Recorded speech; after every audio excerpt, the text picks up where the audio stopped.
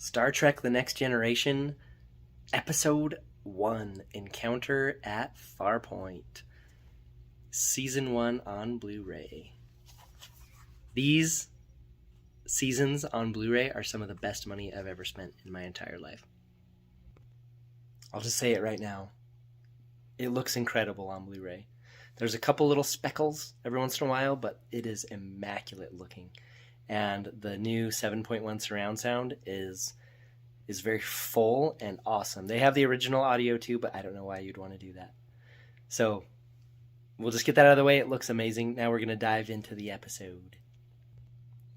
So I grew up watching this show. On Sundays, we'd watch it as a family. And I'd usually be laying on the floor, and my dad would stick his feet out by me and tell me to rub his feet. Anyway, we used to watch Star Trek as a family, and then later I would watch it with my older siblings at night for reruns. So this show's been a part of my life my entire life. However, my memories are mostly of like the later seasons when their clothes got a little bit baggier, whereas these first seasons they're just like super skin tight.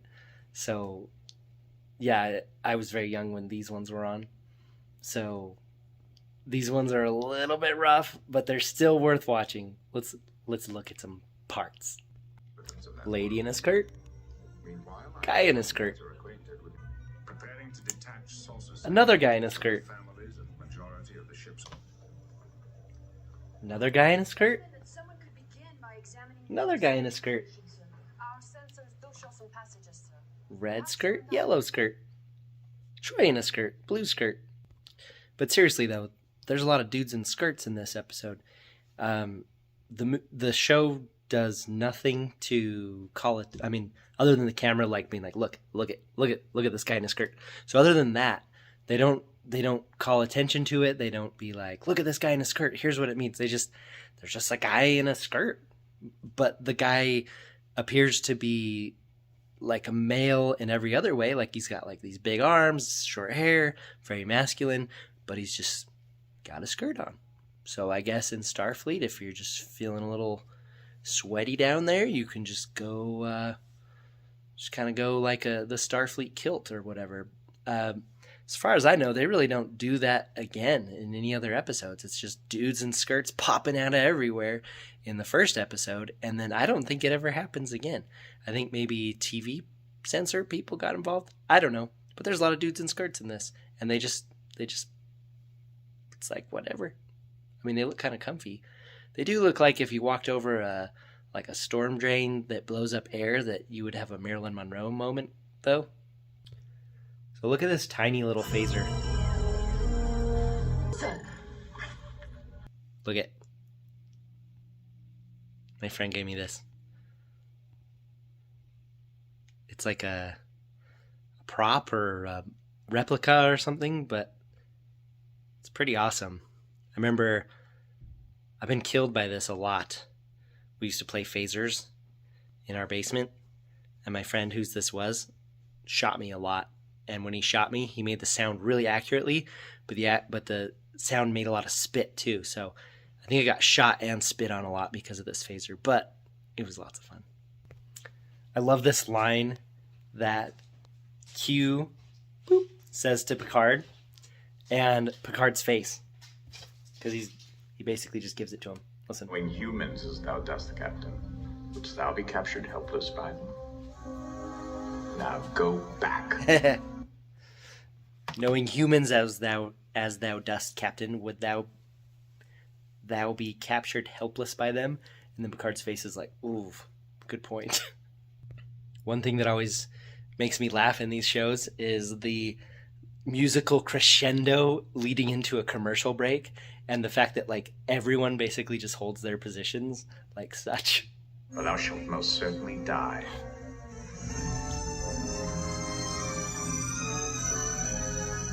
And hold it. Fade.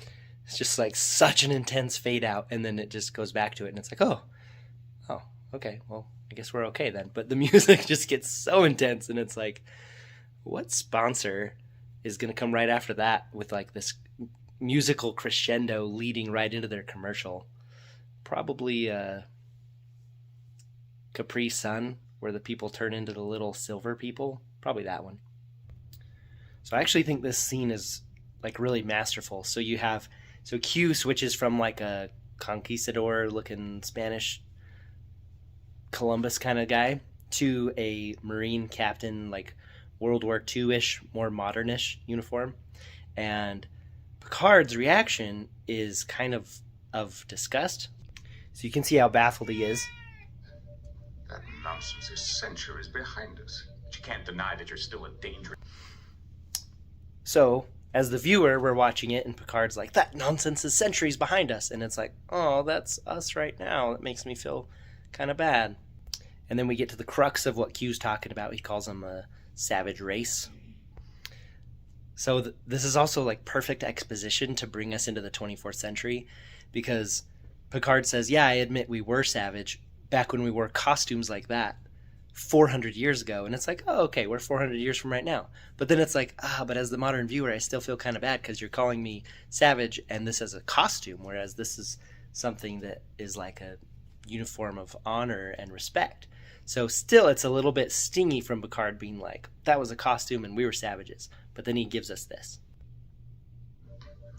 When we wore costumes like that, we'd already started to make rapid progress. Oh, yeah? Okay.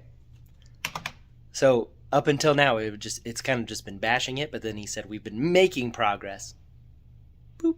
So that makes me as the viewer feel a little bit better and not get super triggered and turn it off.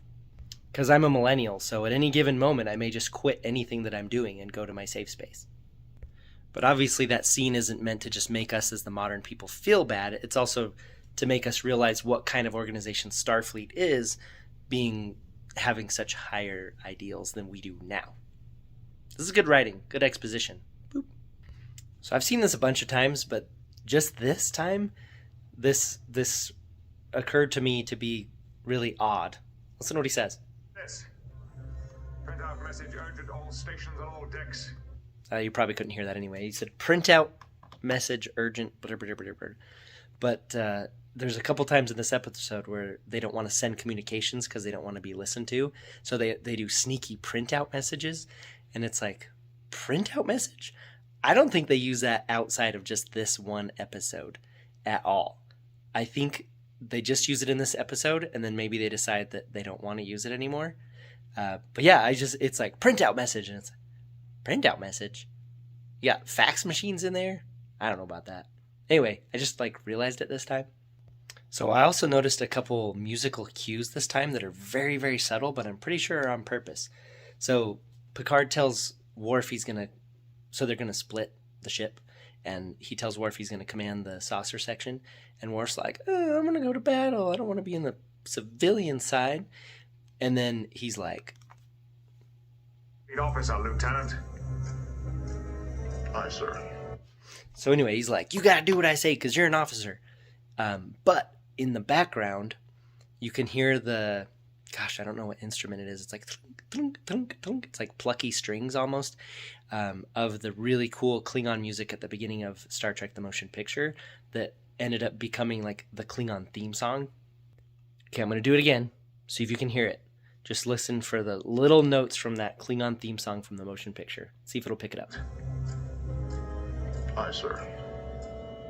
I don't know if you could hear it, but it's right there. And it's awesome. It's very subtle. It only does it for a couple of the notes, and then it moves on, and I'm pretty sure it's on purpose. Also, a couple other notes on little musical cues throughout that are meaningful is when they separate the saucer section, it plays the Next Generation theme song, which came from the motion picture. So it's like bringing it in.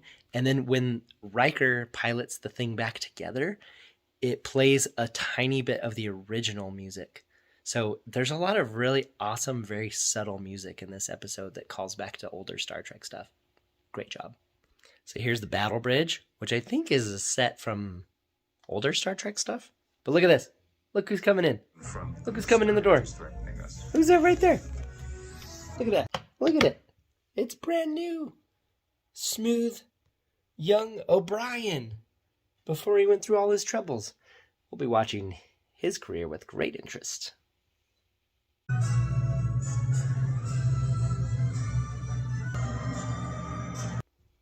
like so.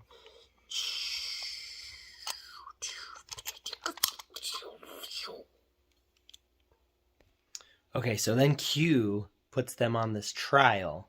And the interesting thing is that in their history, there's actually historical context for this. Listen to this. Very, very accurate. Mid-21st century. The post-atomic horror. All right, so that actually lines up perfectly with Star Trek history, with way later after this in for Star Trek First Contact. So there's a scene in First Contact after this crew's been together for like a decade that they're going back in time. They're following the Borg back in time to Earth to protect Earth. But before they go all the way back in time, they scan Earth and they say that, or after they go back in time, they find out where they are. And they say that due to the radioactive material in the atmosphere, it's got to be the mid-21st century, which goes with what he's saying here, where, what did he say? Mid-21st century post-atomic horror. So it looks like in this universe, so Star Trek is supposed to be in our timeline or whatever, just in the future. It's not like some sci-fi in some other universe. It's supposed to be the future of us. So it looks like established by the very first episode and then the 8th movie, that mid-21st century is freaking atomic World War III. And then according to Picard right here, apparently after that, then these mockery of justice court popped up, which is what Q's imitating here. And I think this part's really cool where Q puts them on trial for the human race being a savage race. And then Picard, I love how Picard just totally stands his ground against like a clearly omnipotent being. And he's like, yeah, fine, you can test us. And it makes for a cool setup for this one episode, but at the same time, it leaves it open and it's like, yeah, you're still being tested continuously. So anytime you're watching this show, you're like, is Q watching them right now? Is Q going to show up? I love the Q episodes. The trial never ends, Picard. Get off my bridge. Okay, so the mystery thickens at the mall. So there's weird things afoot here at the space mall here. She looks at that fabric and then she looks back and she wishes it had gold, and then she looks at it again and it has gold, and so they're like, stuff changed, stuff's weird, and Riker's like, see, I'm not crazy. And so that's like plot wise, but world wise, she talks about something that I want to bring up. Thank you. I'll take the entire bolt. Send it to our starship when it arrives. Charge to Dr. Crusher. You heard what she said? I mean, she said a lot of stuff. Basically, she's buying the whole thing. Send it to the starship.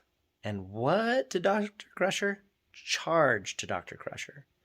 So I think Picard, again, referencing the movie Star Trek First Contact, which is 10 years-ish after this, he's talking to Lily, who is from the mid-21st century, who's found her way onto their ship, and talking about money.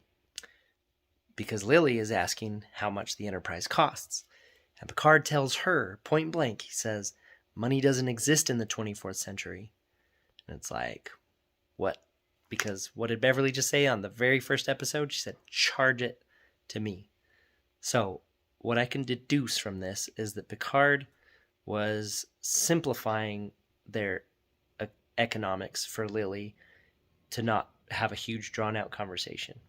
But one thing Picard does say to Lily, he says, the acquisition of wealth is no longer the driving force in our lives. So he does get that point across, because that's very clear in all of Starfleet for all of Star Trek, is that that's just not what drives them anymore. And there's actually a really funny original series episode. Pretty sure it's original series. Gosh, it might be Next Generation. Anyway, where they pick up some guy who's been cryo-frozen, some super rich guy, and he's demanding access to his accounts, and they're just like, none of that matters anymore. And his mind is just blown because they don't deal with money anymore. But, so Picard says to Lily, money doesn't exist in the 24th century. I have to believe that he's oversimplifying it for her, because clearly money does exist. Right here with Beverly buying this thing, but also in like Deep Space Nine with the gold-pressed latinum. Apparently there's money. But people in the Federation have these like high self-righteous ideals having to deal with money, and then Picard oversimplifies it by saying it doesn't exist. So I'm just going to say it exists the whole time. It's just people in the Federation have this almost like monkish way about dealing with money. But it still does make you think, because they're like, no, we're just trying to better ourselves. That's why we're working. We're trying to better ourselves. But there's plot points in many episodes where they're like, oh, I'm trying to advance my career. And it's like, why? You get paid the same if you're a private or if you're an officer? What's the deal? I don't know. They have to get some kind of pay. Otherwise, how would they, when they step outside of their little Federation monkish, self-righteous money system, they've got to be able to live, right? So there's money. It's just weird. And I don't think the show ever clearly explains it, other than just randomly having Starfleet people buy stuff, but then also Picard say stuff like, we don't use money. So scenes like this in any movie or TV show always make me laugh. Star Trek seems to do it pretty aggressively in multiple movies and episodes, but it's basically like, hey, let's check the security footage of what happened earlier, and then it's just straight up like shots and angles from the episode, like close-ups and like angle changes. Like look at this. So that's in Star Trek in particular, but in some other shows, you just have to accept that their surveillance footage was, maybe it's like Galaxy Quest and it's the historical records. I don't know, but it's just crazy that it's the exact angles. You know, instead of just having like a camera up above and watching everything, they're like, no, they're watching all these fancy cutting angles and everything. And it's if you think about it too hard, it'll really take you out of it. So you just have to accept it. There's another thing you just have to accept in Star Trek, and that is the universal translator in languages, and that everyone kind of appears to be speaking English, but what they're doing is they're just making it so that they're not just constantly speaking crazy languages with subtitles. So that's like almost a little like helping us as the viewer watch it better, but you have to know they're speaking different languages and they're having the translator. So you just have to accept those two things to keep going with Star Trek. That and faster than light travel, warp speed. So this first double length pilot episode has a lot of really great expositional character introduction scenes. And earlier we got Picard saying that he sucks around kids, so he needs Riker to help him. And now we're getting Geordi, and this is an interesting part. We're finding out that it actually hurts to wear his visor. Interrupt myself. Look at this cool little glowing graphic that they put in her little toy here to look like it's scanning into his eyeball. Anyway, so he has pain when he uses his visor, but he declines pain pills because it wouldn't make him work as well. So I actually really like that, and I think that harkens back to the scene in Star Trek V where forgive me, where Kirk says, I need my pain. And he talks about how it makes him who he is. And I think that's an admirable character trait in general, but in Star Trek, it seems to come up again. And here it is coming up again, with Geordi basically accepting his pain so that he has his vision the way he has it. So I thought that was cool. Interesting, harken back to the worst Star Trek movie. So the whole time I've watched it this time, I've been watching it as if I was a loyal fan from the 60s, and then I was super, super suspicious about the rebooting of this show, right, with the Next Generation. And I feel like there's so much attention to detail and so much attention to just like Star Trek lore in general. Like when you were seeing all the family people leave and go into the saucer section, there was like, you could see Vulcans, and there's just so many little things that you just see go by the screen that I feel like if you are one of those hardcore fans from the 60s watching this in 1987 as it premiered, I feel like you would feel like you're in safe hands. And yeah, all throughout this whole episode, there's things that I feel like just honor the original, but step it forward and be like, hey, the original was awesome, we're honoring it, but then here's some cool, spicy new stuff that we're going to do. One of those things is a cameo by DeForest Kelley right here, and this is perfectly in character as he gets flustered with Data talking about his age. Trouble of a shuttlecraft. Hold it right there, boy. Sir? What about my age? Sorry, sir. If that subject troubles you. Troubles me. What's so damn troublesome about not having died? that is so perfectly Bones. That is right on. Anyway, that is an incredible cameo, and it's cool because it's like, look how old he is. Boop. Because again, it's helping you to see that this is in the future from that other series. All right, this little bit of dialogue with Troy, I feel like, is a little bit of a misstep because the guy, the Groppler's like, why did you bring a Beta Z here? Because you're going to, like, read my mind. And then she reveals that she's only a halfie because, listen. Purpose, sir, is to probe my thoughts. I can sense only strong emotions, Grappler. I'm only half Betazoid. My father was a Starfleet officer. Okay, let me break down why I think that's weird. So, I can sense strong emotions. I can't read your thoughts. My father, I'm only half Betazoid because my father was what? A Starfleet officer. It's like, that means that your father could have been another Betazoid, or it could have been one of those blue people with the mouth thing, or one of those, like, a million other things. And so for her to just be like, he's a Starfleet officer, it's like, are you telling me he's like a human? I don't know what you're telling me. But I think that's a little bit of a misstep because a Starfleet officer can be literally anybody, anything, any race from any planet. So I think it would be better if it was like my father was human Starfleet officer. I don't know. I feel like that's a misstep line. Okay, stay tuned. We have yet to get to the very best part of this whole two-parter episode, and also the very painfully cheesiest part, so stay tuned. All right, so you didn't know it, but this is the best part of this whole two-part series, and I guarantee you no one else will think this is the best part except for me. That's probably, could be good or bad, but so this young officer is helping this smooth-faced Riker find his way around the ship. And then just watch her eyes. So she's like, go that way. And then he's like, You're thanks. welcome, sir. Look at her eyes. The next hatchway.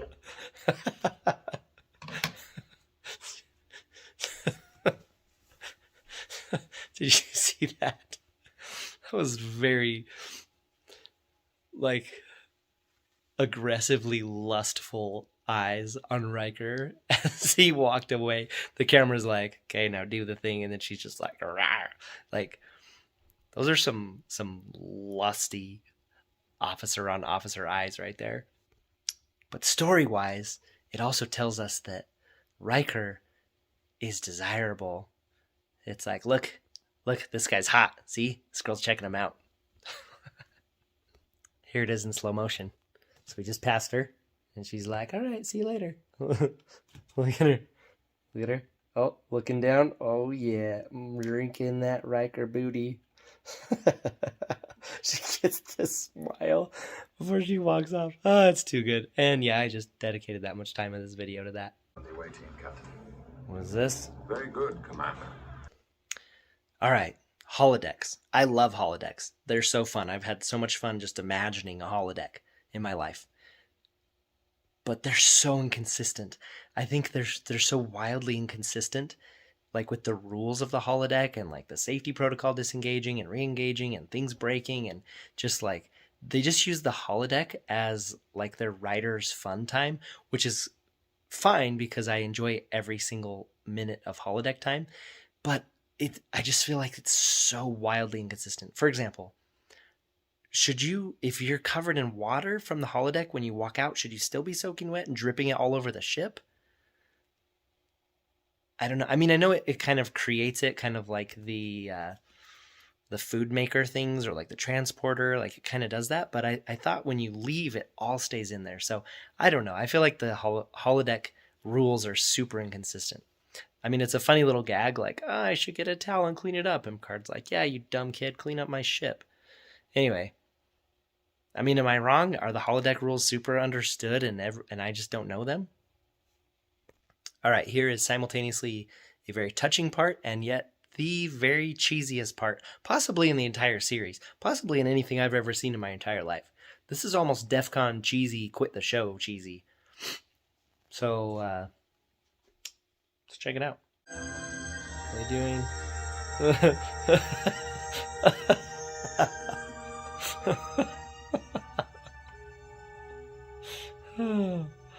I got some serious blue people avatar hair nodule touching vibes with that. Oh my gosh. That was very cheesy. I feel like if cheesiness was like a pressure valve glass meter, that the glass would have broke. I mean, that is cheesy to another level right there. We've passed your little test. Get off my ship. I only do so because it suits me to. All right, this has been my apparently really long review of Encounter at Farpoint, the first episode of Star Trek The Next Generation from 1987. So I love this show.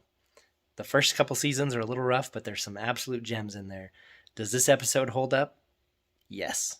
Yes, it does. But the later episodes hold up better. And this one was great. I'm happy. I'm going to be excited to push through and get to my more favorite episodes.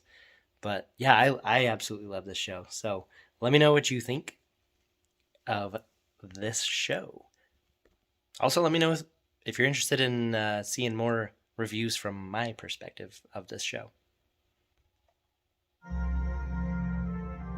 Let's see what's out there. Engage.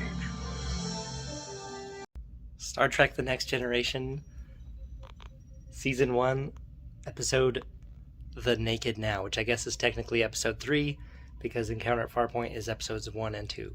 So The Naked Now on Blu-ray, here we go.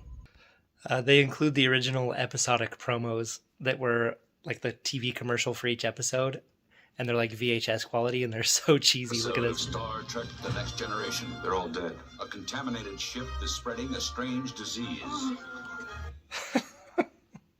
Let me know if this part brings back nostalgic feelings from watching this on TV. On Star Trek The Next Generation. Remember that?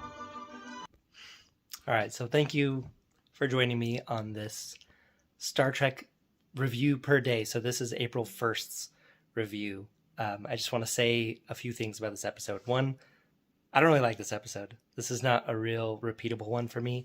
I think if I wasn't doing a review for it, I would probably skip it on 9 out of 10 watch-throughs of the series, and I'm not going to show this episode to my kids. However, one great thing about it, other than the humor, is it looks so good on Blu-ray. This is some of the best money I've ever spent. Do not watch these on streaming. They look so good on Blu-ray. All right, so here's one of the reasons why I'm not going to show it to my kids, but there's all these frozen bodies. So all these frozen bodies look like they just have like the fake Christmas spray snow that people used to put on their trees sprayed all over them.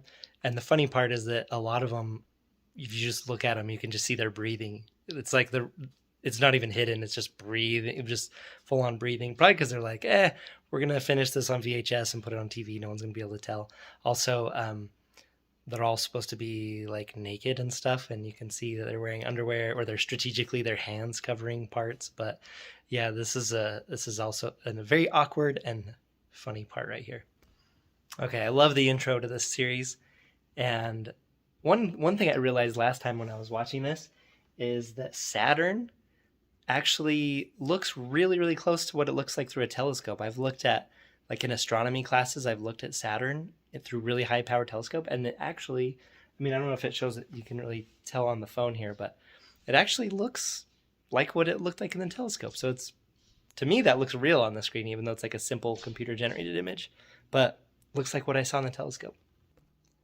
All right, so Geordi was on the away mission and obviously got in contact with whatever's making the crew act funny.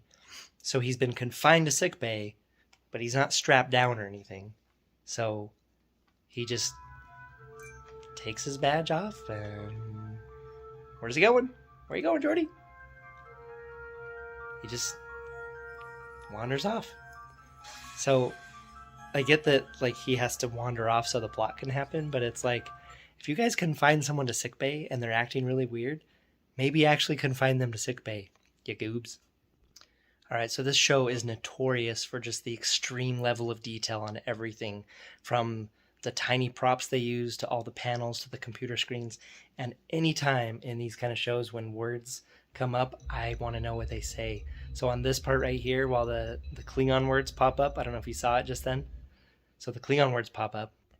So right there you can see the Klingon letters. And of course, the internet has the Klingon alphabet. So there's a whole bunch of them.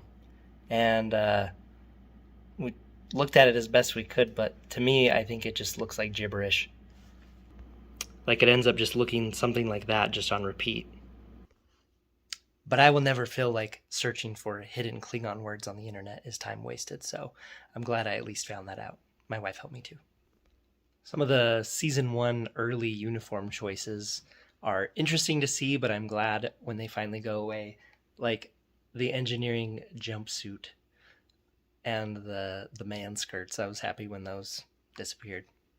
And honestly, the whole Season 1 and 2 uniforms with the small ribbon of color on their shoulders, I think those don't look as good as in Season 3 when they get like the belt and it's more like a top and bottom, like on these kind of uniforms.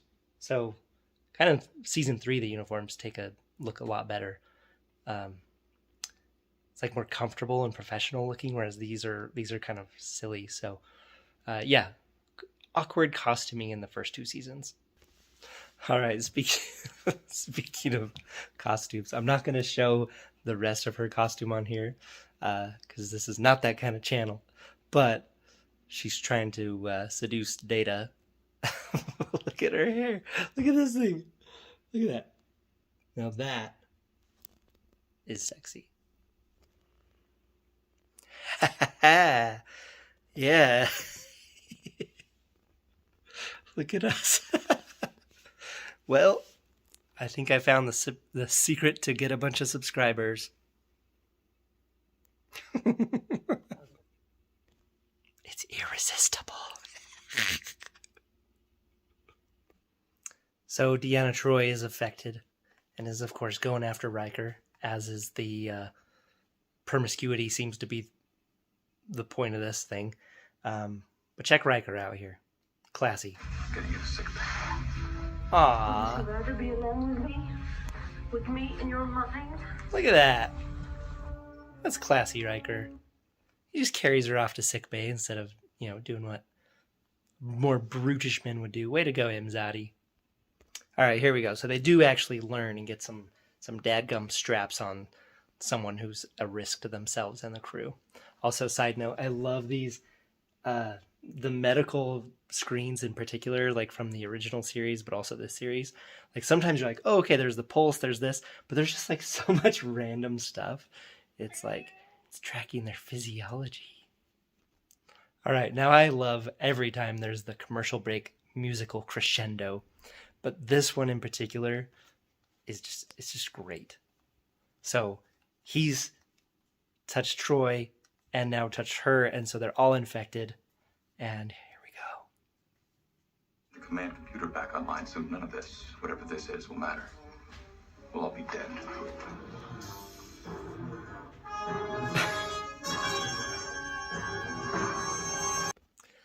All right.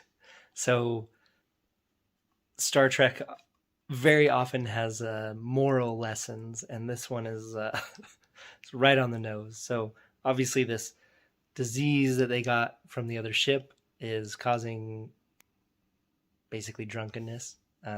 But now here's a lesson from Captain Picard, the world's TV dad. You mean I'm drunk? I feel strange, but also good. Because you have lost the capacity for self-judgment. Now, alcohol does this, Wesley. But the contaminant we brought back from the Tsiolkovsky does it even more so. So it's like, might as well just look at the camera and be like, alcohol can lower your judgment. It's like, thank you, 90s TV. I feel better. Actually, this is 1987. But I watched it on reruns in the 90s too. So thank you. I feel informed and moralized. So maybe I should show my kids this episode.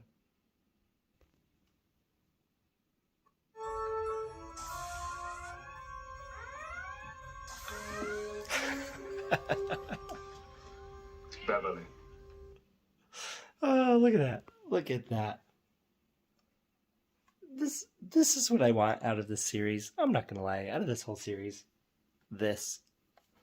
But just that little Picard skip through the door is just priceless. Okay, serious side note. This being what I want for this series, there is a novella called Q Are Cordially Uninvited.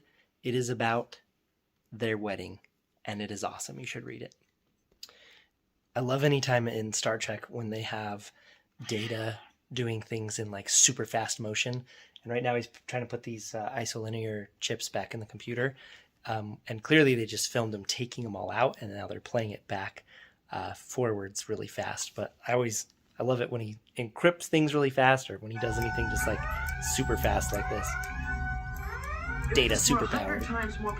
All right, now I love explosions, and I love movie explosions, and I specifically love sci-fi movie explosions. And one of the things that I love about said explosions are chunky explosions. And perfect example of a chunky explosion would be like Sebulba's pod racer getting destroyed in Star Wars Episode 1, or in Star Trek 6, the bird of prey exploding, where you just see all the pieces of the model flying everywhere, or like Jabba's sail barge, you see pieces flying everywhere. So I love chunky explosions, but I know that when I don't get a chunky explosion, I know there's a reason for it. So check out, here's the Tsiolkovsky blown up.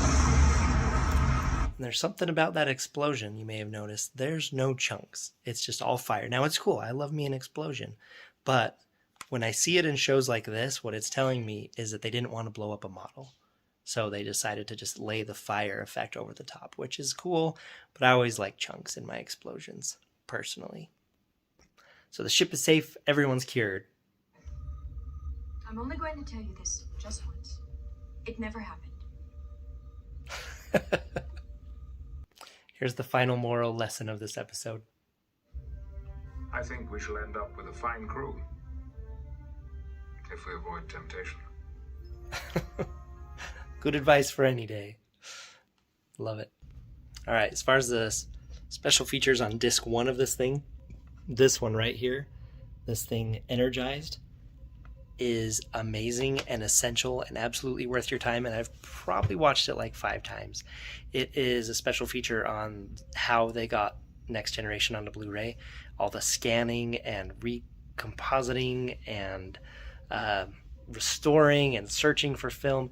That is a fascinating special feature, and it shows the work that they truly put into this. Speaking of which, they did a lot of work on here. I really, really hope that they scanned it in 4K, because I would love this show to be on 4K. It looks great on Blu-ray, but my goodness, I could just imagine it looking perfect on 4K. Okay, so The Naked Now, technical episode 3 of season 1. This is a cringy episode that I don't really like, that I'm not going to show my kids. However, that being said, as you may have noticed, it's Star Trek The Next Generation. So even a bad episode, which I would argue this is a bad episode, has good things in it. So every episode of this show is worth watching. Absolutely worth watching. But this one's just not as repeatable for me. So yeah, so even episodes I don't like, there's parts in it I do like. So anyway, thank you for watching, if you did. And let me know what you think, if you have any criticisms or what you thought of the episode. And we'll see you next time. We got 29 more Star Trek related reviews to go for the month of April. So let's go. Beam aboard the fun ship. Star Trek The Next Generation, Season 1 on Blu-ray, Episode 4. It's called The Code of Honor. And this is officially day 2 of our 30 days of Star Trek review. So here we go. So this episode, Code of Honor, is one of the probably many episodes that nowadays is considered problematic. Also, check out these guys.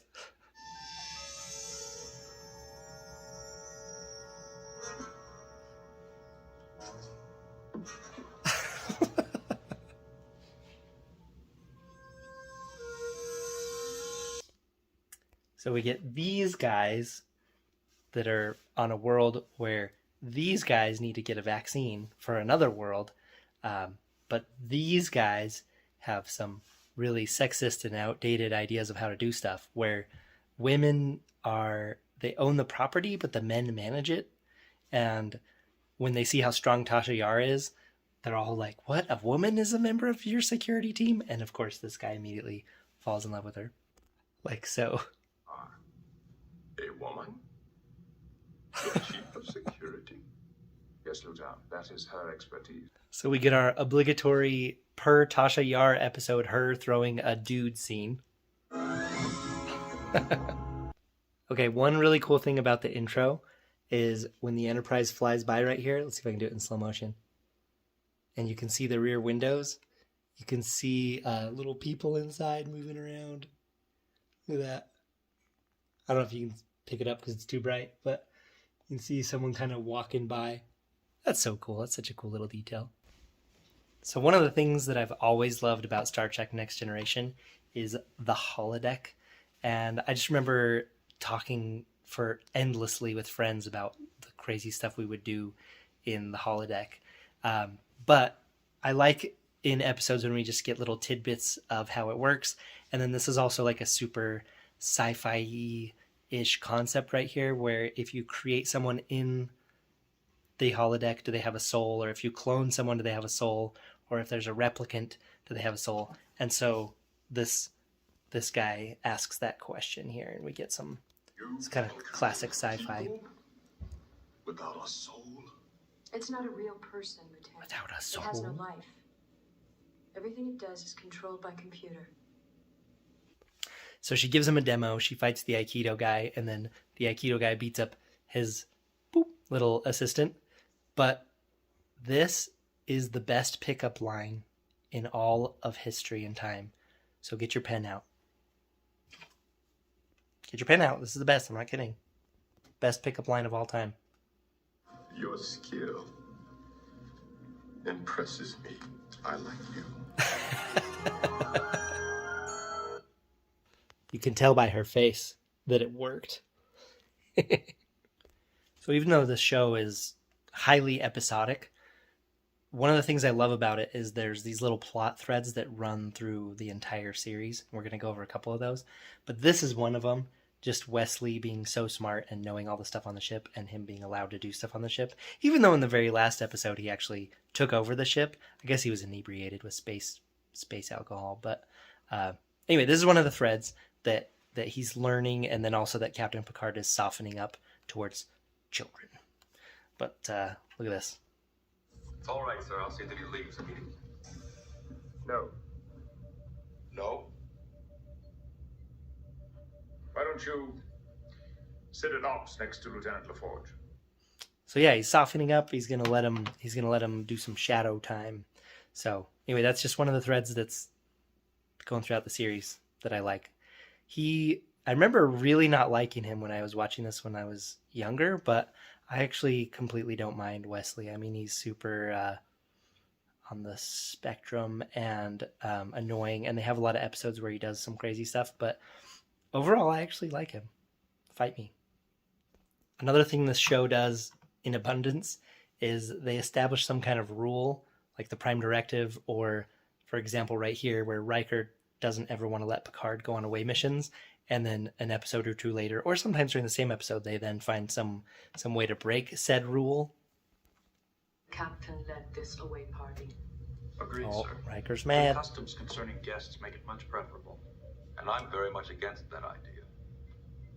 Lutan is clearly a liar and devious. So he's against that idea, but he's about to fold here in about 2 seconds and go against the thing that in the very first episode he said he was never going to do. Which is let Picard go on an away mission. All right, we are about to go from 0 to 100 here. So he's talking about how he's done the abduction, and that's their custom. And now Picard has to ask for him back, and then we get to see how spicy and exotic these people are.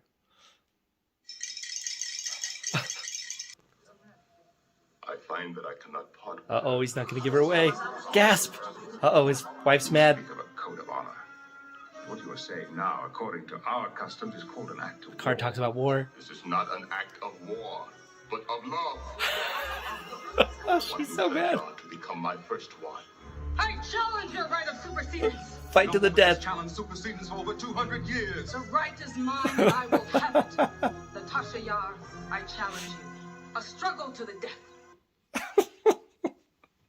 It's just like they're at this little ceremony and he's supposed to just get her back and he's like, I can't give it back. It's for love. And then they're just everyone starts freaking out.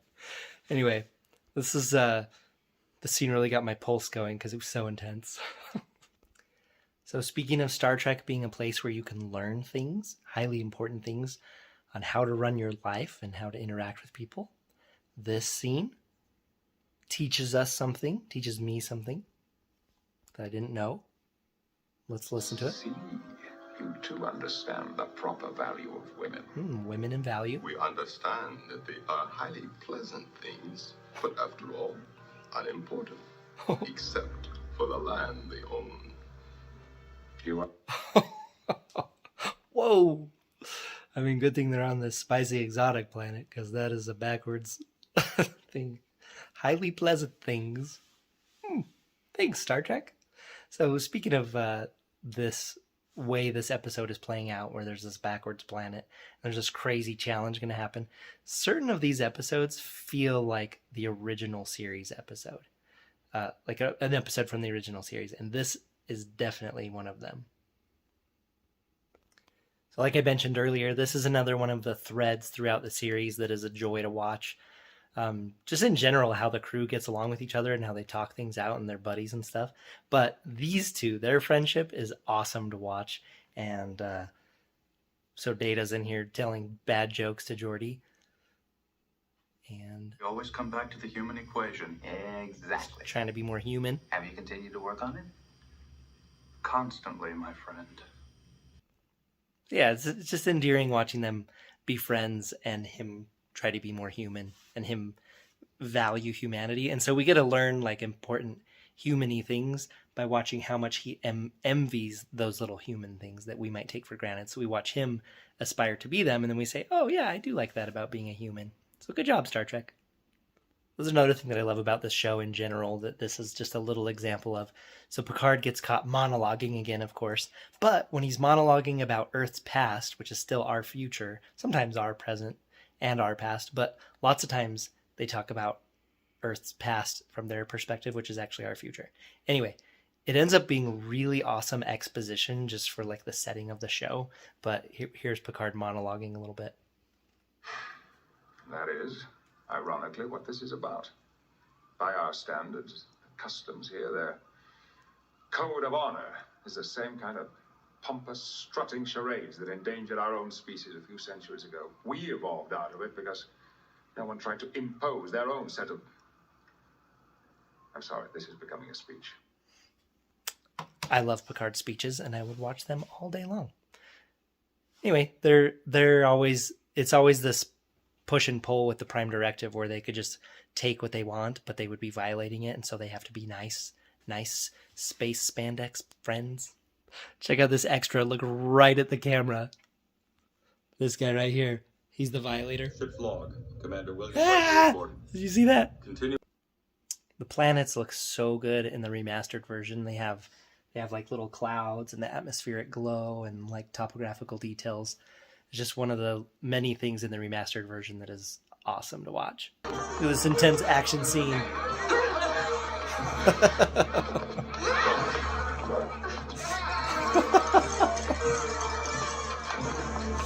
It's so intense.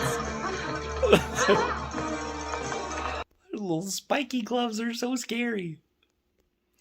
So Tasha survives this time, and the lady drops the dude as her first husband and picks the other guy. It was his second, and they ask her if she wants him, and she's like, no, there would be complications. But she seems like she wanted to say yes for a minute there. I have my... You want him? She asks if she wants him. Look at, No. look at, she's tempted.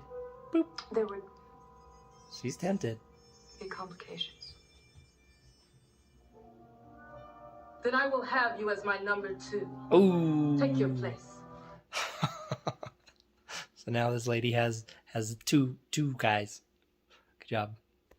So I always think it's interesting what warp factor they choose to go depending on what situation, right? Like warp 1 through warp 9. You think warp 9. So warp 9 is, what I gather, is like rough on the ship, but it's like the super fastest they can go.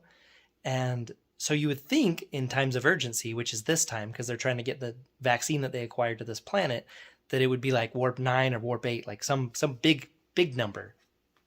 But let's see how fast they're going to go to this. Course for Styrus 4, warp 3. Warp 3! Course Come 3 on! in for Styrus 4, Go sir. faster! Engage. Let's go! I mean, seriously. So, I guess Riker just wants to mosey his way over there to deliver the vaccine to the millions of people that are dying.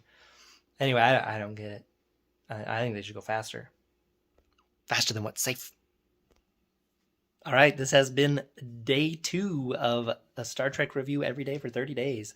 So again, the Blu-rays are amazing, and they're definitely better than the streaming. And hopefully, I really just watching it again, and there's a little bit of digital noise and stuff. Man, I would love a 4K of this series so much. That episode was one of the cheesy ones. It just feels like an original series episode. There's things in it I like that I highlighted, like a lot of the friendships and the plot threads. But ultimately, this is kind of a dumber one. But still, it's a great Tasha Yar one. But yeah, let me know what you think if you've seen this episode, and if you're on board for more reviews this month. All right, thanks. Bye. Star Trek: The Next Generation, Season 1, Episode 5. Yeah, 5. This one, The Last Outpost.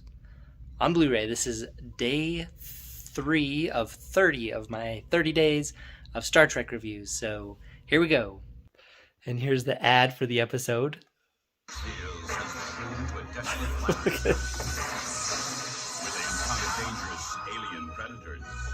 Kill them. But a greater power threatens them both. Just jumps on his back. He's like, ah! Accused of deceit and treachery. Check out this martial arts. On the next exciting episode of Star Trek: The Next Generation. Look at this incredible shot.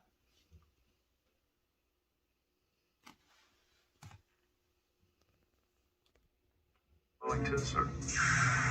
Look at that. Look at all the detail in that model.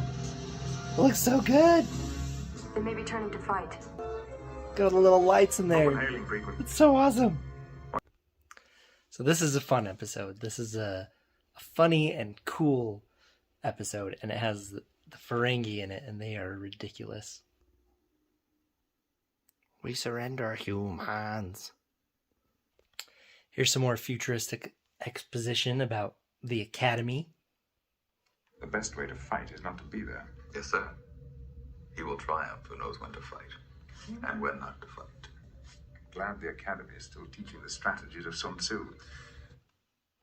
So it's cool. Like they're like, we've evolved past this or we've evolved past that, but it's cool when there's like ancient Earth stuff that they still like hold to, and one of those things is The Art of War by Sun Tzu. I highly recommend the Ralph Sawyer translation. Ironically, when I was at the Fire Academy getting ready to be a wildland firefighter, I had one of my instructors recommend that we read The Art of War. So that's when I read it, and I got a lot out of it. So I think it's cool that this implies that they're learning about that in Starfleet Academy. Comes a naughty word from Picard.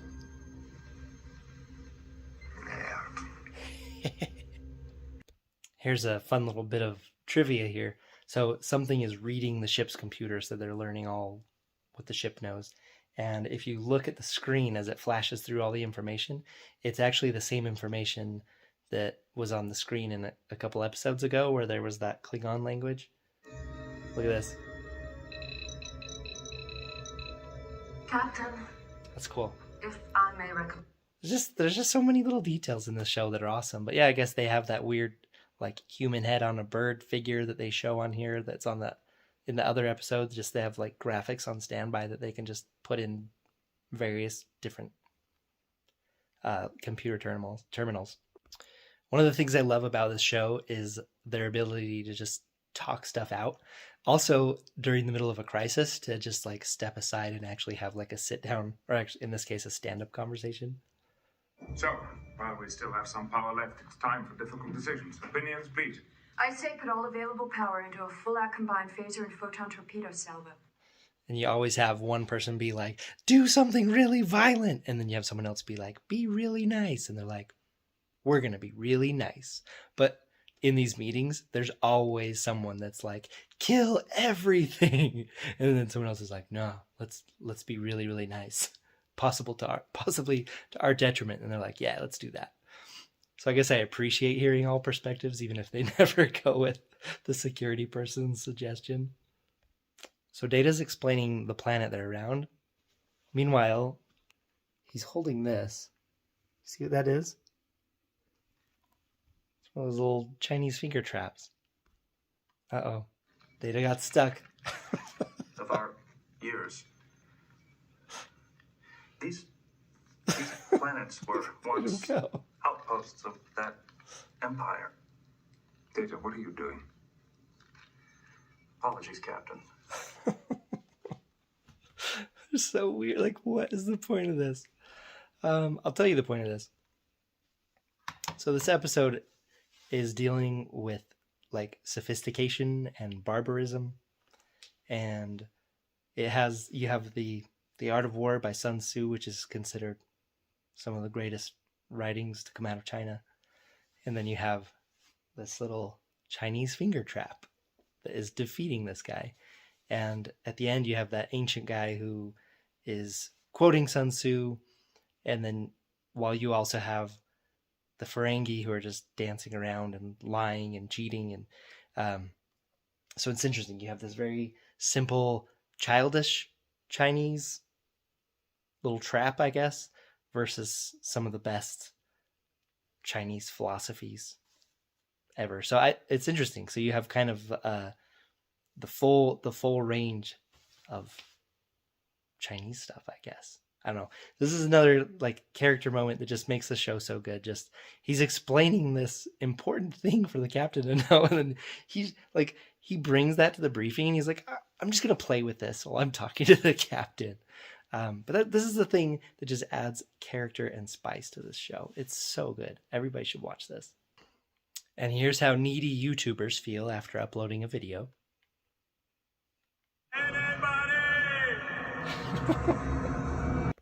Here's some solid gold lines from the Ferengis.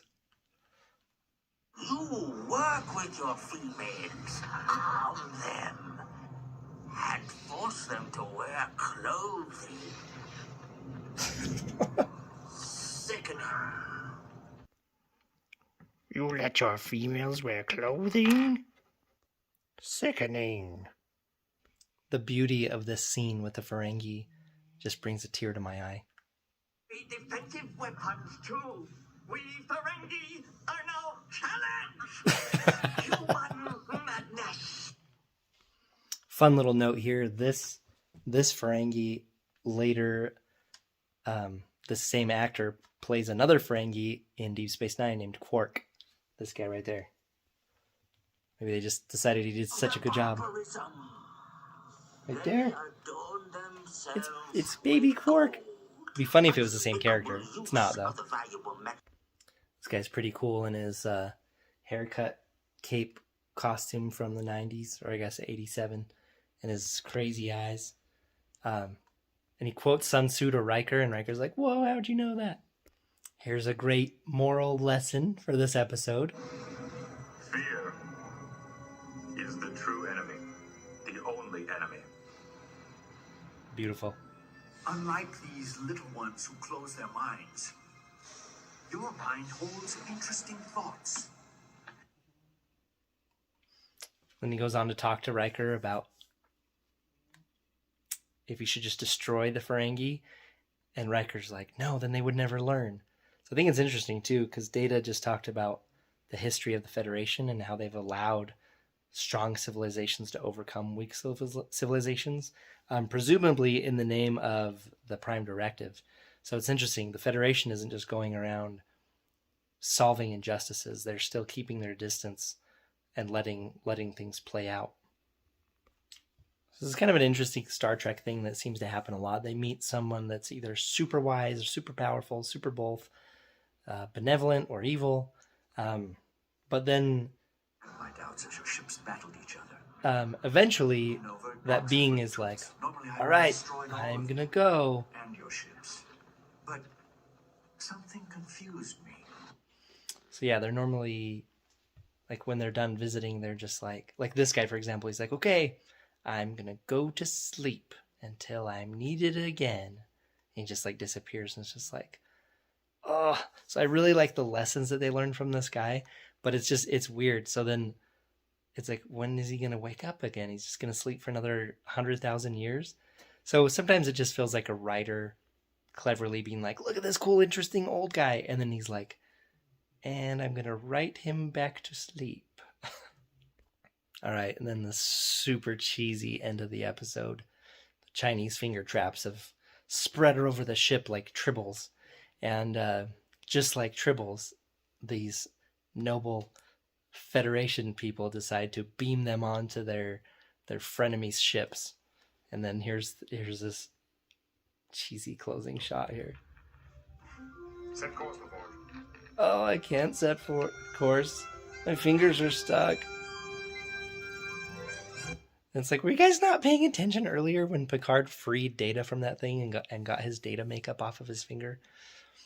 Anyway, just classic Star Trek for them to be like, let's beam this super annoying thing over to the other ship. It's like, holy crap, Federation's kind of a bunch of dicks sometimes.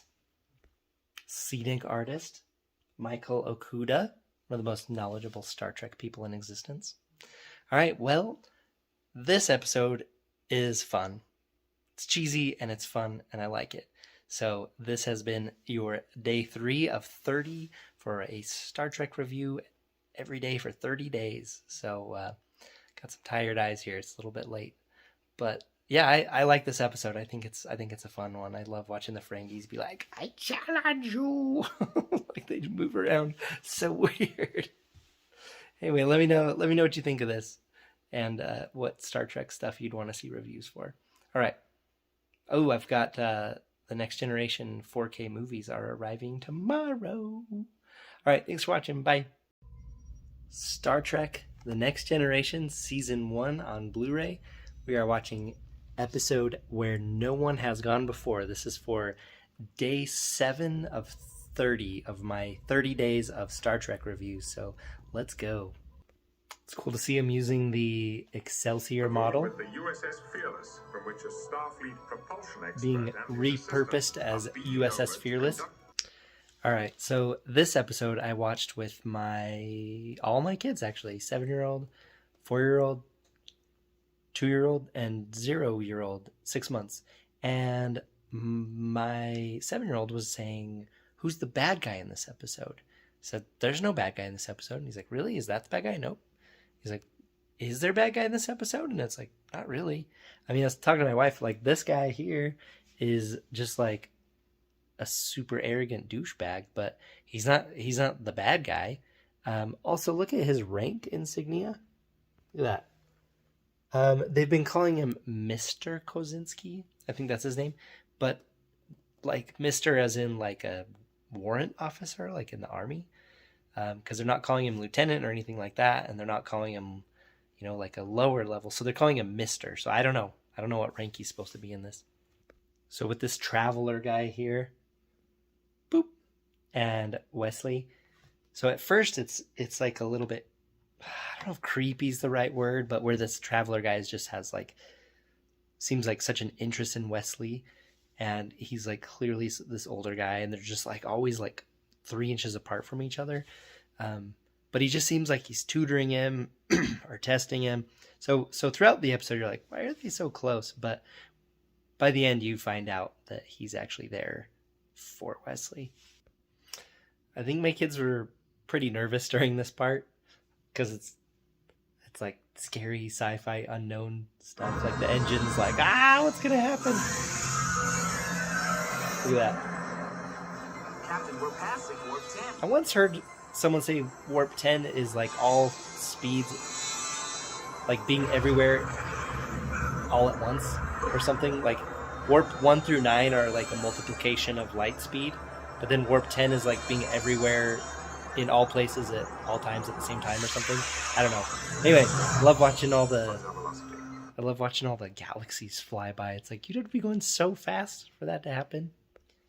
So this is actually one of the really good episodes. Like even with the cheesy like Traveler, Alien, and Wesley Crusher stuff, like just like sci-fi wise for these guys to have gone like 200 million light years away, and then one to just be so far away from home and just be sitting there being like, oh my gosh, we should just like study everything because we're explorers and no one's ever been out here. But at the same time, they're like, oh, we got to get home. But as they go even further out, and they basically cross to where like space, time, and thought and everything all blend together, and all of their thoughts start becoming realities on the ship, and you get to see all kinds of crazy things on the ship. I really, really like that. I think this is a fun episode. So Worf envisions this Klingon Targ, which is basically like a boar with a bunch of like makeup and spikes glued onto it.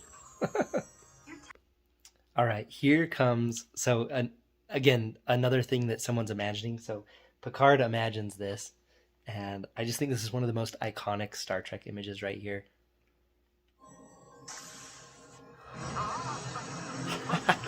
So cool. Look at that. Okay, so one of the reasons this particular image sticks out to me is because again, referencing the Star Trek card game, they use this image for the alternate universe door, which allows you to play cards from different times in the same timeline. So that would allow you to play like Kirk with Picard, basically.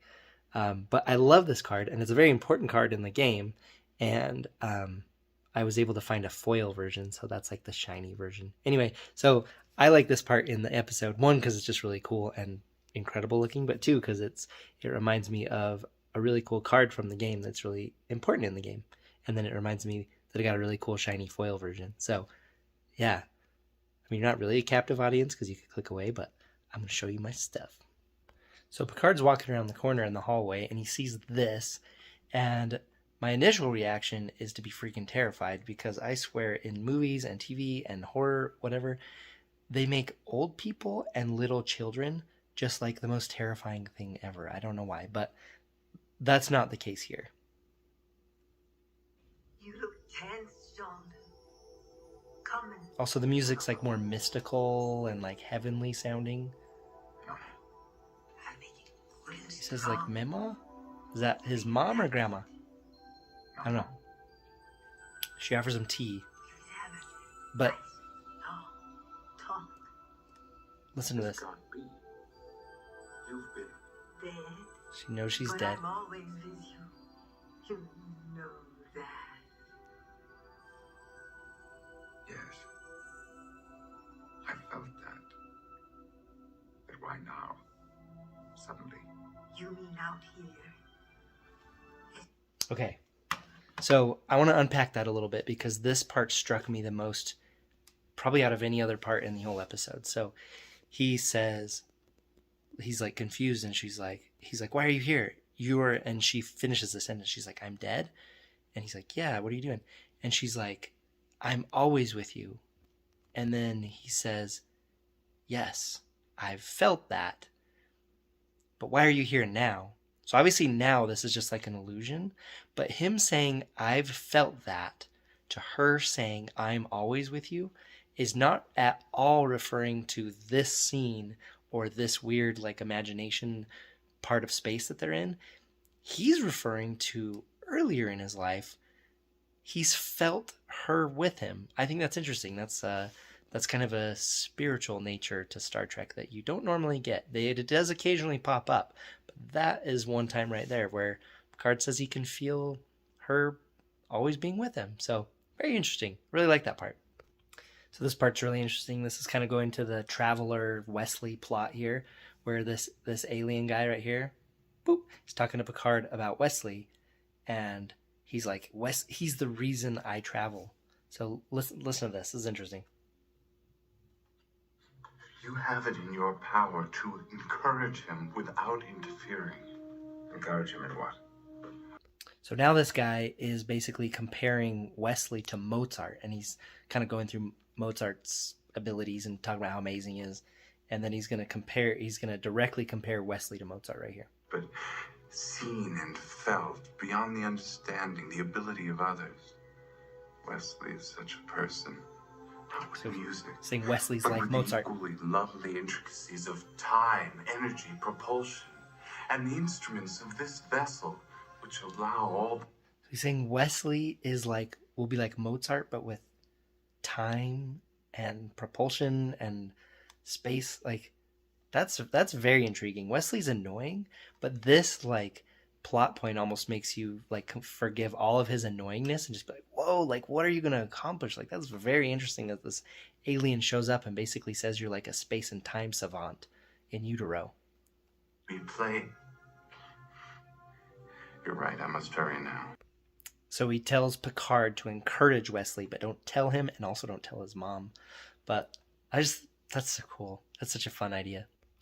So this part's really interesting. Picard is basically making a ship-wide announcement that everybody needs to control their thoughts and not have random thoughts, and they all need to think of good thoughts towards the Traveler so that he can help them get back. And it's almost like they're jointly praying for this guy for his well-being. It's really interesting. And then you actually see that it works. So the power of thought they talk about how is more powerful than we know. So they talk about how these guys all thinking well-being thoughts towards this Traveler guy actually does help him and sustain him and bringing them home. Also, I paused it here because look at her earrings. At first I thought it was like a blue lobster or something. Honestly, I'm not really sure what it is, but kind of looks like a bird with its wings forward. I don't know. And look at what we have here. Or on the welfare of the one called the Traveler. We got another one of those. Some of your strength. We got another one of those Federation dude dresses. So I kind of thought earlier that they weren't going to pop up again. So they're still popping up here, but they do eventually disappear and you never see them again. But yeah, I think part of the moral lesson in this one was Picard telling everybody to control their thoughts and think good thoughts and don't be tempted, and everybody give your well-being thoughts to that guy. So that's a moral lesson to have discipline in your thinking. Now here, I like this part. Picard's been so annoyed with Wesley, and now here he is encouraging him in a way that he has the power to do so. So I actually really like this part. I think it's cool. Captain's log, stardate 41263.4. For outstanding performance in the best Starfleet tradition, Wesley Crusher is made acting ensign with the duties and privileges of that rank. Look how happy he is. And whether that rank becomes permanent, Mr. Crusher, depends on you. Anyway, so this is cool. Picard obviously believes in what the Traveler told him and is willing to try and encourage him, which is he has the power to make him an acting ensign and let him learn the ship. But really, what we should get from this entire episode is look at that sweater. Oh my gosh, that is a crazy sweater. He's got crazy sweaters. They are so intricate and wild looking. Anyway, this has been the episode where Next Generation changed that to where no one has gone before. This episode is called Where No One Has Gone Before, and this has been review day 7 of 30 in my 30 days of Star Trek review series. So thank you for watching. Let me know what you think of this episode, and we'll see you on the next one. Bye. Happy Easter. Let's talk about Star Trek. So we are going to review Lonely Among Us from Star Trek Season 1. This is day 8 of 30 of my 30 days of Star Trek reviews in a row, so let's do it. The opening scene of this thing looks awesome. Look at that planet. So much detail. There's a special feature on the first disc that the planetary artist talks about doing the new remastered planets for the Blu-ray of this. It's so good looking. There's so many details. Also, look at these dress uniforms. They're literally dress uniforms. Look at that. So they're just kind of long tuxedos, almost. And you can see another angle here. Okay, who's that, Evie? It's me. Oh, it's you, but who's this right here? That's not Yeah, what's her name? Is it Yeah, Tasha. Tasha? Yeah, Tasha. All right, very good. These dress uniforms. Look at that fancy gold ribbon across the top. The collar goes all up high. His collar looks kind of odd. Hers doesn't line up like his does. And his is lower, so I don't know. Maybe he sneezed and it popped out of there. I'm not sure, but look how fancy they are. Also, she is so heavily involved in this show until suddenly she's not. Let's see who shows up. Oh my goodness, it's lizard people! So they just entered some mysterious space cloud, and you got Worf and Geordi down here innocently beep-booping on the screen, and then this happens.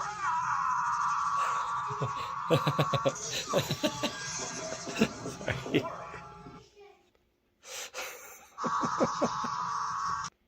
Look at that part is on the back of the thing to show how cool the restoration is.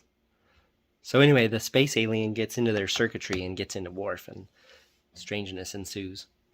So here's another little bit of what I like to call future exposition. So this Star Trek world is the future of our world, and so what they're talking about is more exposition building for their world, specifically with eating animals. Listen to this. We no longer enslave animals. We no longer enslave animals for food purposes. But we have seen humans eat That guy. meat.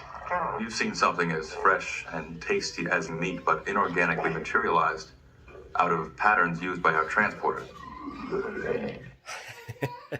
This guy ends up calling them barbaric for eating artificial meat. But yeah, so there you go. I guess if you're in the Federation, you only eat artificial meat. Interesting. All right, we are about to see one of the craziest sickbay props I've ever seen, and I swear it is only in this one episode. Probably because it looks really extremely doofy. I mean, Tasha's got the right expression. Boop! Look at this thing. What is this? What is this? I mean, it looks useful. It's got a little target, and it's lit up. Oh no! What's happening to her? But seriously, look at this little hat. Look at this thing. It's like a skull cap with a little target thing. I mean, like, it looks useful. It just looks really, really dumb. So this is a special day aboard the Enterprise. No, it's not Picard Day. This is Do Not Report Red Flag Day. So Wesley has her asking about navigation, and he's like, what? And then she goes and asks Geordi about navigation and his panel on the bridge. And then she's at this panel, and Data's like, oh, that's weird. Does your medical thing you're working on have to do with their navigation? And she's just like, so it's like multiple steps of people that could be like, this person's not really authorized, and she's acting really weird and asking about this. Like, just don't report red flag days. Oh, and I'm pretty sure Troy has been sensing stuff too. So it's like, good job, everyone. Just don't report anything. Just, you flew through a strange space cloud. Things are acting weird. Let's just keep it to ourselves. In case you're wondering how to take someone's pulse, Worf will show you. There you go. Engineering to Captain Picard. Now he knows he's dead. Security alert. Okay, so in this very unmemorable episode, here is probably the very best part. It's Data acting like Sherlock Holmes. Almost all of the peace delegates answered our questions with lies. Imprecise, Lieutenant. They omitted certain truths, which in itself tells us something. We can learn something from non-disclosure? Indubitably, my good woman.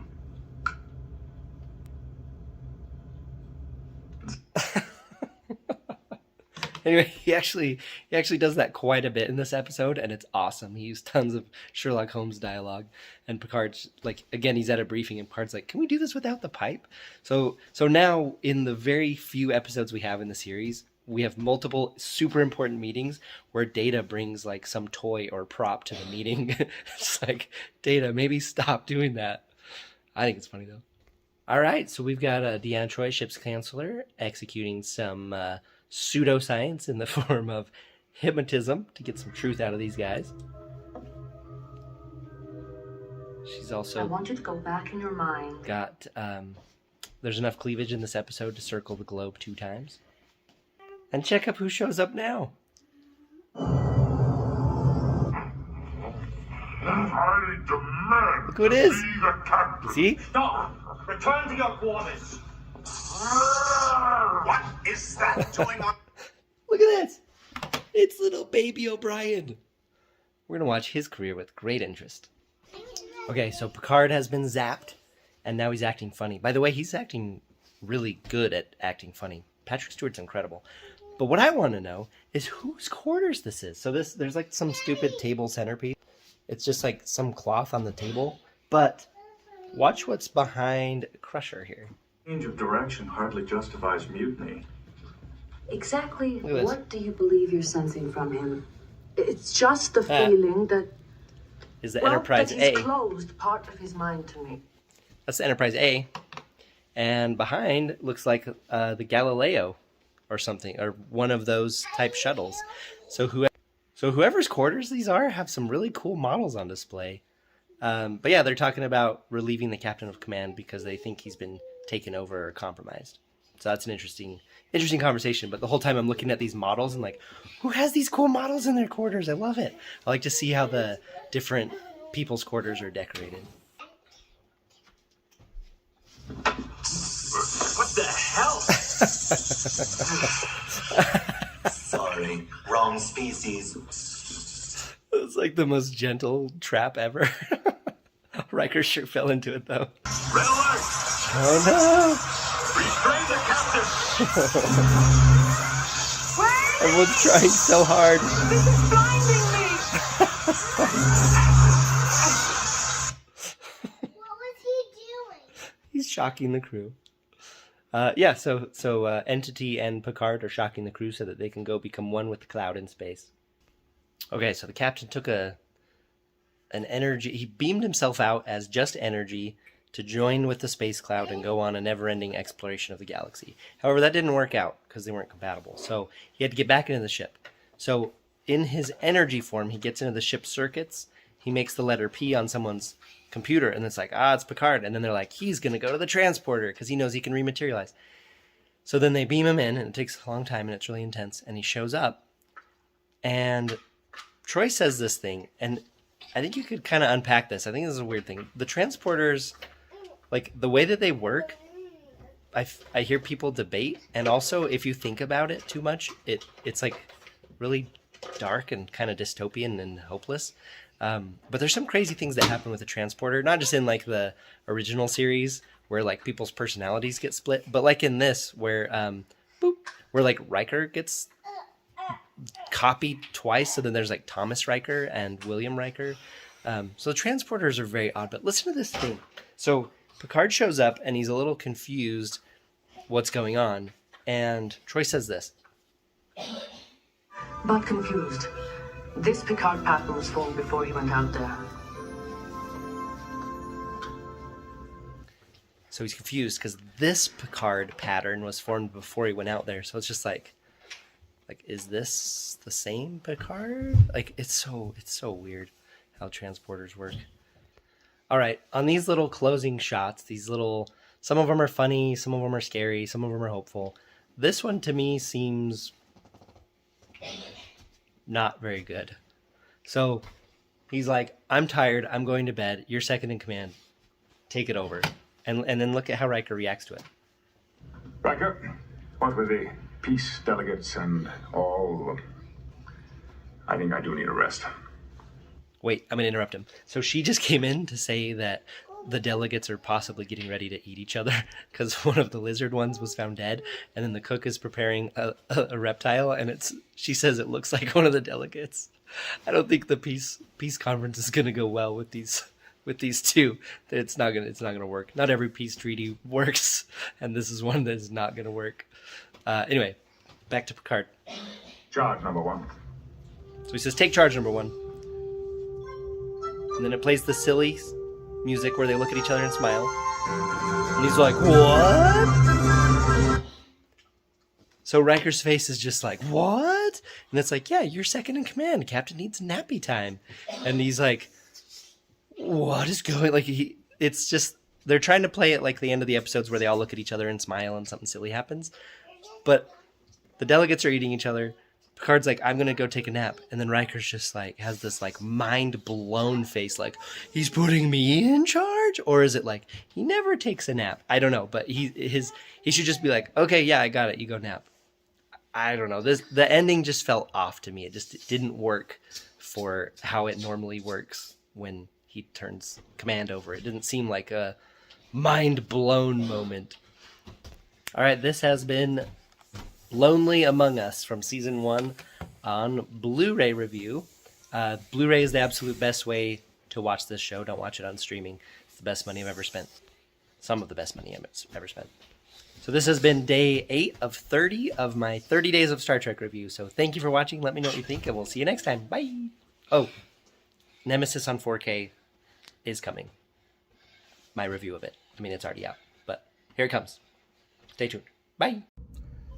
Star Trek The Next Generation, Season 1, Episode Justice, aka the worst episode in the entire series. So we've only got up to go from here.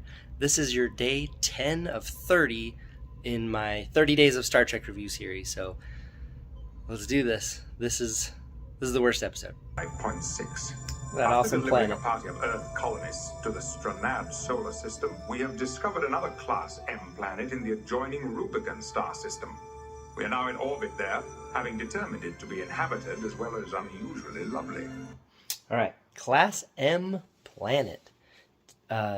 Typically referred to, M stands for Minshara. It's a Vulcan word, and generally in Starfleet when they say Class M, they just mean Earth-like, and humans would find it relatively pleasant. So that's what they're looking for, is Class M planets. Neat. You can tell it's a Class M planet by the way it is.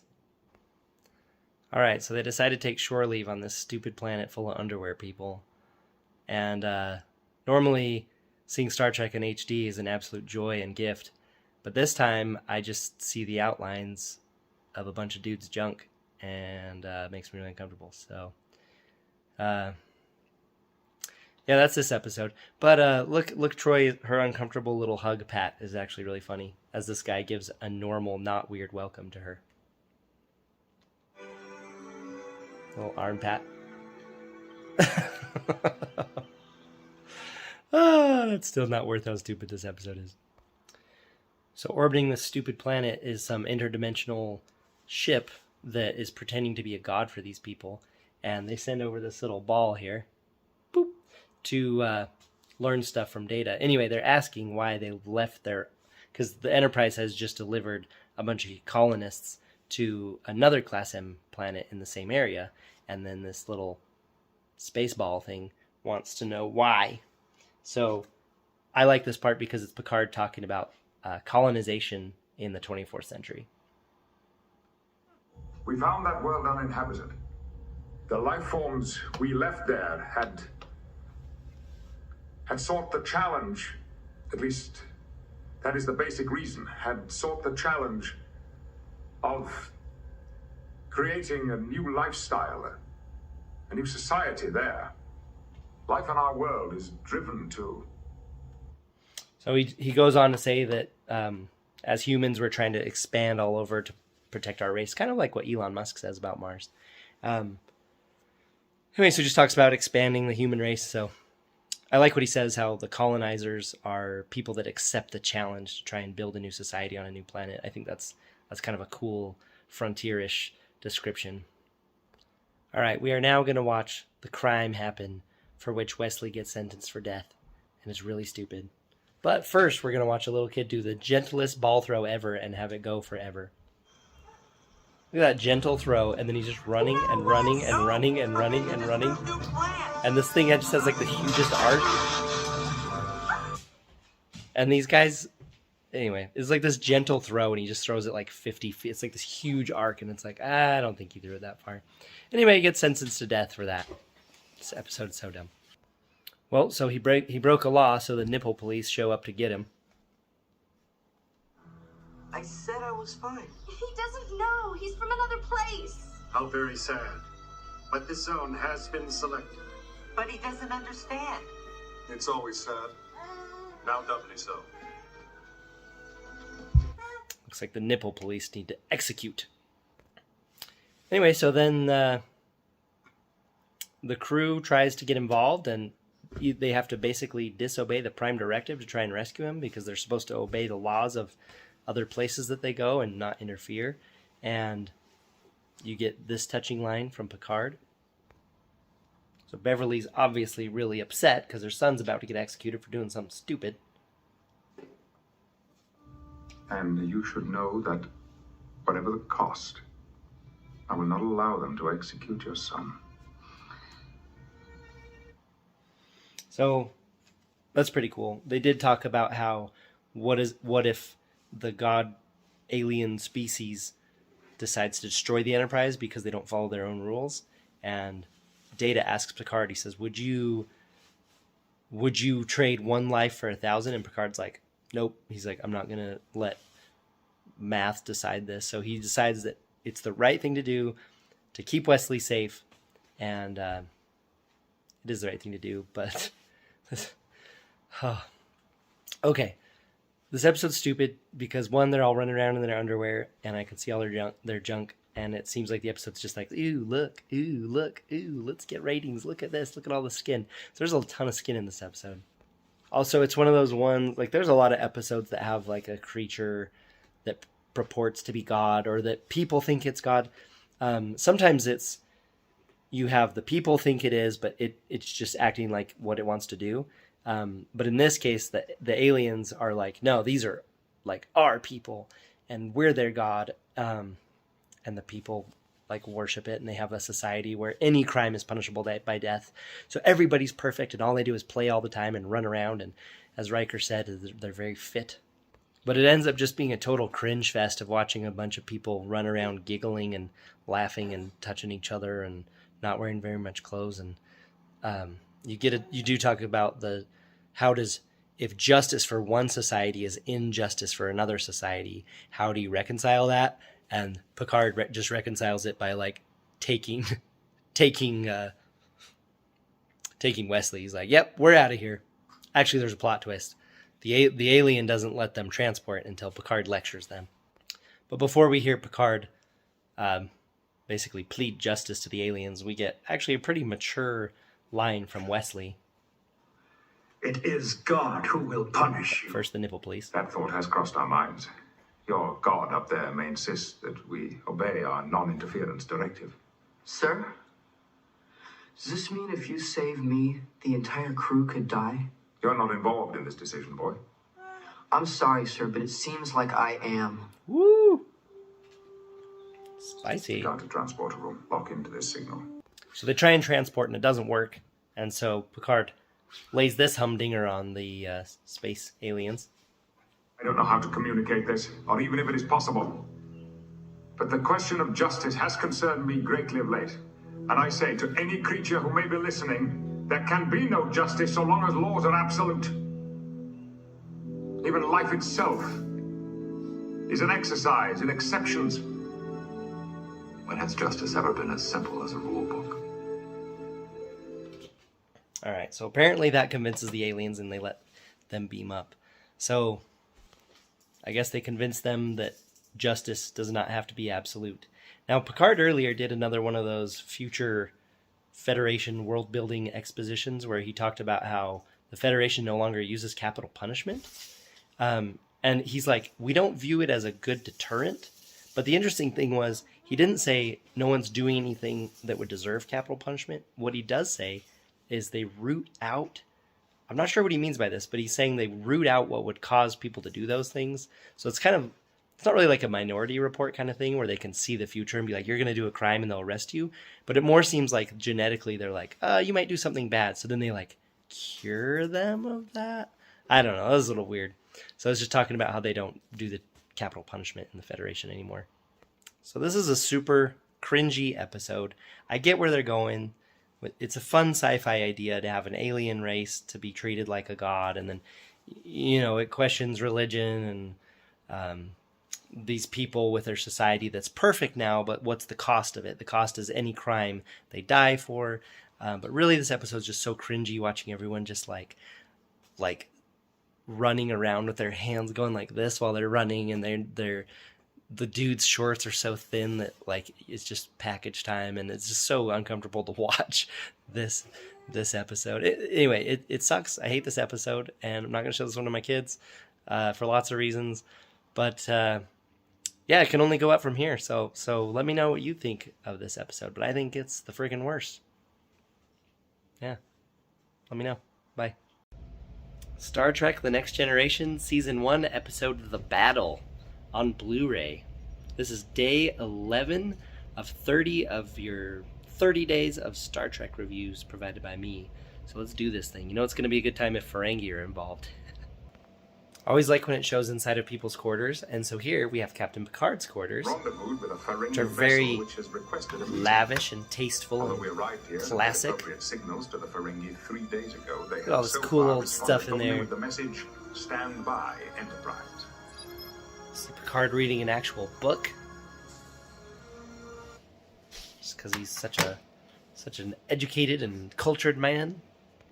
So this episode should be called The Battle That Happened 9 years ago, and you don't see it.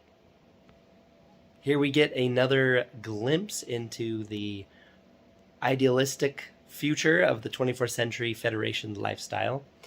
And you have to remember that not everyone is living like the Federation. Like in the last episode where Riker says, or 2 episodes ago where Riker says they don't eat meat anymore. It's like, yeah, members of the Federation don't. Anyway, so here's how we learn a little bit about headaches in the future. So here's some future exposition world building about headaches. There's an awful lot of effort for something as simple as a headache. As simple? You should not have a headache unless there's something wrong, sir. It may be true that headaches were once quite common. That was in the days before the brain was charted, before we understood the nature of pain, when we were suffering from things such as the common cold. The doc gave me a pill and I grew a new kidney. Yeah, if only it was like that. Man, no colds, no headaches. I think I have both right now. It'd be awesome to not ever get a migraine again or anything like that. So it's cool. This show is so comforting to watch because they talk about how everything, like they've like solved all the stuff that just bugs us all the time. And then we get to watch them in their tight space suits solving space problems. Here we have little baby space Mozart, Wesley Crusher, debuting one of his most famous little sweaters. Wesley, you've got something to report. If you'll scan heading 44 mark 163, you'll find intruder alert, sir. Notice that the stripes on his, I'm going to call this his uniform. I think it's his acting ensign uniform before he's actually commissioned. But notice how the stripes are the colors of the different departments. You've got the blue, gold, and red. Very interesting. So we're going to see him wear that a lot. And here we have this little guy crawling around on the floor while I'm making this video. Making cute noises.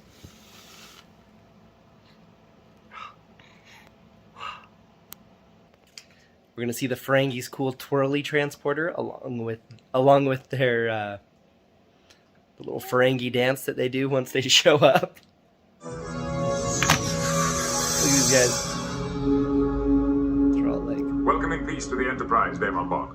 It is our pleasure, Captain Picard. Twitchy they are. Might I introduce my first officer? Data. There's another comment Counselor on Troy. females. We have heard that you use females. Clothed females. Most interesting. They are that, sir. It's like, I guess we just get to watch Troy be made uncomfortable in every single episode. Alright, so the Ferengis are gifting a Constellation class starship to Captain Picard.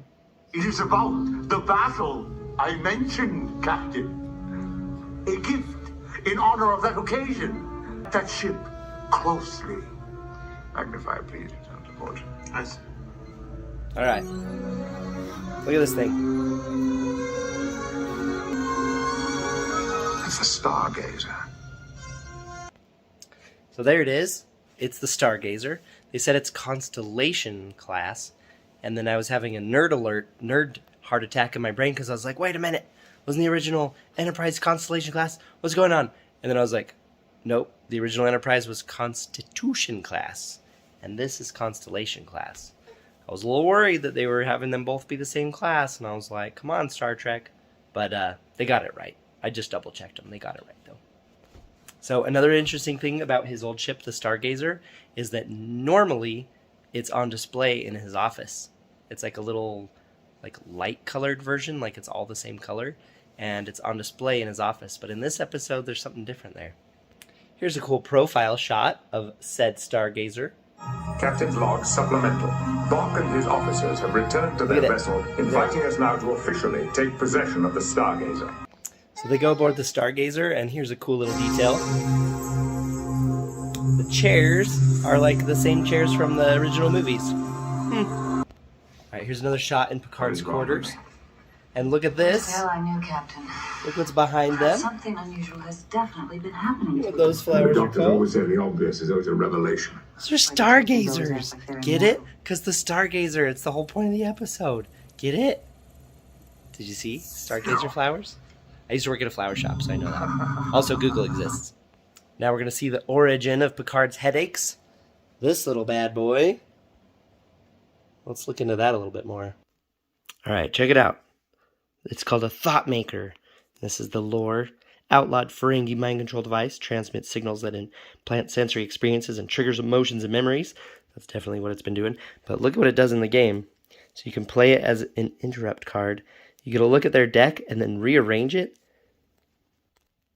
That's actually pretty devastating because in the Star Trek card game, your deck doesn't like circulate a lot. It's kind of like in Magic where it just slowly, like you better hope your shuffle's good so that all the good stuff isn't stuck at the bottom. So that card actually that would really suck to have that done to you. Someone can take 10 seconds and hurry and rearrange your deck. Anyway, so I like when the theme of the object or theme of the episode makes its way into the gameplay mechanics. I like that in any game. Because in the episode, the thought maker is essentially controlling Picard and limiting him. So I think that card perfectly works thematically. All right, while we're looking at cards, check this out. The Stargazer, captained by Jean-Luc Picard on historic 22-year mission of exploration. Thought destroyed in 2355 at that battle until returned by that dude. 22-year mission?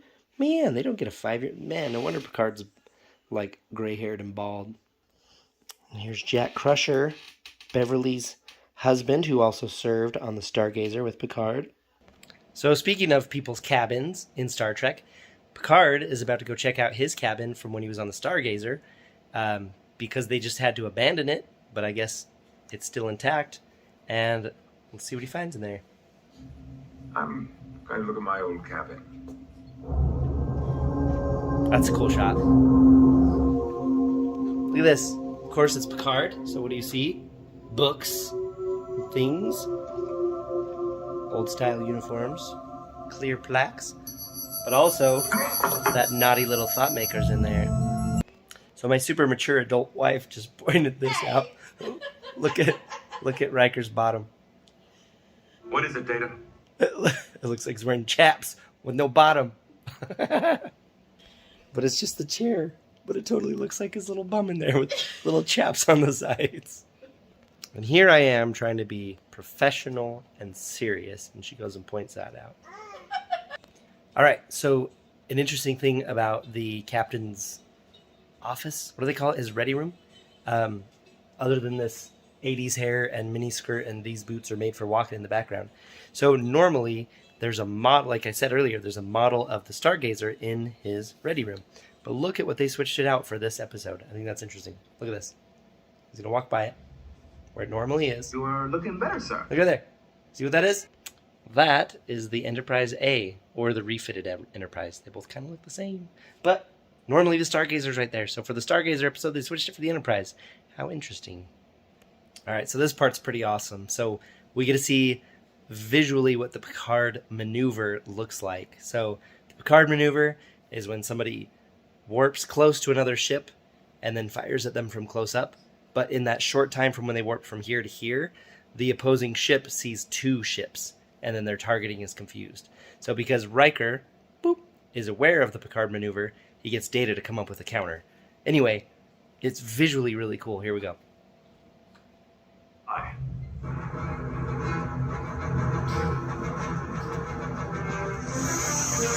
Lock on tractor beam. Yeah. Picard maneuver. It's fun in Star Trek to see how many like maneuvers have a name. So like later you get the Riker maneuver. I think there's a Kirk one. Anyway, so it's cool to see these cool spicy little space tactical things get named after the people who did them. Okay, perhaps the highlight of this entire episode, where Picard is going to use one of these little beauties, little tiny pocket phaser. My friend made this and eventually gave it to me, so there you go. If you're watching, here's your phaser you used to kill me a lot with. Still in great working order, but Picard's about to use one to create the coolest part of this whole episode because of a certain stunt that happens. I'll show you why.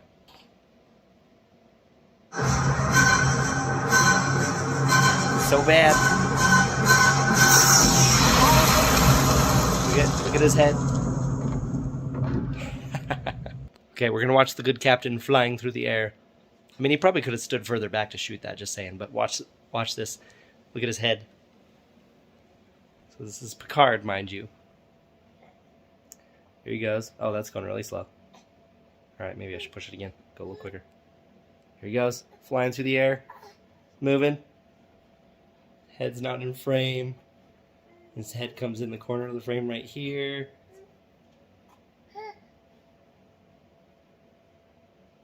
This guy. Full head of hair. Anyway, definitely not Jean-Luc. Let's get another shot at that little mini phaser. So here's another shot after he gets up after blowing the thing up. But look at, I don't know if you can see it on here, but the phaser has tiny little green lights in it.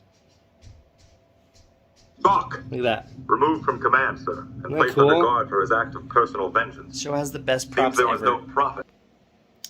Okay, we are about to get the moral of the episode. Well, one of the morals. Besides just sheer entertainment. But listen to this. So he's talking about how the Ferengi first officer took their captain into custody because he was not profitable, which is very important for Ferengis. Where is Buck? Removed from command, sir, and placed under guard for his act of personal vengeance. Seems there was no profit in it. In revenge, there never is. Ah, very nice. In revenge, there's never profit, unless there is. But there's not moral profit, unless there is. Anyway, the point is, revenge is bad usually. So there's your moral. This has been day 11 of 30 in my 30 days of Star Trek review. So thank you. And again, Star Trek Next Generation is best enjoyed on the Blu-ray. It looks incredible. It sounds great. And it's better than streaming. And plus, as it moves around from platform to platform, you get to keep it. You don't have to chase it around. Anyway, thank you for watching. Let me know what you think. It's always fun to see the Ferengi in action. So I'll see you on the next one. Bye. Star Trek The Next Generation, day 12 of 30 in my 30 days of Star Trek reviews. We're doing season 1 on Blu-ray, episode Hide and Q. It's a Q one, so you know it's going to be a good time. So these guys are all bustling about, trying to get ready to go on a rescue mission. A couple things stood out to me. Look at these walls. Where's this at? That's different looking. Also, I wonder why these two were hired to be on the show. Check out this awesome 80s hair. Right? So not her, but her right here.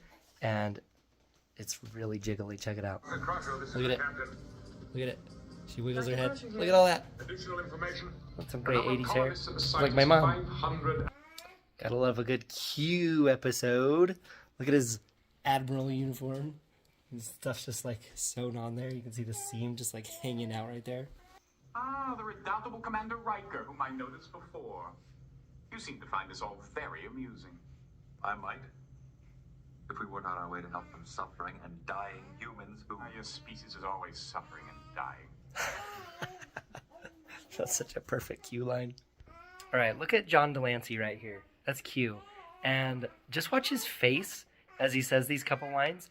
This is exactly why Q episodes are so enjoyable to watch. Look at this. We don't have time for these games. Look at him. Did someone say game?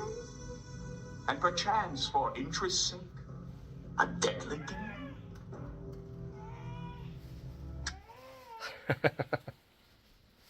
So I love Q. It might be from playing action figure Q. We have 4 of these at my... So I think the 4... Anyway, 4 of us got these for Christmas, I think. Or maybe my mom got one for herself because she loves Q so much. So I don't know if I love Q so much because she loved Q so much, but she was always just so happy when Q would come on. And I remember one time 10 years ago, I was in an Army airborne barracks waiting for airborne school to start, but it was the government shutdown. And so every day I would go to school to get ready to go, but the government shutdown was still happening, so I couldn't go to airborne school. So I went to the library and checked out a Star Trek Q episode only box set and went through it and watched a whole bunch of Q episodes. And man, those are some day brighteners right there. And I love to watch how Q interacts with the different captains of the different series. Is like Picard basically manhandles him like verbally and intellectually, and then Cisco, he has his own way of responding to him, and Janeway. So I really, Q's incredible. I haven't seen Star Trek Picard Season 2 with Q in it, mostly because I feel like maybe that shouldn't count as real Star Trek. Anyway, let me know if you think he's good in that. So Picard and Q have a little wager where Picard has to give up his command if this thing happens, and Q has to stay out of humanity forever. And because he's basically tempting Riker with the power of the Q. And so this whole episode is about temptation and abusing power. And let's see what Q says. Done. You've already lost, Picard. Riker will be offered something impossible to refuse. So Q, what he knows about humanity right now, thinks that they'll just give in to temptation. So this is a really good not be tempted episode. So here's Riker and Data. Ding! That's not Data, that's Q. Anyway, so that was super creepy when he turned around. He actually looks like a really good Data. But this is where they're playing a little game where they have a bunch of little pig-looking people inside of French uniforms, and they're battling them to see how they react. But this is where he first tells Riker that he has the power of the Q. But first, some action. You have only one chance to save them now. Send them back to the ship. You'll let me beam them? Send them the same way I do. What? I've given you the power. Do you understand? I have given you the power of the Q. So Riker is officially empowered. He's going to try it out. Use the Q power.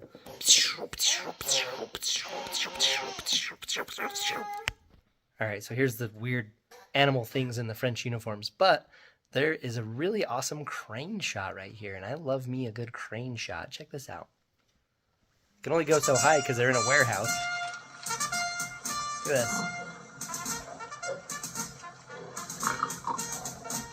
You know it's a crane shot because it goes about double the height of a normal person. So here we have Worf going full red shirt.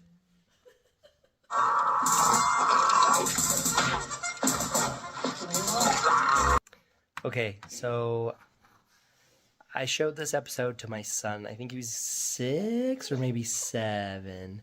And the Q episodes, the kids they're excited about it, but at the same time they're nervous.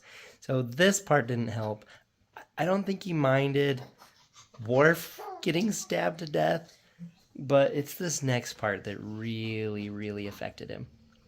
Okay, so here goes Wesley, super brave and stupid, concerned for Worf. Runs out there. Look out!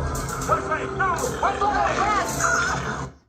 So I'm not going to show the other part, but basically the camera goes down and shows a very scary bayonet wound coming out, and then it's just a couple seconds later that Riker undoes it. So because Riker has the power of the Q, so he undoes it. They go back to the Enterprise. Wesley's fine. I mean, we're talking a couple seconds, but my 6 or 7-year-old was wrecked by this. he just looked over at me and he's like, why did you show this to me? And I'm like, I'm so sorry. It's fake. He's better now. Look, he's better now. And it didn't matter. It didn't matter that he was better now. I mean, the bayonet coming out is pretty bloody, but it just wrecked him. I don't know if it's because it's like a young boy or what, but he was really upset by that. And so when I'm going to show them episodes, I have to think like, okay, does anyone get stabbed? Is there anything like, it's so hard to predict like what will upset them. Because to me, I'm like, this is a game. They're going to undo it. Like 2 seconds later, it should be fine. But no, this scene, this is bad. I got in trouble for this. So Riker has used the power of the Q to get them out of the situation. And look at this smug Riker face. Look at this. Grid their wounds. Only the Q can do that. Smug Riker boy. Look at his face. He's like, I'm so powerful. So here's an interesting note on the decoration of Picard's ready room. Any human's experience. So again, on the side here, we have the Enterprise model. I advise you. Right there, see it? You got the old You've got Enterprise the model. implications as well as I. That's either the Enterprise A or the Enterprise refit. They look very similar. Yeah, because the nacelles are kind of that like rectangular. It doesn't have the ball at the end. So he used every single episode up until the Stargazer one and this one, he had the Stargazer model, I'm pretty sure right there. And so the Stargazer episode happened, and at the very end of that episode, he's leaving the Stargazer and he says, beam me home. And he's like, leave the past in the past. And so from now on, is he going to have the Enterprise as a little model and just put the Stargazer behind him? Which is probably good because it had some terrible things that happened there.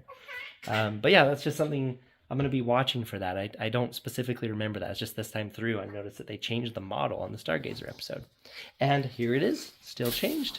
So we're going to see the Stargazer model come back. I don't know. That's like a minute and a half talking about this decoration in the background. But you'll notice, let's go longer. You'll notice that it's spray painted silver, which in the fine tradition of Parade of Homes, you will find pieces of driftwood spray painted silver and put on a table as a centerpiece. And it is so dumb looking. So anyway, that's what they got it from right there. I'm sure of it. So Riker has very pompously called the bridge staff together, and you can see they don't look happy to talk to them about his new powers, and they are not happy with it.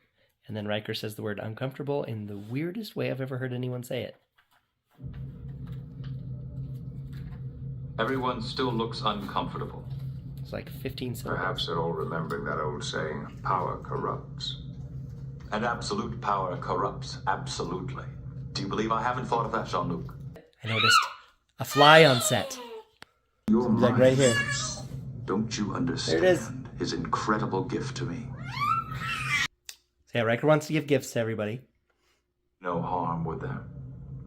If I gave them something I know they'd like. Oh, how touching. A plea to his former captain.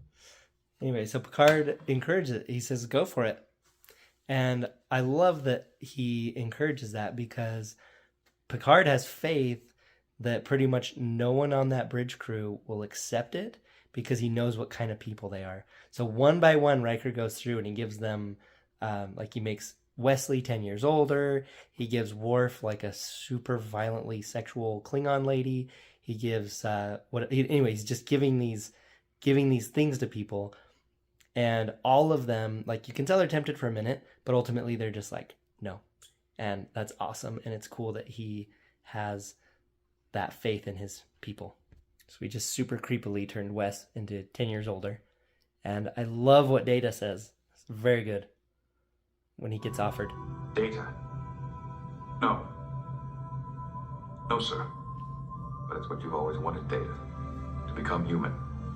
I really Yes, wanted sir. to see Brent Spiner That with is no true. makeup. I'm not going to lie, I really did.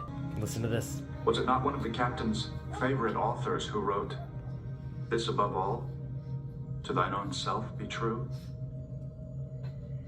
Sorry, Commander. Look at Picard, he's so proud of his boy. We get to see how out of touch Riker is with the desires of the crew. And also we get to see the Reading Rainbow edition of LeVar Burton, which mine just looks like this. I didn't want to color in his eyes. Also, I can't find his visor. Look at him. Go read a book. Okay, so big 10 years older surfer bro Wesley is saying no to Riker. But look at Beverly's face. The face of a mother when he says no to this, and how... Look at it. Here it goes. I just want to get there on my own. Honest. Look at her. Oh, you see her lip quiver? It's easier, boy. She's so Listen happy. to Riker. Gates McFadden is a great actress, and they underuse her big time, especially in the movies. But occasionally she has moments like that are just like, wow, she's awesome. So when she leaves for season 2. Here we have smug space dad laying the smack down. How did you know, sir? I feel like such an idiot. Quite right, so you should. Oh! All right, don't be tempted and be true to yourself, says Star Trek. Also, thank you for watching day 12 of 30 in the 30 days of Star Trek reviews. Star Trek on Blu-ray looks awesome. So that was a great Q episode. So thanks for watching, and let me know what you thought. Okay, bye. Star Trek The Next Generation, Season 1 on Blu-ray, Episode Haven. This is day 13 of 30 of my 30 days of Star Trek review. So here we go. This is a Laxwana Troy episode. First time Picard meets her, so let's do this. Next time on Star Trek The Next Generation, Consular Troy faces a prearranged marriage. Isn't this simply beautiful? She's torn between love and leaving the Enterprise. Oh boy. This little like VHS recording promo at the beginning of the episode, it actually completely spoils the entire episode from beginning to end.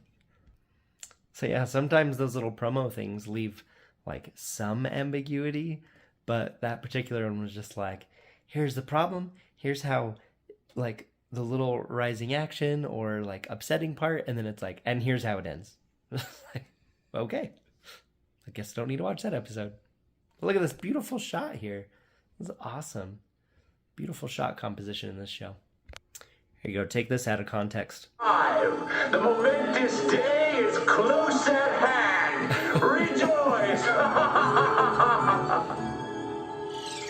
What in the world? Oh, she's not happy.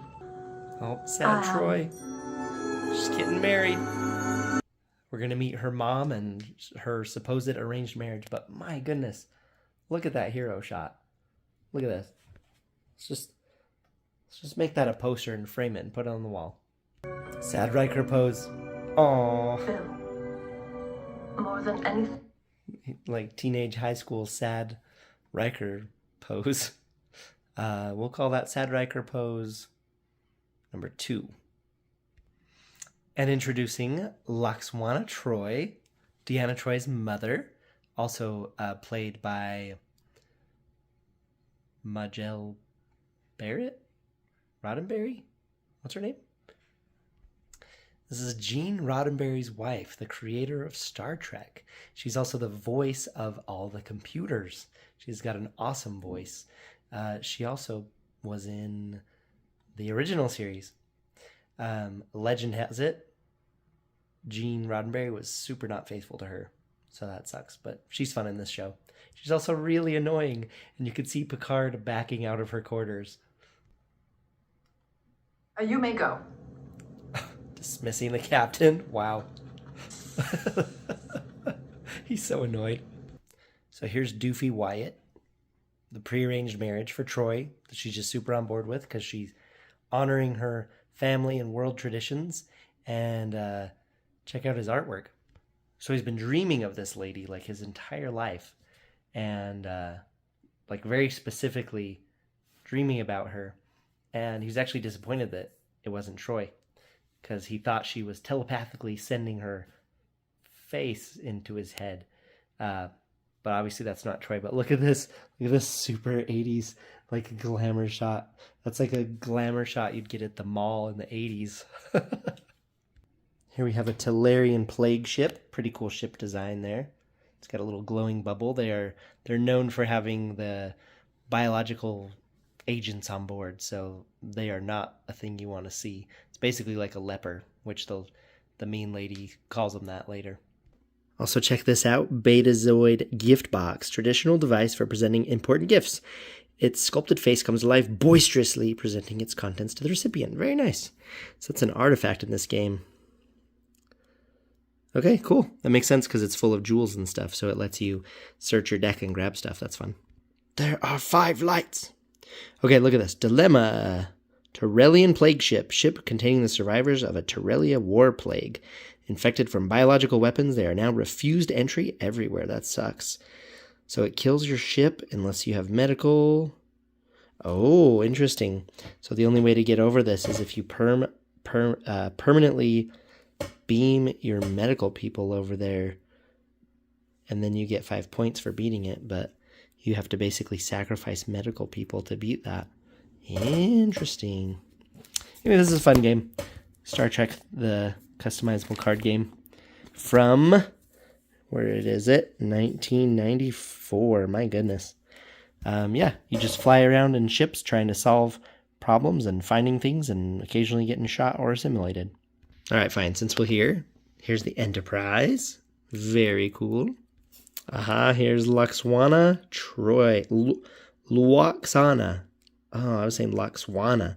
Luoxana. That's hard to say. Betazoid, mother of Deanna Troy, daughter of the 5th house, holder of the sacred chalice of Rix, heir to the holy rings of Betazed. Who are you? Nice. And here's her daughter, the hypnotist. Okay, gosh dang it. One more. Now there is a mall glamour shot. All right, back to the episode. So with that plague ship, there's kind of a moral lesson here in Star Trek. Star Trek is always about preaching about the badness of war, and especially in war in the way that we, in our current society, know it.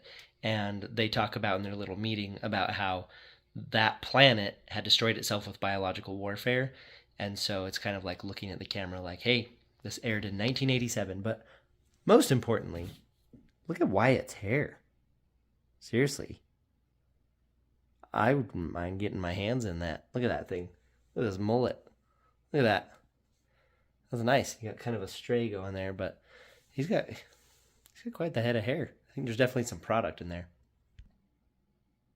I am Luoxana Troy, daughter of the 5th house, holder of the sacred chalice of Reeks, heir to the holy rings of Betazed. Who are you? Ladies and gentlemen. Lady's face. She doesn't have an intro that long. Actually, let's just cut to it. Here is the real highlight of this episode. I'm very interested in the Betazed ceremony you mentioned. Could you tell us more? Why, I'd be delighted, Commander. It's an ancient ceremony, widely regarded as the most beautiful in the universe. The bride and groom go naked? All guests. Not so much finding out that Betazoid marriages, everyone's naked. That's just kind of fun. But, oh my gosh. Look at Tasha's hair. Look at this. Look at that. You could get lost up there. There could be lost civilizations up there. Look at that. That's spectacular. Okay, here is Riker Sad Boy pose number 3. May I join you? Oh, he's so sad. Oh, head goes down. Poor sad Riker.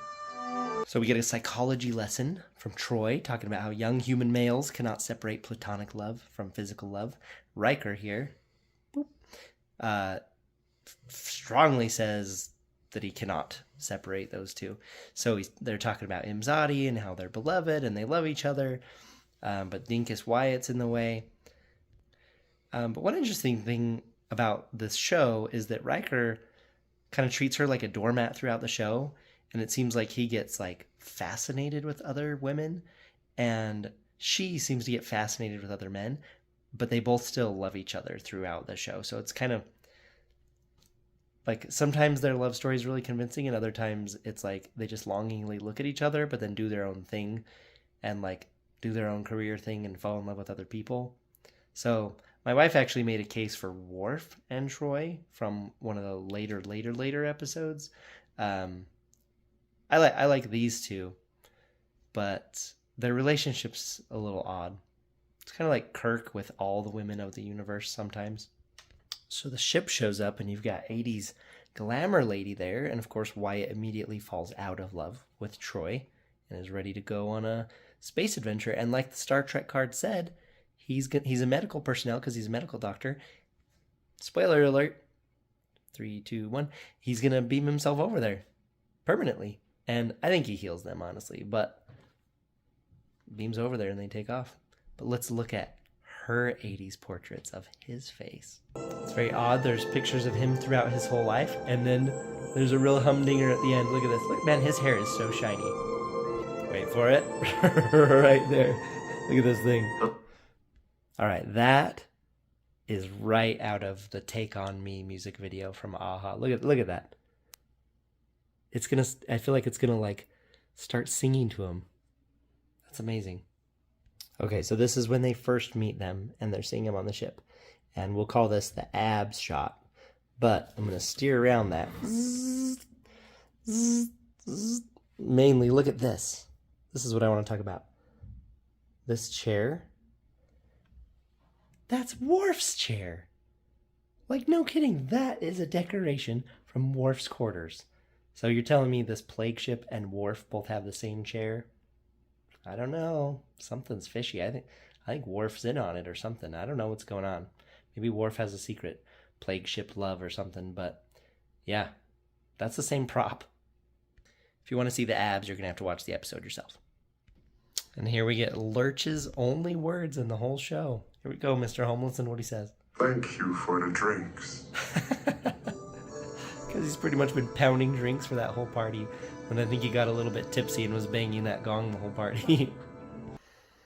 Okay, so Troy stays on the ship. Riker gets out of Riker sad pose. And this is something that's in all of Star Trek. But I'm just going to admit right now, I don't know what this means. I'm sure I could look it up, but I don't know what this means right now. Listen to this. Warp 2, sir. Heading 57, Mark 319. Heading 57, Mark 319. I have no clue what that means. I know a lot of Star Trek things. I've been into this for a long time. No idea. I get the warp. Warp 2's like a leisurely faster than light pace, but what is it? Some 57 Mark 3. I don't know. I don't know what it means.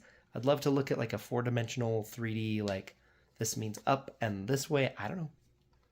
Because obviously they don't just fly around level. So they might be like, okay, now we're going to go this way and that one. No idea. If you know, let me know. Oh, look at that happy Riker.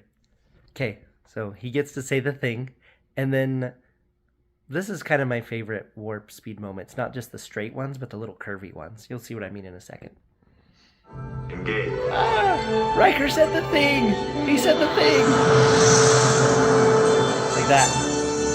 I like that, where it like turns and then speeds off. I think that's cool. All right, this has been day 13 of 30 in my 30 days of Star Trek review. So thank you for watching. This has been Season 1, Episode Haven. Super okay episode with a weird arranged marriage and a plague and a doctor and Imzadi and mainly Lwaxana Troi, or Lwaxana Troi is the highlight of this, maybe? Or Tasha's hair. Probably Tasha's hair, Worf's chair. I don't know. It's okay. It was a good time. I always feel happy when I watch Star Trek. So anyway, let me know what you think. Thank you for watching. I'm very tired. I'm going to go to bed. See you next time. Bye. Star Trek The Next Generation Season 1 on Blu-ray. Episode The Big Goodbye. This is day 14 of 30 of my 30 days of Star Trek reviews. So here we go. This is a wonky holodeck episode. Yay! Alright, so this is actually getting comically consistent at this point. So you have the main people that you see walking around with pants on, and then the short skirt ladies have just turned into set dressings at this point. And it's like every episode, the opening 5 seconds has like these skirt ladies just power walking around. Like, look at this.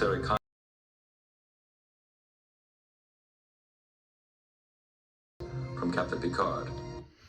Sorry, I let that play a little bit longer because Riker says Captain Picard, and it's like, other times he's like Picard.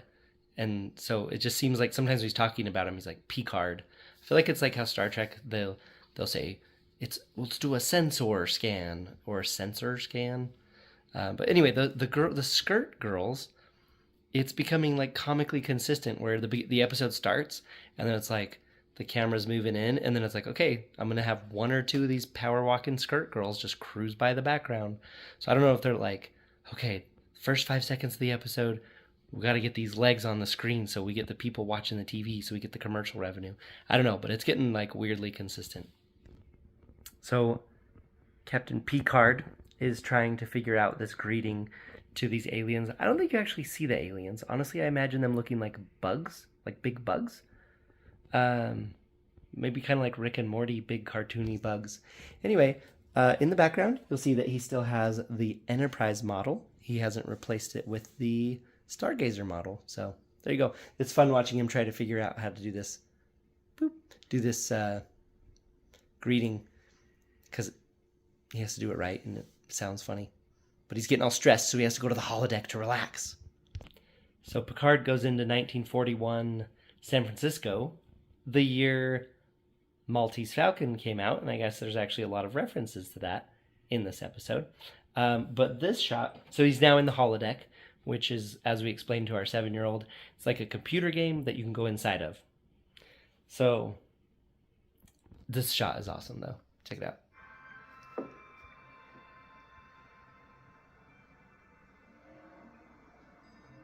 I lost a bet. Okay, so he's in a detective program called Dixon Hill, called The Big Goodbye. And it's based off of Raymond Chandler. Look at that title right there, The Big Sleep. That's his first novel from 1939, and it is a ton of fun if you've never read it. I got this as a discard from the library. Look at everything that's on there. It's totally loaded. Anyway, The Big Sleep actually is the one that I've read. I haven't read the other ones yet, but I really enjoyed The Big Sleep so much that I saw it at the library and I was like, yes. But anyway, this is based off of like 30s noir type stuff, like Maltese Falcon type stuff. And so the idea is Picard's all stressed trying to get this greeting right for these bug people, because I decided that's what they look like. And Troy, the hypnotist, decides to send him to the holodeck to have some fun. And this is Picard's idea of fun, is going through like a detective thing where there could be danger and interrogations and looks like quite a bit of people throwing themselves at him, and just kind of a sleazy noir underworld kind of thing is how Picard wants to relax. A lot more on the holodeck in just 1 second, but look at this hero shot, as they call it. Or as I call it, but they probably call it too. Look at this, is an incredible Enterprise Captain's personal shot. log. Look at this thing.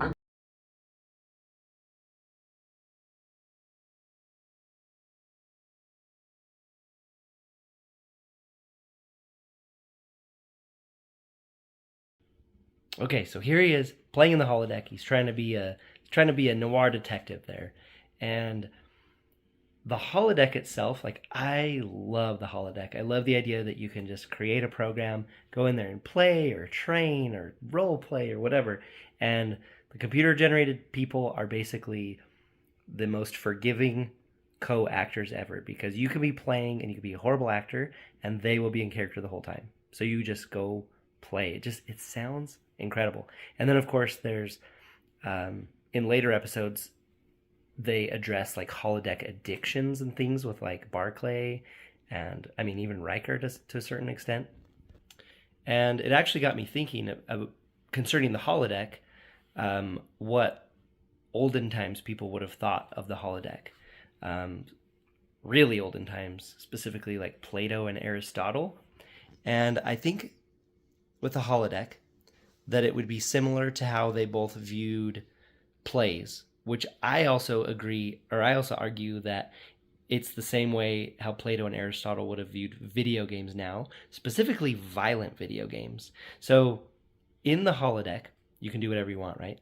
So Plato's idea is that watching tragedies or participating in violence or doing this role playing would actually not be good for you. and would actually have the opposite effect and cause you to do those bad things instead of being a release. Plato's like, no, we don't want to play violent video games, and we don't want to be in the holodeck and simulate the stuff. Plato would be completely against it. But Aristotle, his student, would be the complete opposite, where he would think that the holodeck is a great place to go to get your feels out and to have catharsis, which is how violent video games have been for me. Is they've never incited me to be violent, but they've always been very cathartic. And so I think I'm more on Aristotle's viewpoint of plays, video games, the holodeck, is that you go in there, you do these adventures, and you have the cathartic release. So that's just something I was thinking of, Plato versus Aristotle with holodeck. So I group that into how they view plays, violent video games, and the holodeck. So Aristotle would be basically what Picard's thinking here, how he's going to go in there and have a good time and feel better about himself.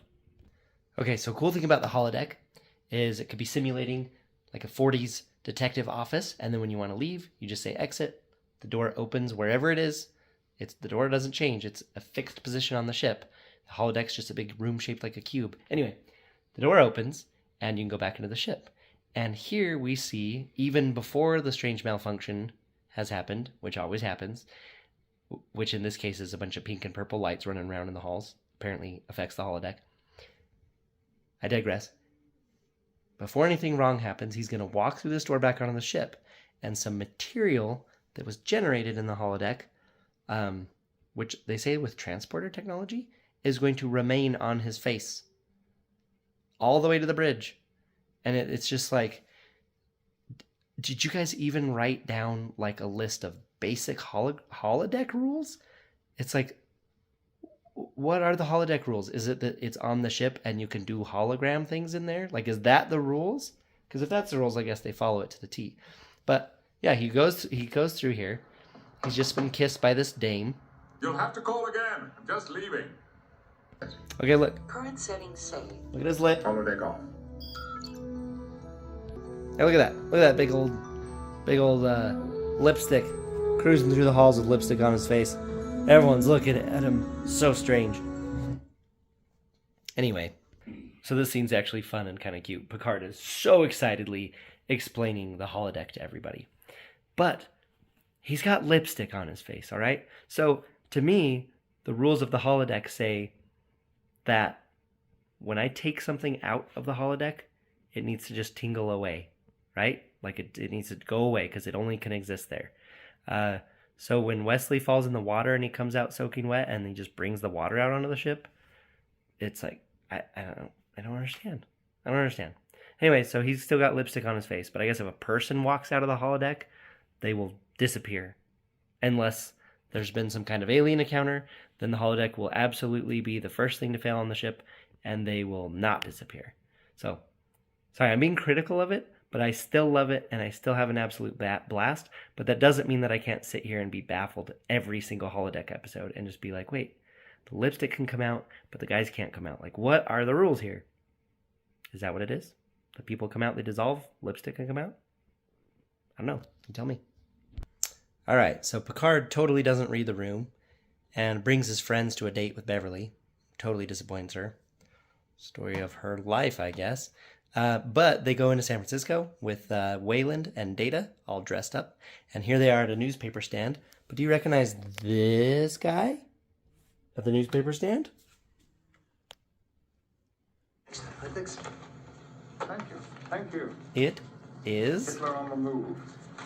The guy who plays the gun counter guy from Terminator 1.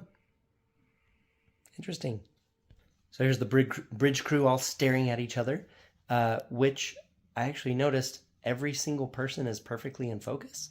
So I am wondering if this is what's called a deep focus shot, because everything is perfectly in focus. Or all the middle anyway. I don't see any like blurry edges or anything, but yeah, super cool shot. It's crescendoing really loud into the commercial break because everyone's looking at each other and feeling nervous about stuff. Woo, very loud. Okay, So Picard, like I said earlier, totally didn't read the room when Beverly's like, yeah, let's go to the holodeck just together. And he's like, I'm going to bring all my friends. And it's like, Picard, no wonder you're not married, you doofus. Anyway, so he walks out of his interrogation that he thoroughly enjoyed. And he sees Beverly. And I'm not going to lie, this scene was like really swoony. The way he reacts to her. Check it out. It's kind of adorable. Look at his face.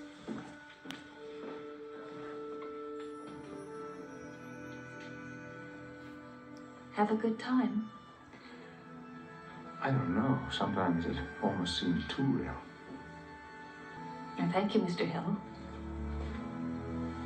Okay, that goes on and it's adorable, but they're gonna get me.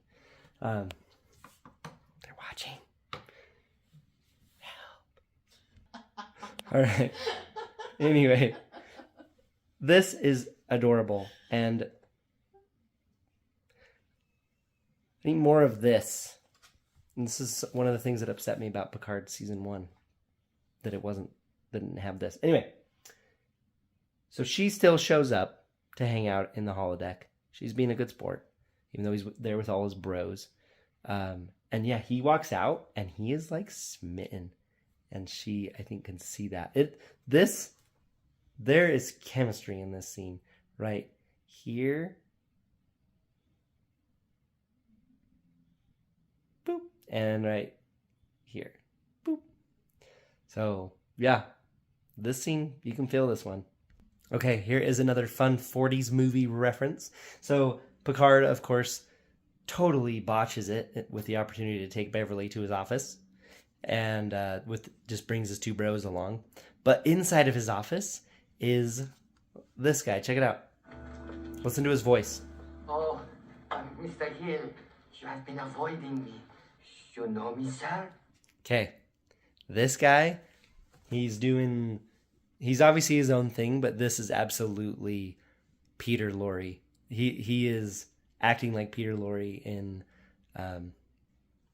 Peter Lorre movies like Casablanca, Maltese Falcon, and he's kind of faking that voice a little bit. So it's fun to see those little real-time olden movies references in this episode. And they have Dixon Hill in the 24th century built up to the point where you're watching this episode and you're like, oh, can I go read Dixon Hill novels written in the 30s? Like, they really make you feel like it's real. And then it's like, no, you can't, but you could read Raymond Chandler, and it's pretty much reading Dixon Hill. Actually, probably a little rougher than I think Dixon Hill is trying to be.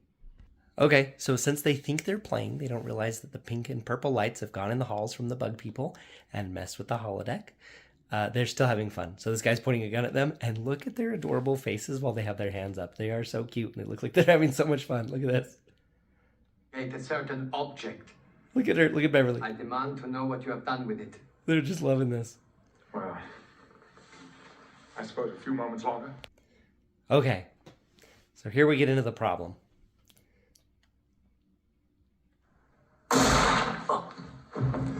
So they clap because they think he's acting.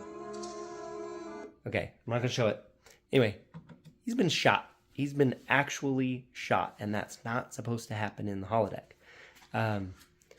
But again, I was watching this with my 7-year-old, and his enjoyment of this episode disappeared. So sorry about that, bud. My wife reminded me that the holodeck going haywire are not good kid episodes, because then you feel trapped, and they're scary, and they have violence, and the people can't get out. Anyway, so he was not having a good time anymore, because then all these gangster people show up. They're scary. They're threatening violence, and they're being really scary. So this part was not good. But anyway, you can see here the safety protocols aren't working because they had an encounter with an alien. It's like, man, maybe only use the holodeck when you're in like space dock or something. If like the slightest space anomaly or meeting someone, it's gonna cause it to take over the ship or kill people. Wayland, the 20th century, 19th century expert on the ship, survives, so that's nice. But anyway, yeah, my son didn't like that part, so sorry, bud. Okay, so they find the exit. They're gonna get out of there. They're gonna take Wayland to sick bay. They're gonna get him healed. Beverly's just had a gun to her head. She's had trauma. She's been trying to deal with this guy's gun wound while being without any medical stuff. She's having a rough time. She wanted to be there on an alone date. Picard brought his bros, which his bros are cool characters, but you could see in her face, she's like, I didn't want these guys to be here. Anyway, so this is such a weird ending. So Picard tells Data to pick up Wayland and go to sickbay. And you're like, oh, cool. And he's like, I'll be right behind you. And it's like, oh, okay. So he's gonna talk to Beverly. I know she's got to rush to like help this guy, but it's like, actually the staff there could probably handle a simple gunshot wound. So anyway, he sends Data and Wayland. He's like, go to the sickbay. I'll be right behind you. And it's like, oh, okay. Finally, he's gonna talk to Beverly. 5 seconds, 10 seconds. He's gonna be like, oh man, like, yeah, sorry that didn't go how. Like, let's do this again. You know, something. So they all walk out. Of the holodeck. I mean, they look at each other real quick, and she cruises off to help because she's a doctor. It makes sense. But you could have had 5-10 seconds. Okay, Data's going as quick as he can. There's a staff in sickbay. There's people there, and then Picard stays behind to talk to his cop buddy, and then the music starts getting all like swanky and saxophony, and it's like, what are you doing? You're playing the music that it would be playing if he's talking to Beverly. And then, now, to be fair, the thing that he talks to the cop about, like, is the definition of the kind of sci-fi that I like. Classic sci-fi that just makes you question reality and such. So this guy's like, oh man, like, do I exist when you go out of here? Does my family exist? And you're like, whoa, this program is like coming alive. Whatever, right? Those are cool, classic sci-fi thoughts. But it was misplaced because you're like, no, give him 5 or 10 seconds to talk to Beverly. But they're playing this like swanky music. So you're like, so it's like, oh, it's time for the big goodbye. And you're watching like Picard and this guy have like this dramatic goodbye. And it's like, dude, it's a program. Like, why are you being like this? He's like, I guess it's goodbye. And you're like, they're supposed to make you feel these feelings for this thing, which again is a fun sci-fi thing to make you feel feelings for like a droid or a program. But I did not. It was a weird kind of a miss for me. So, very odd. Now listen to this. Look at it. Saxophone sneaking in. The piano. Swanky music. This would be asking Beverly on an actual date music. And he gets all close to this guy and he's like, they start talking about life and existence and everything. And yeah, it's just very odd. Anyway, as you can tell, I'm shipping Beverly and Picard really hard because the writers are like, they tease you with it and then they pull it away. But they pull it away so far that it just doesn't ever develop into anything. And you have all these like single people that are like super attracted to each other and want to be in a relationship on the ship together, never doing anything. So, sorry, I am here for the space exploration, the violence, the aliens, the fun thoughts, but there's a little part of me that wants these people to be happy. So I guess we've got O'Brien and Keiko. All right, this has been day 14 of 30 of my 30 days of Star Trek reviews. So thank you for watching. This is the episode, The Big Goodbye. Something tells me Patrick Stewart maybe didn't want to say this line at the end. It's very cheesy. Let me know what you think of the holodeck. And thanks for watching. We'll see you on the next one. Bye. Star Trek The Next Generation Season 1 on Blu-ray, episode Datalore. 2 datas. This is an awesome one. This is your day 15 of 30 of my 30 days of Star Trek review. So we are halfway through. So let's do this. I really, really like this episode. So this is a cool episode because we get to find where Data came from and that he was essentially just found. And then I guess he eventually joined Starfleet and moved up through the ranks. And so it's interesting that they let an android who was just found on some paper mache planet just join Starfleet. And he's actually done really well. And then we're going to find there's another Soong-type android that we're going to meet named Lore. But seriously, though, look at all this paper mache. I've always felt that it was done hurriedly, but I know little more. Look at all that. So this laboratory where Data was made and where Lore was made is straight up an homage to the classic Universal monster movies laboratories, like specifically like Dr. Frankenstein's laboratory. So check it out. This is the 24th century equivalent. So instead of having shocking Tesla coil things, you've got orange lights going on. Laboratory extremely well equipped. Only a vague impression The of some of my functions body being table. tested here. Got blinking lights everywhere. There you go. Here's the body tube. So this is totally 24th century Frankenstein's lab. It's awesome. So they even find little Data's bum. I actually wonder if that's a cast of Brent Spiner's butt. I really want to know that. Anyway, but look at this. All these body parts in here, just like in a real Frankenstein lab. So here we now have 2 Brent Spiners being operated on, so they're doing some kind of split screen. Also earlier, Data told Beverly about his secret off switch, which will come into play later in the show. So here we get Lore waking up for the first time and just seeing the true genius of Brent Spiner playing 2 extremely different characters that look exactly the same. Check this out. He was. Picard was asking who was made first. But they found him to be imperfect, and I was made to replace him.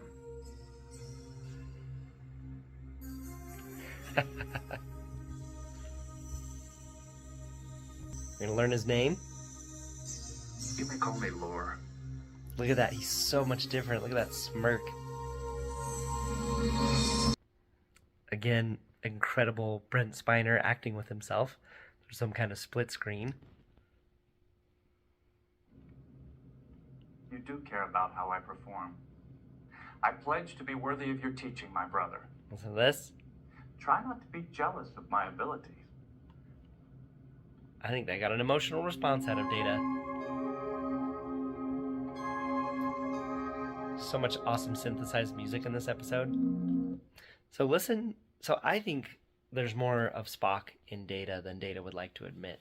I wonder if Data even needs the emotion chip, because I swear he's like Spock, and like he has like little bursts of emotions come out, and I think Lore just got an emotion out of him saying he's gonna be, don't be jealous. So I don't know. Anyway, obviously he's the Spock character fulfilling that Spock role of this series. But sometimes I do watch Data and I'm like, there's a little emotion in there. You may not know it, but there is.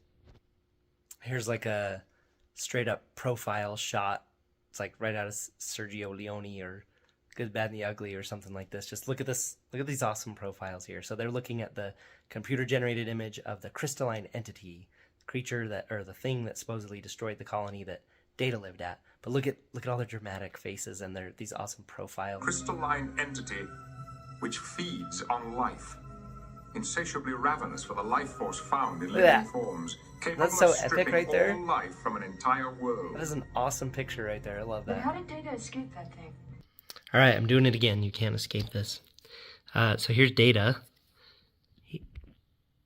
There you go. Strength 12, cunning 12, integrity 8. He's got all these cool skills. And then here's Lore. He's evil. And he doesn't work with Federation. And he has treachery types too. But look, strength 12, cunning 13. Oh, that's cool. That's actually higher. 12's kind of the max in this game. Look at his integrity.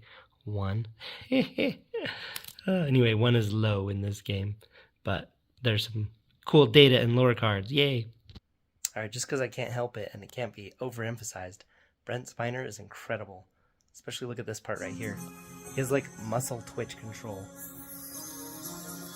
You see that? Isn't that awesome?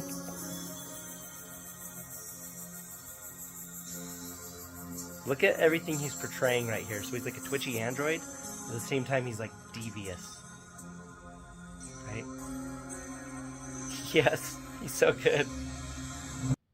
So it's just awesome watching him play himself completely differently.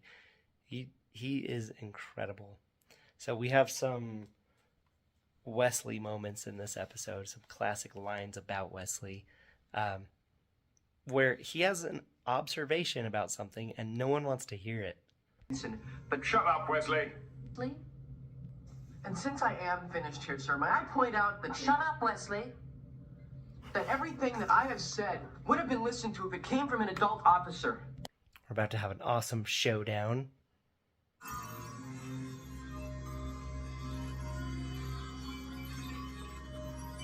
Very good.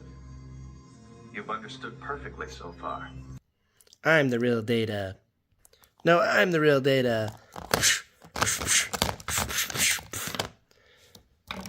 No, I'm the real Data.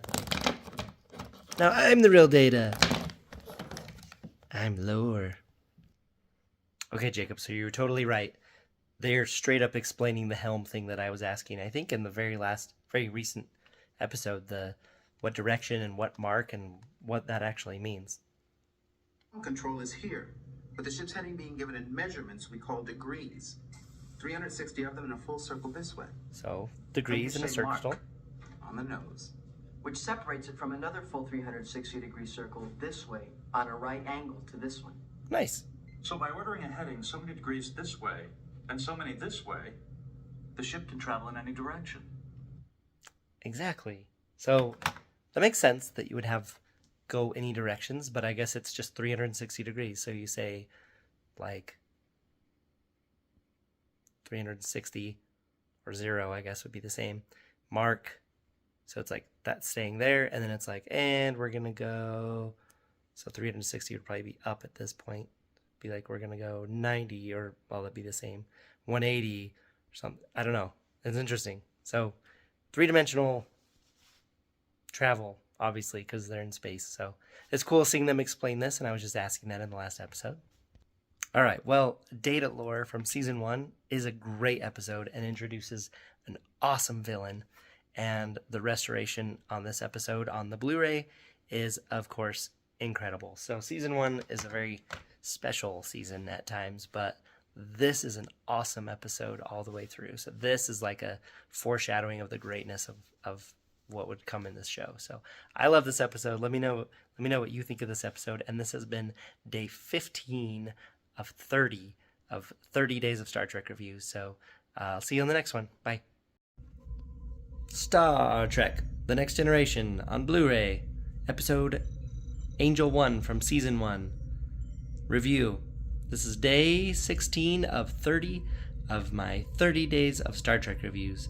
And this is not one of my very favorite episodes, but there's some interesting things in it. So let's look at it. So they're going to the Women Planet to find survivors of a freighter from 7 years ago to see if anyone's there. It's kind of a slow rescue mission, but what can you do? No problem, sir. Look at Wesley. Have all you'd ever need. Look at what a good friend is to his friend. Check this out. Right in the face? Are you serious? This episode has some incredible matte paintings. Look at this thing. Isn't that awesome? There's lots of different layers to it. There's even, on this one there's like little people. There's like a daytime version and a nighttime version of this matte painting. Now Picard's going to explain this very strange world. Listen. Here, the female is the hunter, the soldier, larger and stronger than the male. An arrangement considered most sensible and natural. I am Beata, the elected one of Angel One. Representative. Okay. So it's a matriarchal planet, which awesome, good for them. But they say that the females are all like larger in stature, so all the guys are like little and like very like they have very fine features. But one thing I think is funny is the costumes. So all the females have these like giganto sharp shoulder pads. There's no like skin. They're very like modest and businessy looking. And then the guys all have these like super open shirts with like one nipple showing. And they have this big heavy uncomfortable earring. And then right here, I'll let you use your imagination. They have like this like, it's almost like they're wearing tights and then they've just like wrapped some shiny thing around the middle so that it's just like crotch highlight. So it's very clear that in the costuming, they're trying to get the point across of like, they're in charge. These people have been sexualized and objectified and kind of put lower. And so it's supposed to be like, oh, how absurd, and then make us reevaluate our personal biases or values or whatever. But it's just funny. It's like so obvious. The costume is just like objectification, but for some reason it just looks really ridiculous. The guy's chest hanging out and his little crotch outline thing, but their shoulder pads are cool. They look like they could cut you maybe. I'll call this clip the gawking clip. So Riker tells this lady's like in charge of the whole planet, that Data needs to access their library. And then she says something sexist, and then she super gawks at him. Look at her eyeline. And again, this is trying to tell us something about how men treat women in society in the 80s. Look at this. Our library is far too sophisticated for a man to comprehend. I am an android, mistress. Though anatomically I am a male. Look at her eyes. Maybe you could teach our males a thing or two. Trent, see to the android's needs. Those are some gawky, very specifically pointed eyes there. And I think they did it on purpose. I think they're trying to make you feel uncomfortable by her like staring down, to make you reevaluate how you treat people. I don't know. It's just, this episode is just so like on the nose that it's a little harder. This isn't one of my favorite ones. There's still some great parts in it, but there's also some dumb parts. So this is a really great visual break from the normal Enterprise orbiting shots. Look at this. This is awesome. It's like an above view, just cruising over. You get to see kind of more of the model at once. Bridge to Captain Picard. And you just get those scenes are just huge examples of how good these Blu-ray restorations are. So as has been the pattern lately with these first season episodes, is there's been kind of two crises going on at the same time. So you have the adventure down on the planet, and then also something going on the ship. So everyone's getting sick. And we get to see a lot of different people in charge of stuff on this episode.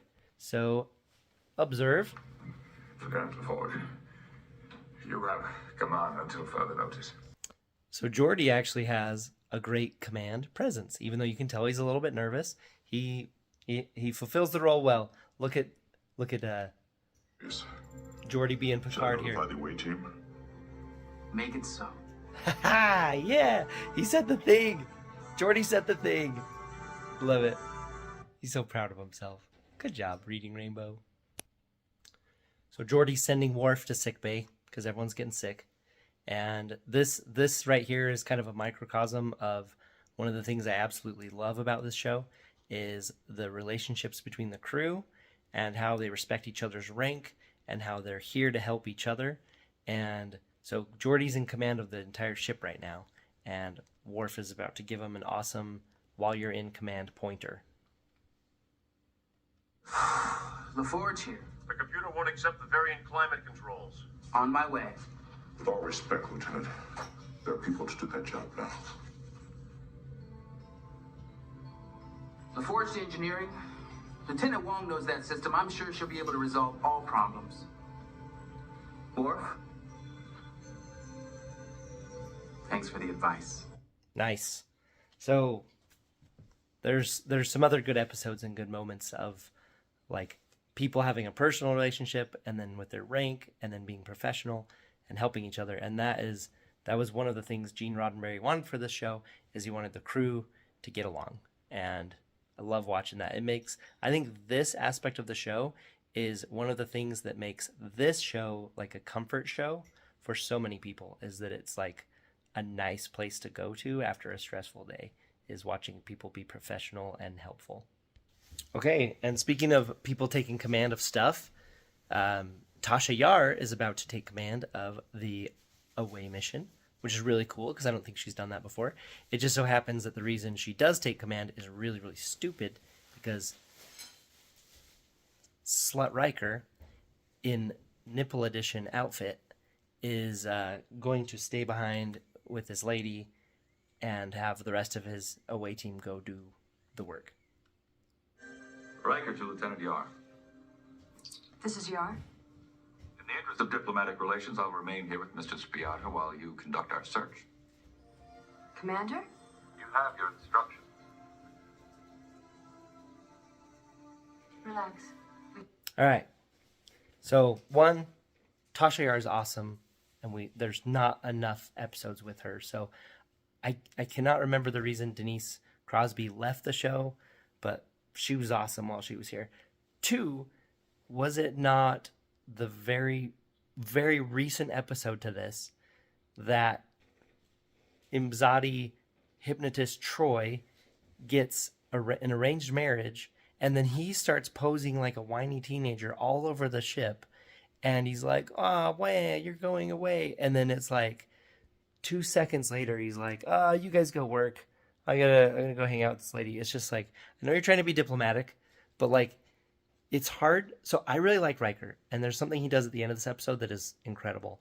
And he's normally so morally upright and great and everything. And I know that they view like open relationships differently, and I know they're technically not in a relationship, him and Troy. But it's hard to not view him as kind of a cad in this episode. So you're my Imzadi until I want to mess around. Then we put that on pause. Then later I come back if there's anyone that's going to show any interest in you, and I get all defensive and pouty. Seems about right. So this is a standard Star Trek preachy end of the episode speech by Riker instead of Picard this time. But this is actually a really awesome speech. So you have this matriarchal planet where they treat men like such, and the survivors of this freighter landed on their planet years ago, and it's since caused problems in their society where the roles between men and women are changing or equalizing or whatever, and it's upsetting the status quo. And so she is going to execute all these people. She's going to execute the survivors and then the people of her society that have joined with them. So here's a little piece of Riker's awesome speech to her. Mr. Ramsey and the Odin survivors did not initiate the waves of dissent that are rippling through your planet. Their presence here merely reinforced the change in attitudes between men and women that was already well underway. They became symbols around whom others who shared their views could gather. Right. So the point is, they want to kill all these people because they think it's going to squash it. But Riker is basically saying it's not going to squash it. They're going to turn into martyrs. The execution of Mr. Ramsey and his followers may elevate them to the status of martyrs. Martyrs cannot be silenced. Such a wise old cad. Anyway, no, it's awesome. It was actually a really, really great speech. And one thing, again, that's really enjoyable about Star Trek is that when they do go to these planets that are kind of open to the universe that they can go visit with, not the ones that they're not supposed to mess with because they haven't advanced far enough, but these more advanced ones, boop, even if they have barbaric ideas with executing people that have different ideas than them.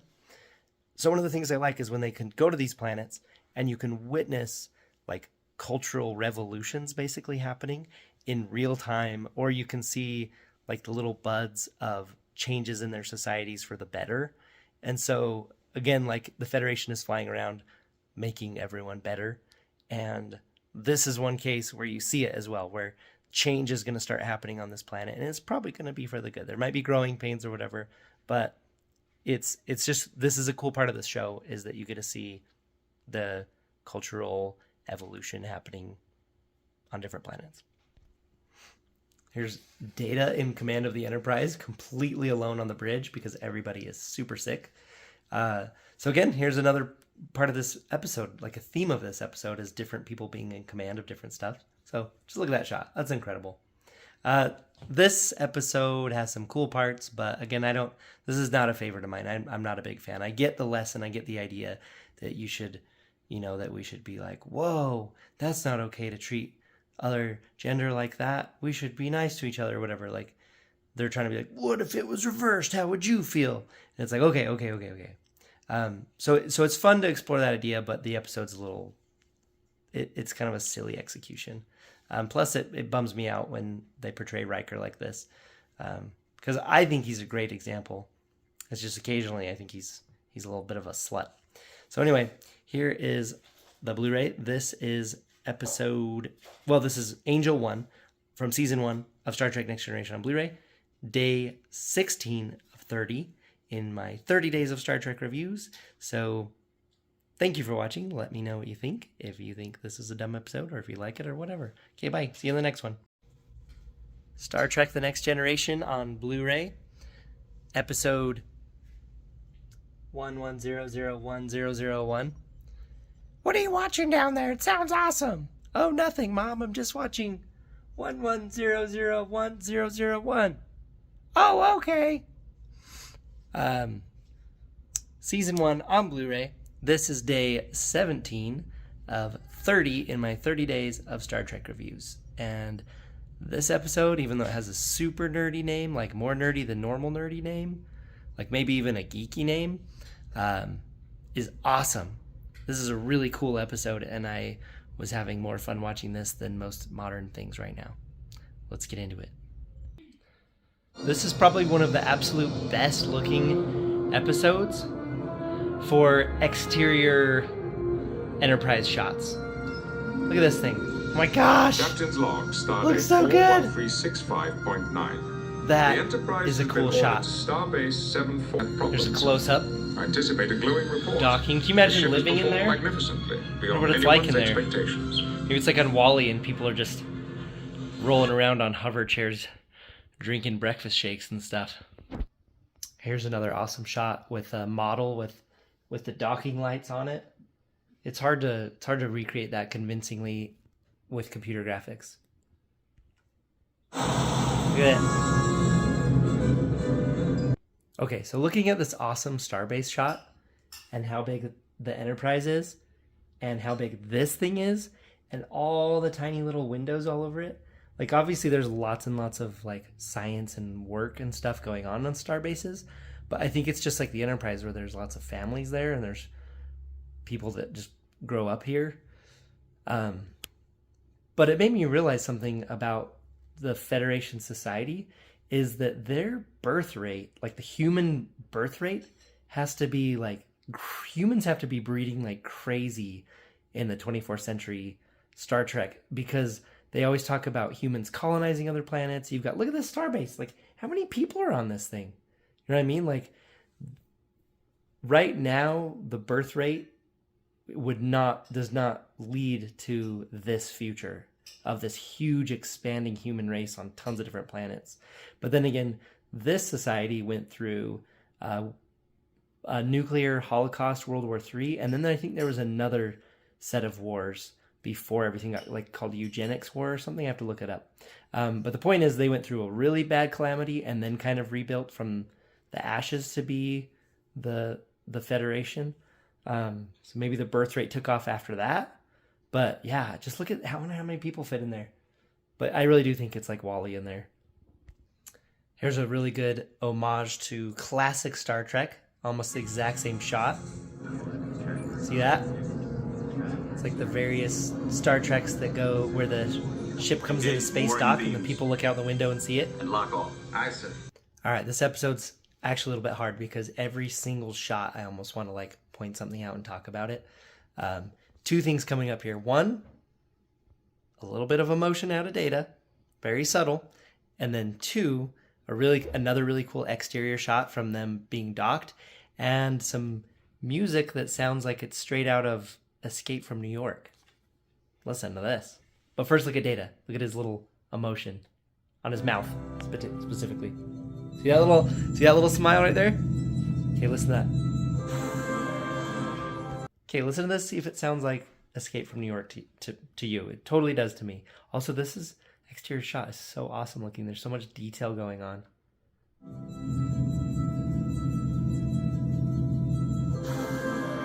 This episode uses such a cool combination of like just straight up matte paintings and miniatures and moving images composited over stuff. This episode, I think, is just on a totally new level as far as the like the integration of matte paintings, models, and everything, and like epic space imagery. Because I feel like a lot of the time we're just watching the Enterprise just fly by kind of in profile. All right, let's try that again. So we see lots of really cool, interesting exterior shots instead of just watching the Enterprise fly by in profile like we're used to seeing. I've got it. Might as well use it. So this is a great Star Trek episode on so many levels. Like here we're going to see in a minute, there's going to be some awesome adventure. Then there's some interesting sci-fi ideas. Like these guys their society is super connected with computers to the point where they kind of are computers. And it's a very typical sci-fi theme of your society depends so much on computers, and then you get too integrated, and then if computers fail, then you fail. So that's like a really fun continuous theme in sci-fi. So it's fun to have it on here. Again, a little bit on the nose, but watch these guys and tell me if you think they seem trustworthy. So just working on your ship, see how they're doing. Because of the limited time allotted, we need others. Is there a problem? No problem. Then why are you acting so excited? Because we all have to be stacking to reconfigure the computer to communicate with itself more efficiently and at higher speeds. Right, nothing wrong there. Yep, totally normal, everything good. You can trust these people on your ship. Oh my gosh. It's like how to detect a sketchy person 101. 101 001101. Okay, so 2 reasons to look at right here. Data's being artistic and painting. Everyone has time off because they're docked, so it's fun watching everyone see what to do to divert themselves. But look at the shot composition on this. This is really, really good. Like, whoever laid out the cinematography, like, they're really trying to be creative and interesting in this episode. So you have, like, extreme out-of-focus chair in the foreground. Then you have this super glossy table with their reflections, like they're standing by a lake or something. And then just them standing together looking at his painting. But look at this. There's so many shots in this episode that you could just frame. Like, looks great. But look at Data's painting. My wife pointed out that it kind of looks like the 3D model of a cell. So that's interesting. Looks like a 3D model of a cell over like a star or something. So yeah, look at that shot composition. I love that. I'm going to be watching this episode a little closer now for more cool shots like this. Okay, so Riker's wandering all over the ship looking for something to do, and he stops in to visit with Beverly, who's packing You look like to go you're to do packing to something. leave forever. But look at her hair. Oh, Commander Riker. She got a haircut. No, I'm just 2 or gathering 3 my inches notes. off. Looks great. Like, looks Professor really, really good. Epstein is at this starbase. So Riker decides to go into the holodeck, where, of course, nothing can go wrong, and to divert himself. So he creates a Bourbon Street bar in the 50s in New Orleans, so he can go play some jazz, which is cool. We learn about him, that he's a musician. But then he's creating an audience for himself, and it just starts to feel like someone Googling stuff nowadays. Seldom go together.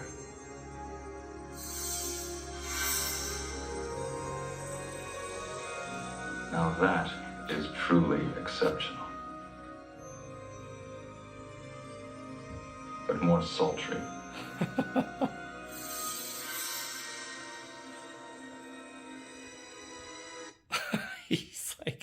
He's smitten. So Riker, it seems he's been, I don't want to say the victim, but he's been the fodder for trying sci-fi ideas on somebody. He's a very passionate person.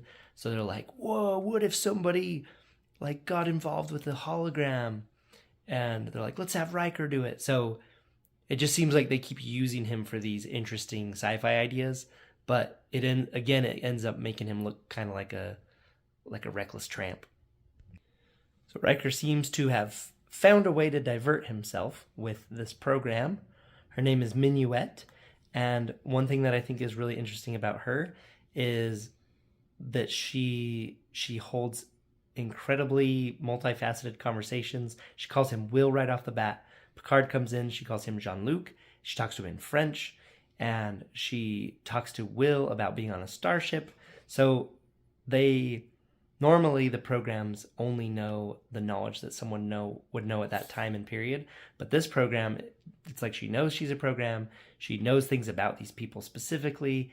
And so it just becomes really interesting. And Picard and Riker both get pretty fascinated for different reasons.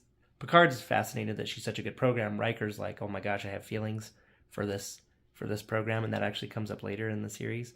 But yeah, so right off the bat, you're kind of like, why is she such an adaptive and good program? And you're watching the Bionars do all these secret little looks to each other. So we're starting to suspect that something's afoot in the holodeck again. So far, this episode has just been kind of a fun, relaxing, character building, relationship, awesome outside shots kind of an episode. But now the ship is about to lose antimatter containment, and Data makes a really awesome call right here. And I love to see his confidence when he knows that it's his decision to make. So he's third in command. So you got Picard, Riker, then Data. So he's the second officer. And like I said, I love when he confidently takes command. Data's got such a good command presence. Check this out. Seconds. 17 seconds. 16 seconds. Engineering to bridge. This is the bridge. Alert Starbase. Inform them we are abandoning the ship. Tell them why. Initiate automated sequence for departure. Set course and speed to put maximum distance between the Enterprise and any inhabited planets. Shouldn't we wait for the captain's approval? There is no time. Based on all information presently available, the decision is correct. This is Lieutenant Commander Data speaking for the captain. Abandon ship. Awesome. So yeah, Data making a judgment call and going for it is really cool. And then the fact that the ship is about to be destroyed and the captain and Riker didn't hear it, and they're just going to have to send it out into space and everyone's going to evacuate. Like, this is real stakes. This isn't just the camera shaking around and people jigging around in their seats like Red Alert. This is like, this ship is going to get destroyed. So the stakes just go through the roof on this part. So here we learn the true purpose of Minuet. Yes. They made you the lure to keep me here. They programmed you while I was relaxing. Yes. When they saw your interest in me, they thought I could distract you and keep you here. That explains Riker. What about me? Your being here was just a fortunate happen. So we learn the point of Minuet, why she was such a good program, and that she was there to distract these guys. And coming up is this part. I just had a smile on my face and I was on the edge of my seat. This is Riker and Picard commando mode, basically deciding they're going to take back their ship or they're going to destroy it. But they are not going to let it go into enemy hands. And I also like that as well, because it's like, this ship is extremely powerful. It could basically be a super weapon in the wrong hands. So Picard is like, we're going to destroy this thing. Riker's like, and he's like, yeah, actually I agree. So then anyway, let's look at it. All right. Commando Riker and Picard. Here Commander Riker and I will now try to regain control of our ship. Getting their phasers This way. attached. That's towards engineering. That's our first step. More Verify bold containment decisions. and initiate auto-destruct. Initiate auto-destruct. Our ship has been commandeered by a force of unknown size and intent. We're here alone. We must assume the worst. Yes, I love it. I love how decisive and bold and brave they're basically being on this part. They're armed. They gotta, like you said, assume the worst. We're gonna destroy this thing, or we're gonna take it back. Anyway, I love the urgency. I love the time crunch on this episode. It's just, the stakes are high. They're alone. We don't know what's gonna happen. This episode is so enjoyable. I really, really liked it. I forgot how much I liked this particular one. 0001 101. I love this. He's like, we're gonna take it back, or we're gonna destroy it. And then he's like, with the 5-minute timer, he's like, that's enough time to get to the bridge and shut off the auto destruct sequence, or we won't. It's like, we're going to the bridge, we're gonna turn it off, we're gonna take it back, or we won't. Just like, oh, okay, that's awesome. He's like, we're going to be successful or we're not. Let's go. Check out the auto destruct counter. It looks like a basketball clock that they just stuck in there. What do you make of this, sir? This episode feels a little bit Galaxy Questy sometimes with these guys. But they asked why didn't you just ask us? Why did you have to steal our ship to go try and save your planet? I love their answer. You might have said no. There was a very good chance we would have said yes. So they're such ultra efficient computer people that they're like, you may have said no. We're just taking the sure shot. Look at this awesome, like perfectly arranged family photo as they bring the ship back into space dock. Look at this thing. Look at that perfect layout. What a great cast. So Riker's bummed out that Minuet, the program, is gone. And I was kind of waiting in this episode for some kind of like moral or like Picard space dad moment, especially with the holodeck and the girl, because you just know like that's trouble, right? But listen to Picard's space dad here, what he says to his number one. I tried variations on the program others appeared, but not Minuet. Maybe it was all part of the bypass programming. But you know, number one, some relationships just can't work. Yeah. Thank you, Space Dad. Like, I love that. It's just, like, Riker's genuinely sad that Minuet's not there, and Picard's like, hey, that wasn't gonna work. Like, that was a fun little diversion, but that sometimes you gotta tell people the relationship's not gonna go. So good job, Space Dad, saying the hard thing to your sad first officer there. All right, this has been day 17 of 30 in my 30 days of Star Trek reviews.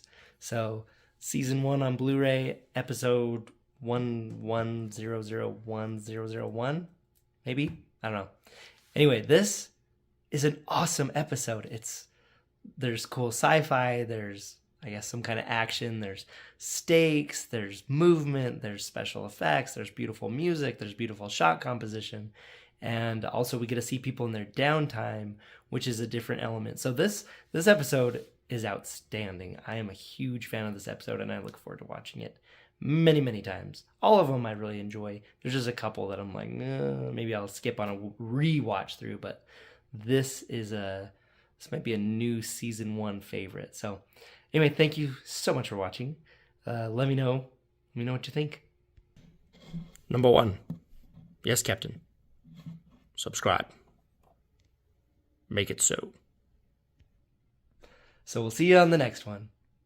Star Trek The Next Generation, day 18 of 30 of my 30 days of Star Trek reviews.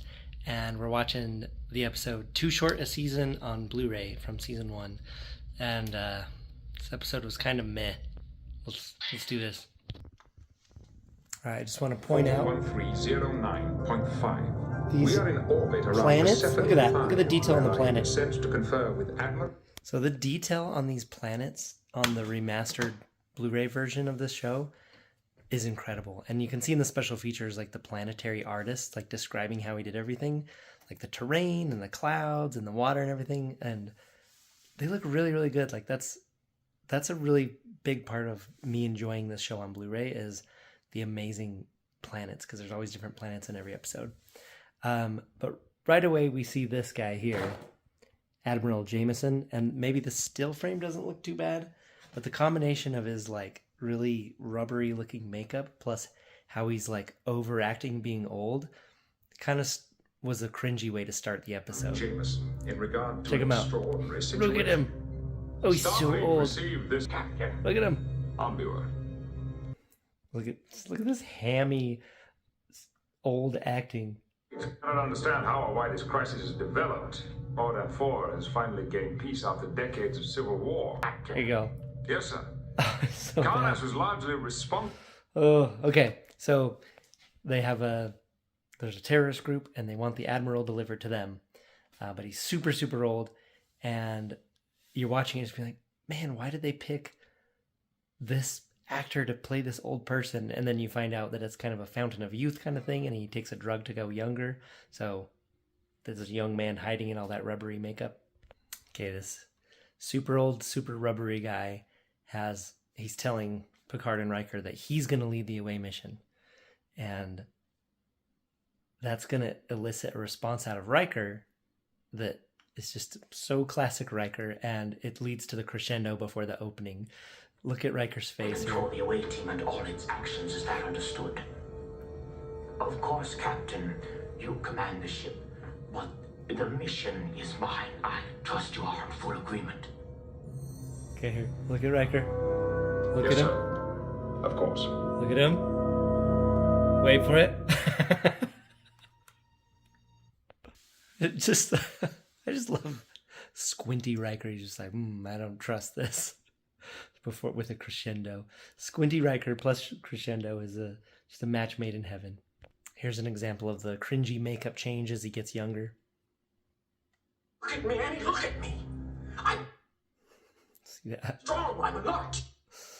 Anyway, so his wife, who has grown old with him, is super bummed out because he took this go young drug. Boop. And she's like, we were going to retire together, and now you're like getting younger. So she's like justifiably not happy about it, but it's just the makeup. It's just so cringy as he gets younger, and he tries to act younger and younger. So he's like still like making his voice all raspy and stuff till he turns into he almost looks kind of MacGyver-ish when he gets to full young form. Okay, so here's the ultra young Admiral. And he's not acting all raspy anymore.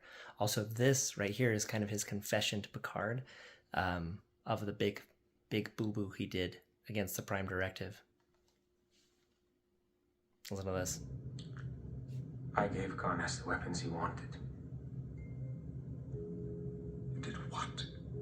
I gave exactly the same weapons to his rivals. My interpretation of the Prime Directive. Let them solve their problems with those arms on an equal basis.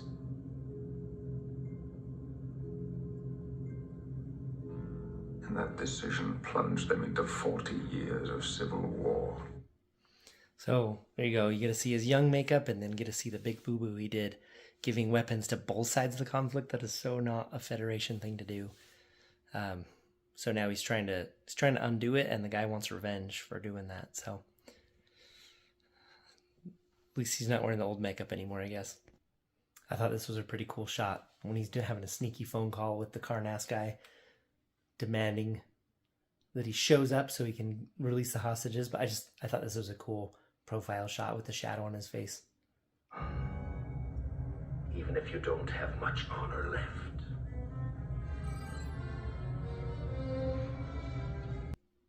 Okay, so the old, not old Admiral leads an away team, and it turns into like a little commando away team shootout. But look what he does with his phaser here. I don't know how Federation weapons work as far as like safety goes, but in my mind, you should always treat every weapon as if it's loaded. You should never point it at anything you don't want to destroy. You should know what's your target and what is beyond it. And then of course, keep your finger off the trigger until you're ready to fire. So obviously the phaser is different because they shoot with their thumb. I don't know if it has a little sensor where it's like, don't go off. It's pointed at one of your guys. Kind of tend to not think so. So check out the Admiral here with his muzzle awareness, flagging his buddies. Watch what he does. Whoop. Yes, perfect. We are at the M4. You see that? He just points it right at Picard, and it's like, man. Again, I don't know what safety things are on these, but that is not good practice. So what he should have done as he passed by him is put the muzzle, I guess for lack of a better word, down as he went by and then brought it back up, instead of just like pointing it right at him. So anyway, that just feels like a classic Admiral weapons handling situation. And I'm not gonna lie, that super distracted me, and I had a hard time watching the rest of the episode with that. I know this show's really not worried about that, so I'm gonna do some headcanon and say the phasers had something in there so that they can just flag each other and it doesn't matter. All right, then we get a little back and forth laser zappy fight until they get overwhelmed and have to beam out. Well, and the Admiral has like a heart attack. Look at that. Look at this action.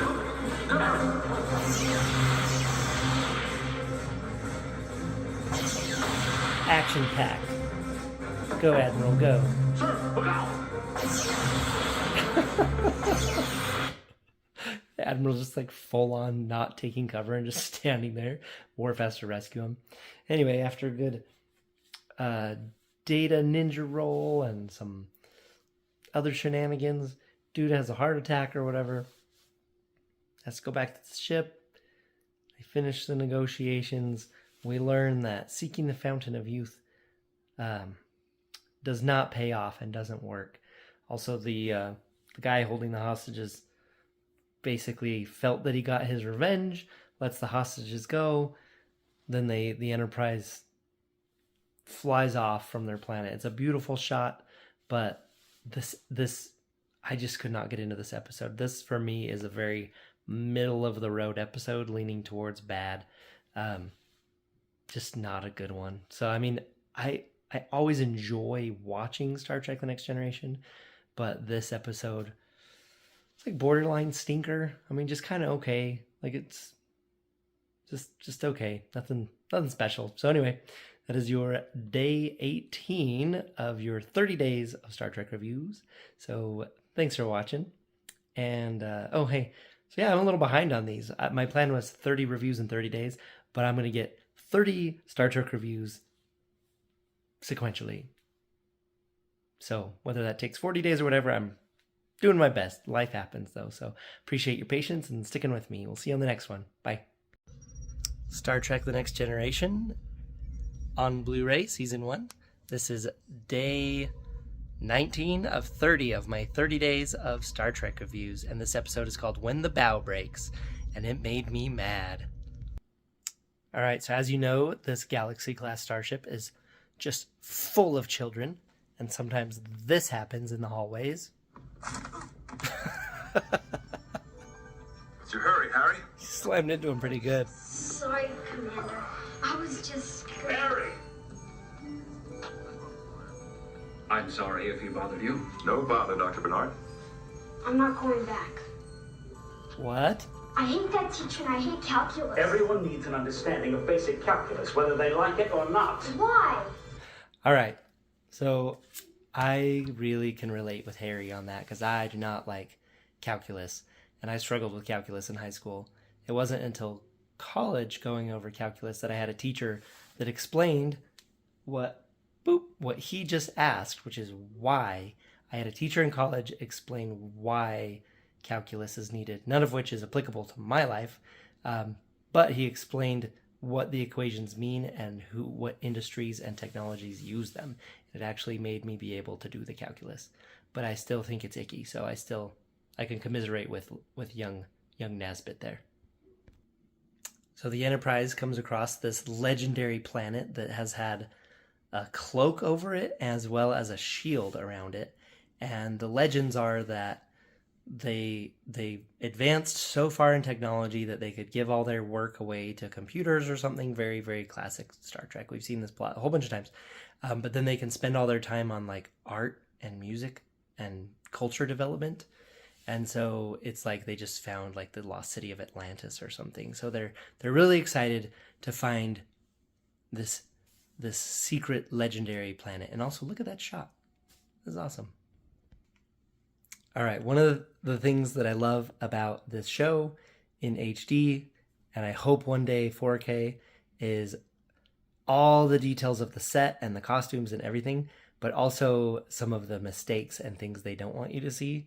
Check out the awful carpet seam at the bottom of the little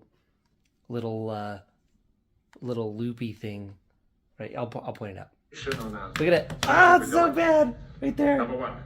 Assemble the awaiting. That's a bad carpet Prepare for seam. your arrival, Commander Rack. Also, check out this girl. You recognize her? How do you know? Your name? She is from Starship Troopers. She is the captain of the Roger Young, I think Starship Troopers, the movie. She's the captain of the Roger Young, and she has a horrible graphic death in that movie. But look, here she is. about to do some bad stuff. So these guys on this secret, sneaky Atlantis planet decide to ask the Enterprise for some of their children, because it's a family ship, right? And they're like, no, you can't have our kids. And so then they resort to this. She pushes her secret button, sends these guys away. Still no response, sir.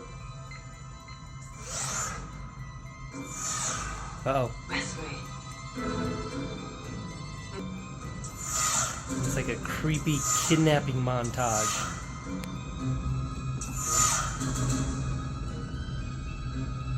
Tribble. See the tribble? Alright. So it's actually pretty awful. And during this part, like, I know it's just like a show, but I was actually like getting really upset because they're just like taking these kids away. And it's just thinking about it, it's really upsetting, which is actually the point of the episode. You're supposed to feel that part, but they were getting me. So in every single episode, when the ship is in any kind of danger and it's like getting rocked around and sparks are shooting out and there's like people boarding their ship or aliens invading or their ship's getting thrown and shaked and popped and holes cut in the hull, I'm like, oh my gosh, are there like kids dying and getting concussions and stuff right now? And ultimately, the answer I give myself is the answer that Beverly is about to give 80s hair here, which is this. And the other children, Captain. How are you getting them back? Toya, sit down. Don't give in to fear. Right here. Now, we all knew what the risks were when we signed on, and that's the choice we made. Now, Captain Picard will do everything possible to bring our children back. So it comes to that where it's just like, okay, whether you're a school teacher or a sculptor or a planter or a lower enlisted person or whoever you are on the ship, you know that you're going into space, and there's been like, they have Star Trek, they have the historical recordings of Galaxy Quest to watch, so they know what's happening out in space. So I feel like they're kind of well informed. I mean, there's been wars at this point, so with spaceships, so I think they know what they're doing. But I guess the sad thing is the kids don't get to make that choice, and so then they're in scary space, getting scary kidnapped and scary shook around in battles and stuff. Real quick, forgive my eyes, they're very red. I had laser eye surgery months ago at this point, but I'm still pretty seriously dry, so just forgive that. It's not drugs, I swear. So meanwhile, down on the planet, all the kids are down there and they're doing this, they're like assigning out the kids to these different families, and it's so creepy. And I just kept getting more and more mad during this episode at these kidnappers and how they're acting. And they're just like, no, it's good. Like, this is for your own good. We're going to develop you. Like, you're going to love this. You're going to learn to love this. And then they're telling Wesley, they're like, you have to tell the other kids that this is okay. And it was just making me so mad. And I was just thinking of like Elizabeth Smart and just the different kidnappings.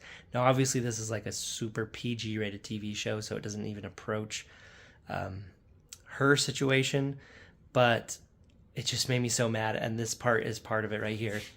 We just have these We already have families. gentle-faced kidnappers. Does Captain Picard know you're doing this? We keep nothing from him. See, look, he's just like, oh, we're innocent, we're good. Handing off kids, they play this. Waiting for you so long. Like, what is this music? We are artists, just like you. We see within you the potential. So, I mean, they definitely cast some creepy Fs to play these people. So they're like, you're going to be an artist, we're going to do this. And it's playing this, like, kind of touching music. And it's like, I don't know what you're trying to do, but... So these people are clearly happy and touched to have this kid. Like, they clearly are. And I don't know how much their leader told them. Like, if he was like, oh yeah, we made an exchange. We gave them the knowledge that's going to set them thousands of years into the future. And so they're happy to give their kids away. Or if they know that they've kidnapped all these kids. Because Like, if they don't know it, they're just like, yeah, we bought this kid. Great, right? But if they do know that these are kidnapped kids, it just makes them so much creepier and so much like more evil, even though they have good intentions to bring out the artist of the kid. All right, so here is the custodian. This is the name of their computer that basically runs their whole society, that's turned them into artists that don't know how to do anything for themselves.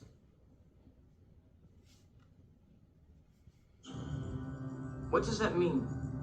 You may ask any questions you wish. Thank you. Duana, what does the custodian do? It frees us from all burden. It takes care of all our needs. It regulates our lives. Who built it? What is it? What do you want? This is Loki. He's very aptly named. What do you need, bud? Come on, seriously, what do you want? Daddy's busy. Go bother someone else. All right, I opened some tuna earlier, and he might be trying to find it, telling me to surrender the tuna. Anyway, so the custodian is the computer that runs their society, and this is a very... So a lot of the themes that come up in Next Generation have been done in the original series, so they're kind of variations on a theme at this point, which they're still enjoyable, but this is yet another society that's turned over their lives to computers, basically. It's not just common in Star Trek, it's common in like all sci-fi. Like in Dune, they've forbidden any computers to do any thinking for humans because that led to trouble, right? Now, if only we had Kirk here to talk the computer into exploding itself, he would fix everything. So I was actually really happy with this next kind of set of scenes where it's showing the kids not happy with their captors, their new families that they've been assigned to. First of all, I want one of those. I feel like that would entertain my kids for hours. But look at this. So this is beautiful. This is the foremost musician on the planet. Now, play something happier. It's not the way I feel. Oh, burn! You feeling guilty now, creepoid? Okay, so yeah, it goes through and shows all these different kids, and you just see their faces, and they're just... So at first they were like, oh, these people are being so welcoming, this is kind of exciting. But now these kids are just super sad because they've been kidnapped. And I like that you're seeing these people start to realize it. And yeah, they're, you know what I mean? Like they're trying to just get away with this kid heist, and they're not getting the joy that they want out of it. And that makes me happy because I know it's totally fiction, but it's actually a huge problem in real life. So maybe that's why I was getting so mad during this episode. Okay, forgive me, but I totally don't remember if I already said this or if I just thought it really hard. I think I just thought it really hard. So Wesley is the leader. He's the leader that they named the leader. These people named the leader, but also he's the oldest kid and he's the most responsible. So when I was little, I don't know why, but I did not like Wesley. He bothered me so much, and maybe some other adult peers will criticize me for this, but upon rewatching this show, and maybe because I have kids or whatever, because I feel like my 7-year-old is super ridiculously smart, maybe he would be Wesley, I don't know. But I like Wesley at this point. Yeah, I think he actually does a lot of good. But this part right here is really cool, where it's like if you look at the information about if you're a POW, like how to not take any special favors and how to still have a chain of command and resist at all costs, these guys are resisting. Like this little girl wants to eat, but Wesley's like, nope, we're not eating because this is our way to resist. So I love that he's leading these kids. And I don't know if my phone's just being skippy with the refresh rate or if just the playback is being skippy, but hopefully you can still hear it. So all the kids get rescued, and we find out that the reason the people couldn't have kids is because of some radiation poisoning, which the Enterprise can help reverse. And I like this kind of closing off that calculus conversation from earlier. You can be anything you want, Harry. Anything. But you still have to take calculus. Thanks, Dad. What? A dad telling their kid they have to do something kind of hard on a TV show? Worked well, sir. How's that We've allowed now? successfully Not reseeded the now. ozone layer. This is the 80s. But for their atmosphere to maintain. Okay, so Beverly Crusher just walked in and announced that the cure is working. People are going to be able to have kids. This is awesome. But listen to this line that Troy says. This makes me go absolutely bonkers. This is not a good line. And we know they'll make good parents. And we know they'll make good parents? These people that were okay kidnapping other people's kids, just super okay with it. Oh, they'll make great parents. Just like slap on the wrist. Okay, you go be good parent. No, they're not going to be good parents, because what other darkness are they going to turn to if they're willing to immediately go to human trafficking to settle their needs? My goodness. I want to hope in my heart that Marina, is that how you say her name? Sirtis, the actress that plays Troy, acknowledge that that's a horrible line right there. Okay, so because human trafficking and kidnapping is actually a huge deal, I'm going to show you a couple resources. Okay, right here. So this is like a kidnapping hotline.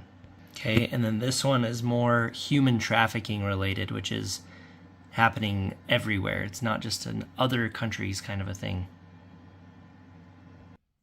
All right, well, thank you for watching. This has been day 19 of 30 of my 30 days of Star Trek reviews. So this is season 1 on Blu-ray, the absolute best way to watch it. This episode's super okay. I enjoyed it, even though it just made me mad the whole time. Just these smiley face, evil kidnappers. And then also Troy's line at the end. Come on, man. I'm glad they could heal them and they could have their own kids, but what creeps. Just trying to just mold these kids into their own family and trying to make Wesley tell them it's okay. So the episode was all right because it's the end. I love watching Picard fearlessly just be like, we are getting these kids back. Like I really liked watching that. And again, it's like, this is a dangerous ship. There's kids on here.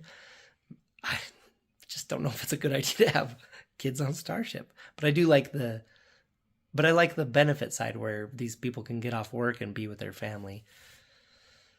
Okay, well, thank you for watching. Let me know what you think. Don't be a quiet watcher if you've been watching this. Let me know what you think, and we'll see you on the next one. Bye. Star Trek: The Next Generation, Season 1, Episode Home Soil on Blu-ray. This is day 20 of my 30 days of Star Trek reviews, so 10 more to go after this one.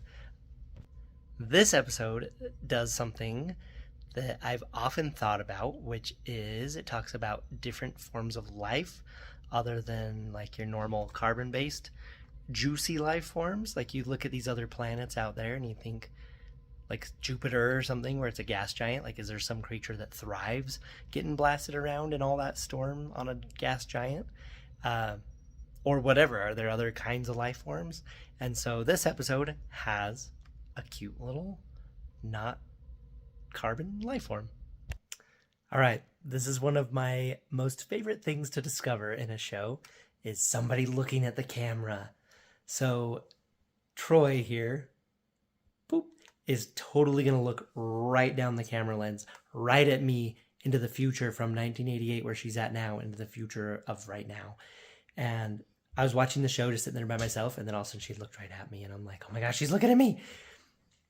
So watch your eyes, see if you can catch it. If you don't, I'll do it in slow motion. But here she goes. Watch your eyes. I'd like to hope we'd be allowed to maintain that schedule. See that? See her looking at you? So she walks around Riker. She goes behind him, and then the camera scooches over a little bit so it can see her and Picard, or as some people say in the show, Picard. Anyway, So she makes sure that she's cleared Riker and that the camera can see her. And she looks at it, and then her eyes dart to I guess to her right, because it's like she's like, okay, the lens can see me, and then she's like, oh, I'm not looking at the lens, I'm looking over here. So check it out. Okay, so she's gonna pop around the corner. Look at her eyes as she sits down. Okay, here it goes. Right there. Wait for it. Looked right into my soul.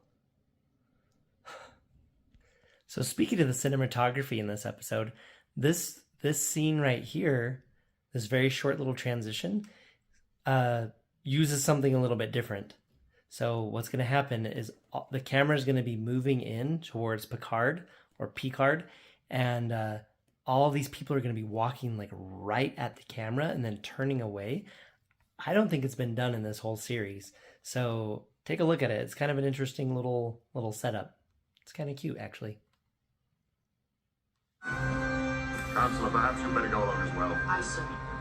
Some of that tense can be very unpredictable. Stay on your toes, number one. Look at that. So you even have you have named characters walking right up to the camera and then dodging it. And then you even have just like no-name bodies just like crossing in front of his face. So that's kind of an interesting move. Look at this cool terraforming station. So it's on this kind of desolate planet, and they're in there working on terraforming, which I think is a super fun concept. The real star of this terraforming operation is this guy's mullet. Oh my gosh, look at it. An android? Look at it. And third in command of the Enterprise. Where were you manufactured? Look at this Are thing. there others like you? Both matters are subjects of protracted discussion. Remarkable. The glorious mullet. Excuse me. Look at that. Wow. All right, maybe I'm reading too much into this, just because how my mind goes or how this show's been so far. But you've got the lead designer of the terraforming, who's now really, really sad. One, because one of their people has died. Two, because she's upset that all the work that they've done on terraforming is going to be lost, because it's discovered that there's life on this planet and they're not supposed to terraform on planets with life, which is a little bit weird. It's like, can there not be microbes? Can there not be plants and animals? They can't go enhance it? I don't know. Maybe because it would be disturbing the already existing climate of that creature. But part of the Prime Directive is you can't do terraforming if there's already life on the planet. So this lady's really sad that basically all her work is getting messed up. And so Riker's going to ask Troy about how she perceived her. But look at what Troy says. And again, this might just be my brain immediately going to more base places or going to more Riker and like Kirk places. Watch this. How do you read the designer? She's possessed of highly abstracted reality. Lovely visions, little data. But you might do better than I. What? Okay. So she's all sad. She's looking out the window. And Riker goes to her personal quarters and gets right up in her business. Mind a visitor? And so like right when they first met, like Riker, his like eyebrows were going up. Like I think he was totally smitten with this lady and her passion for the project, but mostly this lady. So it's hard for me to not read into it based on what he's done so far and based on what Star Trek has done with like Kirk in the past. So I feel like Troy is sending him in there to like have his like manliness appeal to her. But really, I don't know if he's just trying to comfort her and get some information out of her or what. But it just felt weird, really weird. Like Troy being like the way she said it, where she's like, you can go in there to her and maybe you can get some, like have a desired effect. And it was a little weird. I don't know. You tell me if you think it's weird, if you remember this episode. So the little life form they found is adorable. It's just like a little blinking light. And the universal translators come online and look at what the little life form calls humans. I think this is incredible. The universal translator is coming online, sir. Ugly. Giant. Bags of mostly water. Bags of mostly water? An accurate description of humans, sir. You are over 90% water surrounded by a flexible container. I love that. Bags of mostly water.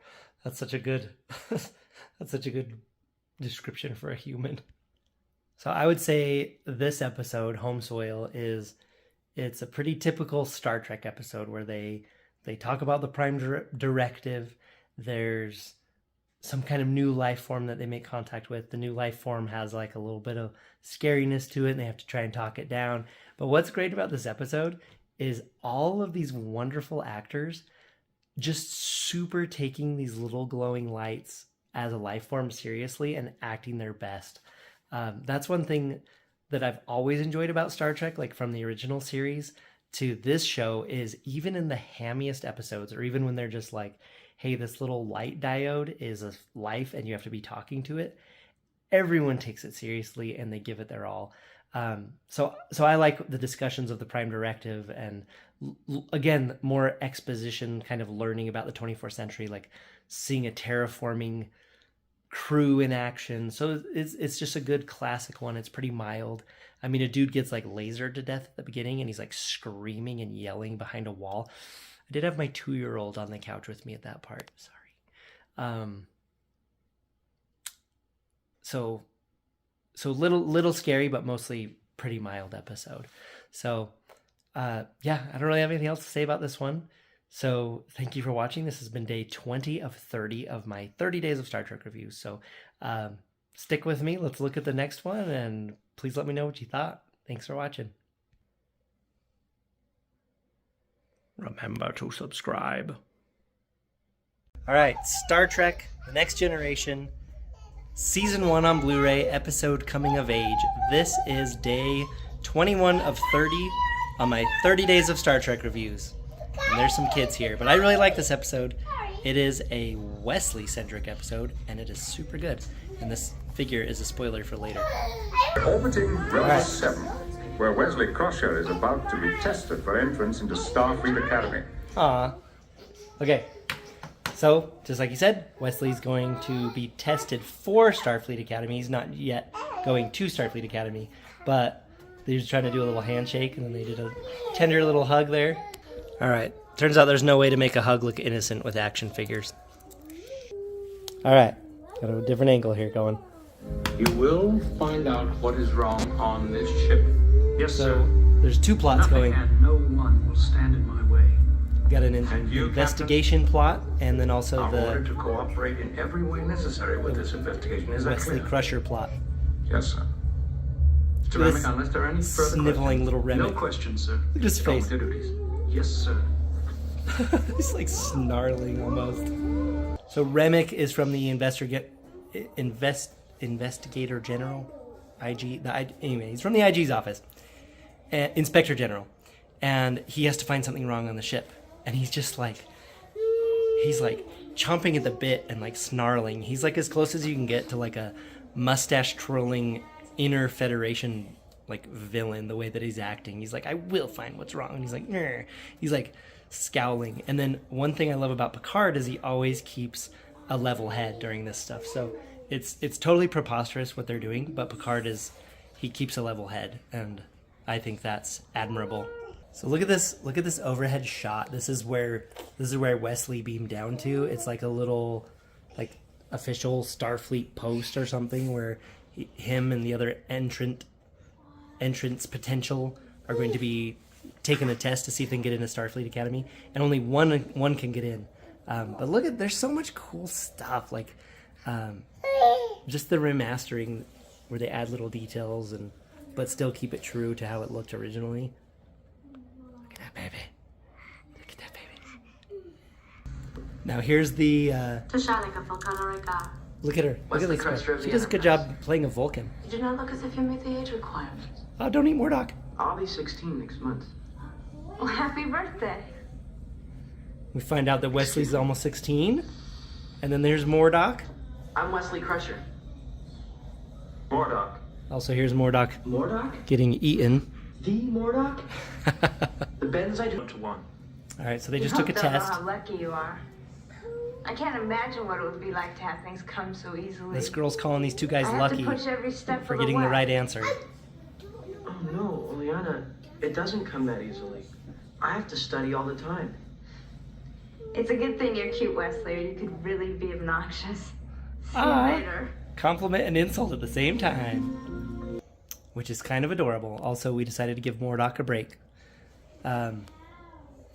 So everyone just got the right answer on the test except for her, and then she's like, "Oh, you guys are so lucky. It must come so easy." And Wesley's like, "No, I have to study." And that really, really, really bothers me when people say that you're lucky in like a try hard kind of a scenario.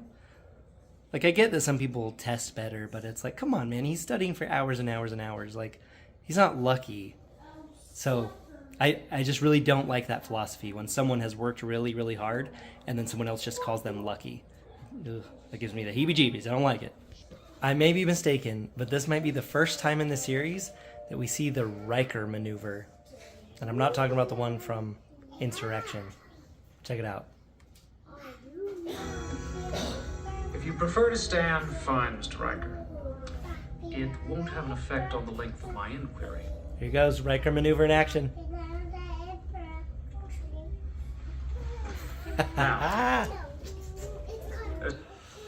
Oh man, love the weird like step over the back of the chair with one leg and sit on it.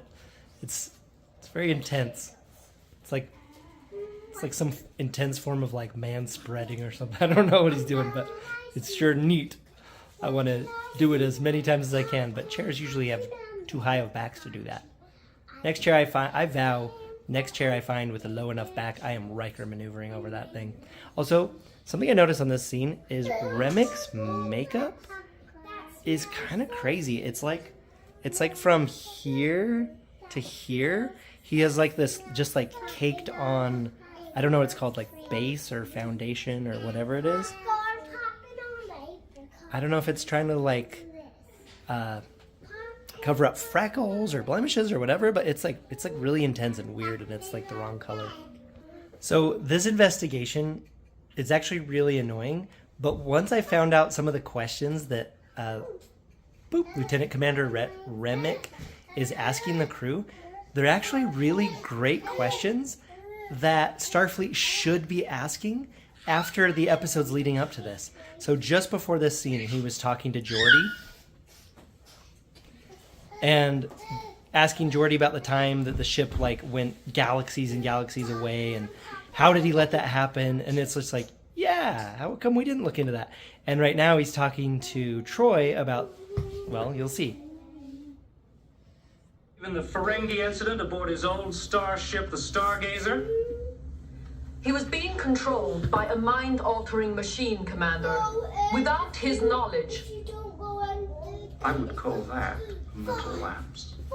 Anyway, so as cringy, well, he's not. He's cringy as a character, but he's realistic as a character. He's a little bit mustache twirly, but you could imagine maybe you've met someone like him before. But what I like about this and all the questions he's asking is these are crazy episodes that he's referring back to. And he's like, how did you allow this to happen? And it's just like, yeah, how did they allow this to happen? So I actually like that Starfleet is looking into those incidents. And ultimately they're finding that in each one, Picard and the ship were above reproach.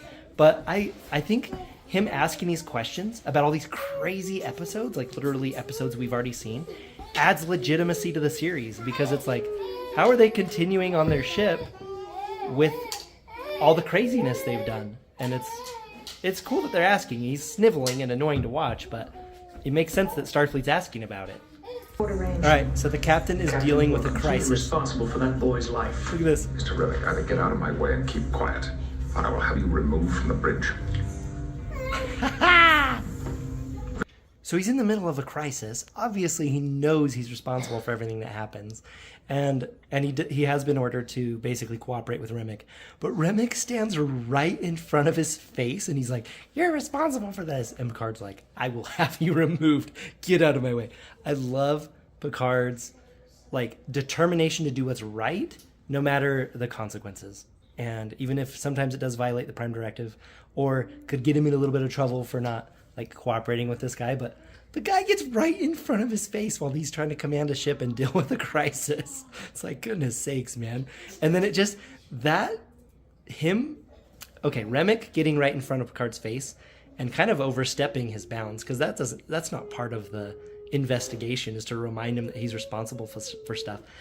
But him getting in front of Picard's face makes the scene later when Remick tells Picard that he wants to be stationed on the Enterprise even more pathetic, because you're like, dude, everyone on the ship hates you. There's no way. But Remick recognized like the family atmosphere and the teamwork atmosphere of the Enterprise, and so he wanted that. But we'll get to Picard's face later when he says that. But it's scenes like this where you're like, yeah, you're not going to be on the Enterprise, man. You're awful. Your captain. Here comes a Data mic drop. Loyalty to Starfleet above all else. Loyalty is not the issue, Commander. There is nothing wrong with Captain Picard or the ship's logs. Therefore, there must be something wrong with your original assumption. Ooh. That is not acceptable, Mr. Data. Here he goes. Acceptable or not, sir. It is the truth. Just how did... There's some pretty incredible editing here. You can see Worf's face in the computer. But as this guy's just grilling everybody, you just see that he's getting more and more frustrated as he's not finding what he wants. But I just love that Data mic drop where he's like, doesn't matter if that's how you feel. He's like, there's nothing wrong with the captain, and your original assumption's wrong. So, yeah. Very much, do you? Is it required, sir? Okay, here's what I mean by clever editing. So it cuts back to him, and then he asks another question with another person there. Okay, here goes a mic drop. Beverly Crusher moment. She's so awesome. My personal feelings about Captain Picard are irrelevant to this investigation, and none of your business. Got him. And you confirm the accuracy of the log report. You violated the Prime Directive Oh, of the see? There's that deliberately same editing thing. interfered with their... Do you see what I mean, though, where it cuts to the response of him, and then he starts asking another question, and then someone else is there? So at first I was like, wait a second. Are these guys, like, jumping out of the seat really quick to let someone else in? And I decided they're definitely not, but it's just very clever, snappy editing, where they have the camera on the previous person getting interviewed, and then they say their little snappy thing, basically shutting him down, and then it cuts to him, and you get, like, his reaction, but then he goes right into the next person, and then the camera comes back over, and they're sitting there. So it's very clever and a fun thing that they haven't done yet in the show. Okay. Mr. Remick, check this out. talk to every member of the... If I keep looking, I'll find that you're guilty. Look at how sniffly he is. Quiet. Look at Picard's face. He's so done. The only thing I'm guilty of is allowing this charade to go on so long. Ha-ha! Got him again. One, I love to hear Patrick Stewart say charade. And two, I love to see him boldly standing up to this guy who's been so snivelly and interviewing everybody. But it's cool to watch him finally be done. He's like, you've talked to everyone. This is over. But he said charade, and that just makes me so happy. Okay. Captain Picard. Here it is. So he just got done telling him that he didn't find anything wrong. My tour in the office will be up in 6 months. When I'm finished, this is where I'd like to serve. Okay, look at Picard's face. He's like, yeah, right. It's like, that will never happen.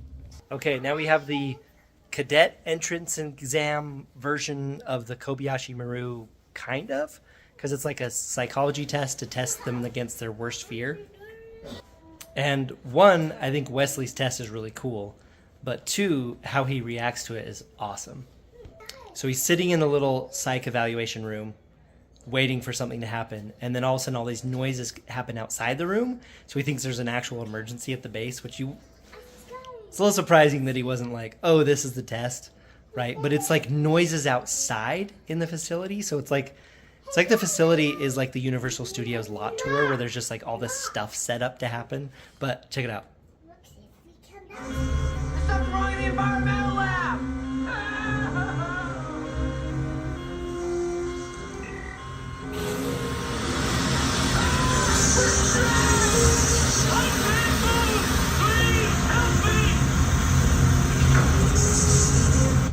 Anyway, so goes in and just finds like an impossible, scary decision. He sees two different people that need his help, and he has to make the choice for one of them.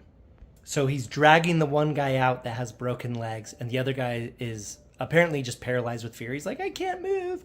So Wesley is trying to encourage the guy to get over there while he is physically dragging this other guy out.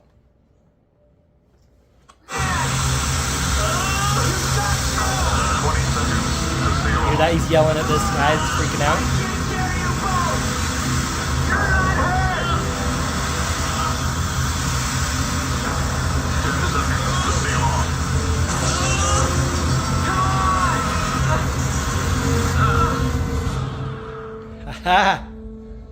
Okay, so Wesley finds out that was the actual test, and when he's walking through that little pipe thing and the stuff is like blasting into him, it's like, is that like hurting his ear? That's so much like air pressure. But listen to what the commandant guy or whatever he is says here. That was the test. Yes. A man could have died. Theoretically, yes. You had to make a choice, and you did. There's no right or wrong about it. Your greatest fear has been that you couldn't make that decision. Because of my father? Because someone made that choice. And my father died. Okay. So the whole point is, so they discovered from his psych eval that was his greatest fear, is he couldn't make a choice when there really wasn't a right or wrong, but that someone could die from it. And incidentally, Captain Picard sent his dad to his death on the Stargazer a long time ago. And so his greatest fear was that he wouldn't be able to make the actual decision. Okay, so for this next little bit, I had to get where the little kids couldn't hear. But part of the test was to make the decision, right? And so when you're in a leadership position, oftentimes the decision doesn't matter and no one is really going to die from it, but you have to make a decision. So for example, when I used to do wildland firefighting, and you wouldn't think this is an issue. You would not think this is an issue. But when you are leading like 20 guys up a mountain to a fire, or hiking from one place to another, there's no trails. You're just like hiking through the mountain. And so when you're the person leading, you have to make it a choice. Go on this side of the tree, go on this side of the tree, go up this hill, go zigzag, like however you're going to get there, you have to make a choice.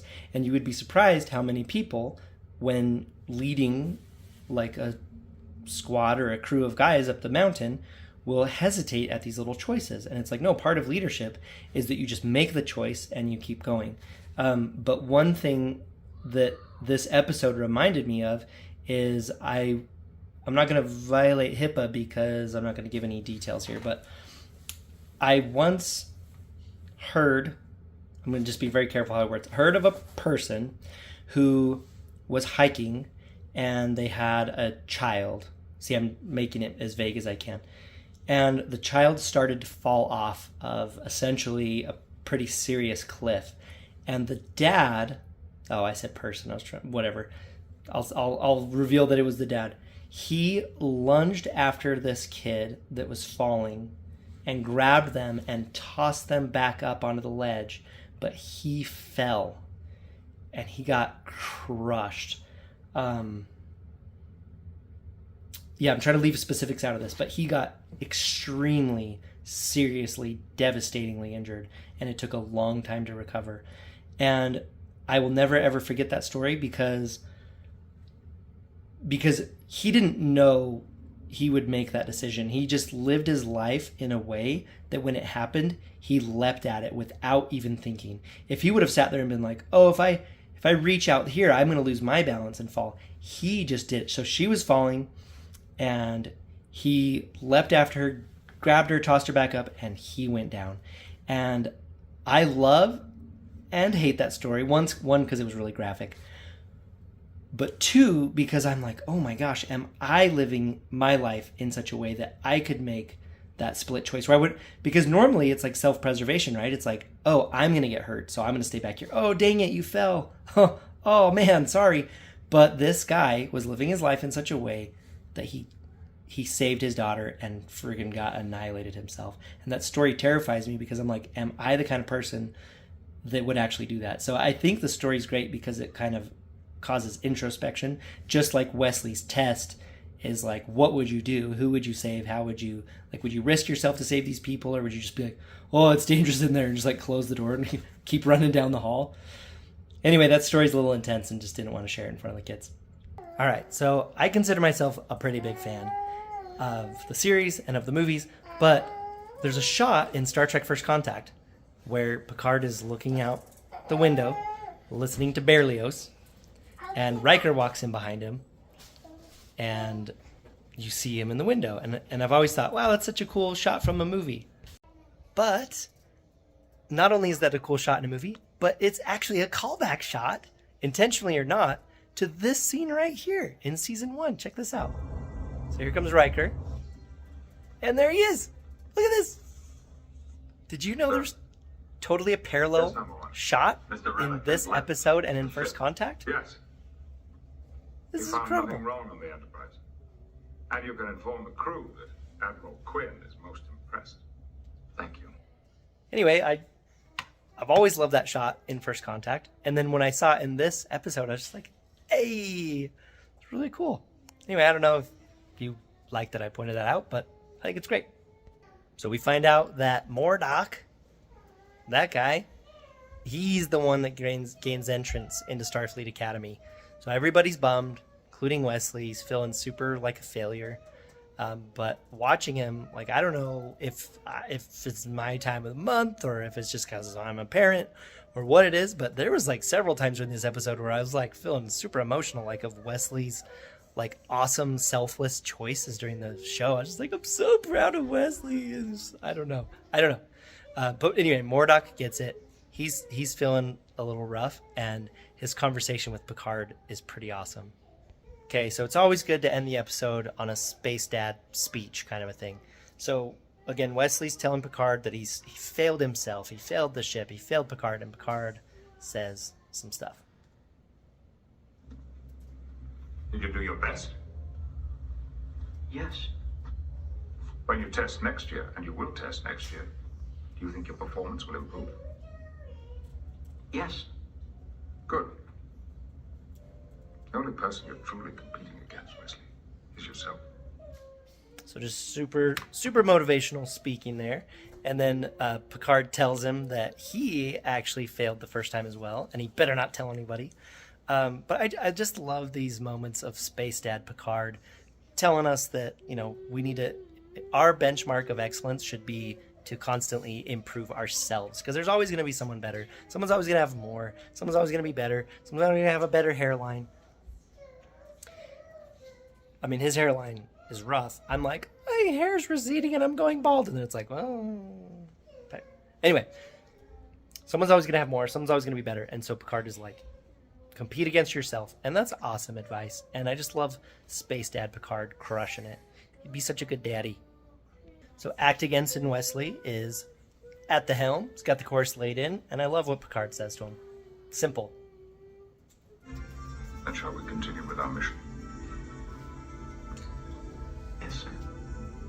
Ah, so nice. Okay, one last thing about this episode. So the Admiral was investigating stuff, and he wanted to make sure that he could be sure of Picard because he feels like there's some kind of conspiracy or something going on inside the heart of the Federation. And I'm pretty sure, I mean, I know that's going to come up more in the following episodes, that we're going to get into what's actually happening in the Federation. And if I can get to this episode, one of the most graphic things in all of real Star Trek happens. It is crazy. But yeah, this has been day 21 of 30 of my 30 days of Star Trek reviews. So thank you for watching this with me. Let me know what you think of this episode. I think this episode is fantastic. So yeah, let me know what you think. We'll see you on the next one. Wesley, where'd you go? What? Make sure you subscribe. Can you subscribe for me, Wesley? What is that? Have another spaceship for me, and Yeah, you could use one of our shuttlecrafts. where are they? In the shuttle bay, of course. I know where one is, down there. Yeah, are you guys friends from school? I could just go to school. Yeah? Did you take a test at the scary school? Yep. What happened? When me and Nordock were little, we was trying to do everything we wanted. Yeah? But all the aliens were there. Real aliens. Oh. And what did they do to you? Kill people. Oh my goodness. Well, be safe out there, you two kids. Good job. We are not kids anymore. Okay, well... We are grown-ups. Oh, grown-ups. Wow. Okay, well, Mordock and Wesley, I've got to go be a captain. I will see you later. We are going to our ships. All right, bye-bye. Bye. Star Trek The Next Generation on Blu-ray. Handful of Klingons. Episode Heart of Glory. This is day 22 of 30 of my 30 days of Star Trek reviews, and you might see that it's taken longer than 30 days, so thanks for sticking with me. These honestly terrified me to make these videos, but I love talking about it, so thanks if you've joined me thus far. Here goes Heart of Glory 22 of 30. So this show looks really good in HD, but when you get your head right next to the TV, you can see some of the flaws, which if you put your face right next to the TV with 4K, you can't see as many. So Riker's assembling an away team to go over and check on this abandoned, damaged ship, and it actually just occurred to me. So he grabs Data, and that makes sense, but then he grabs Geordi. So it's like you grab the scanning guy and the navigator guy right off their posts. It's like, is there not any away team people that are just dedicated? I don't know. Anyway, I like that the main characters go. It's just sometimes when you think about it, you're like, wait, you're just grabbing your best navigator guy out of his post to go walk around? I don't know. Seems a little odd. But this line, it's a cool line that Picard says to Riker here, and then the Riker line that he says back is just so very cavalierly Riker. Listen. Everything about this seems wrong. Agreed. Smells like a trap. Let's go. Awesome, Riker. So they just beamed aboard the messed up ship, and Geordi starts using his little visor communicator thing to send images back to the Enterprise, which is pretty cool. It's the first time they did that. But one thing that stood out to me is the ridiculous amount of dryer vents that are all over the place. There's got to be some business in Southern California, like some HVAC business that's just like, man, Hollywood's doing all these bulk orders, because sci-fi movies of the 90s they probably ended up being like half of all dryer vents sold in the country or something. There's a lot of dryer vents per capita. Watch this. So then Picard and Geordi get in this long discussion about his visor while the away team is on a ship that's literally about to explode. And Picard's like, tell me more, explain the science of this thing. How do you see things? And it's just like, this thing's gonna blow up, come on. And so Riker does finally interrupt them, and he's like, hey, let's go. But when it shows Data, they make a big deal about him having like an aura around him or something to Geordi, and Geordi's like, you guys don't see that? But when it shows Data, it's not Brent Spiner. It's the person with the wig. It doesn't even look close to Data, so I don't know if Exactly. They couldn't get Brent Something I've Spiner for learned. that day. Does that make it more But clear? look at this. Look over at Data. Look at that. That is not Brent Spiner. Look at his weird hair. It's like not even close. Anyway, I don't know why they, again, like, could they not get Brent Spiner? Or is Brent Spiner like, if I don't have to do lines and you're going to distort it, I'm not going to do it. But it's weird. It's totally not him. More space dryer vents. Boop. The set of this ship actually reminds me of the set of the TV show Red Dwarf. The space show. I feel like it kind of looks like this. Oh, watch out for the dryer vents.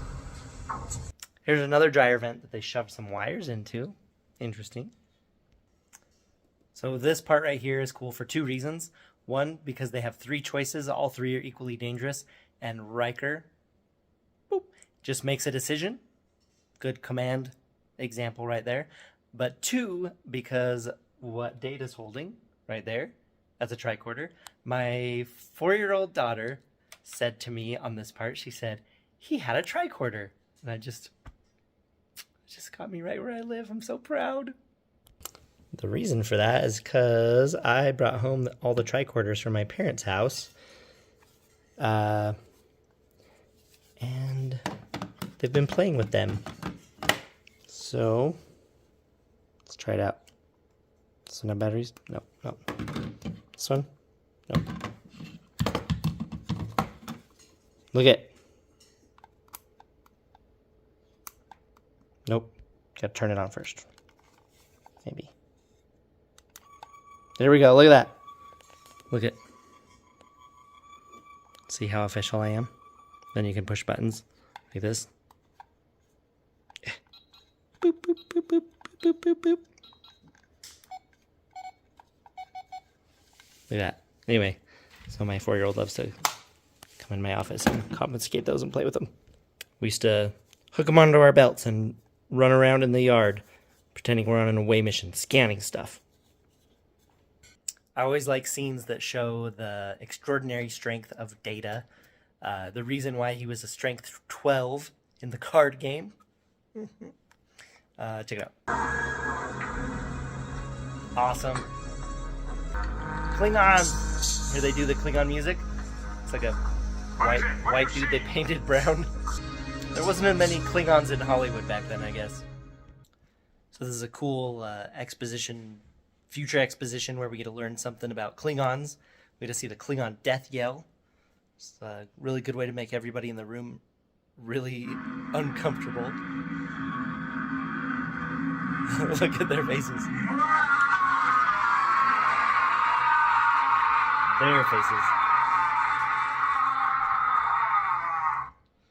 Very uncomfortable.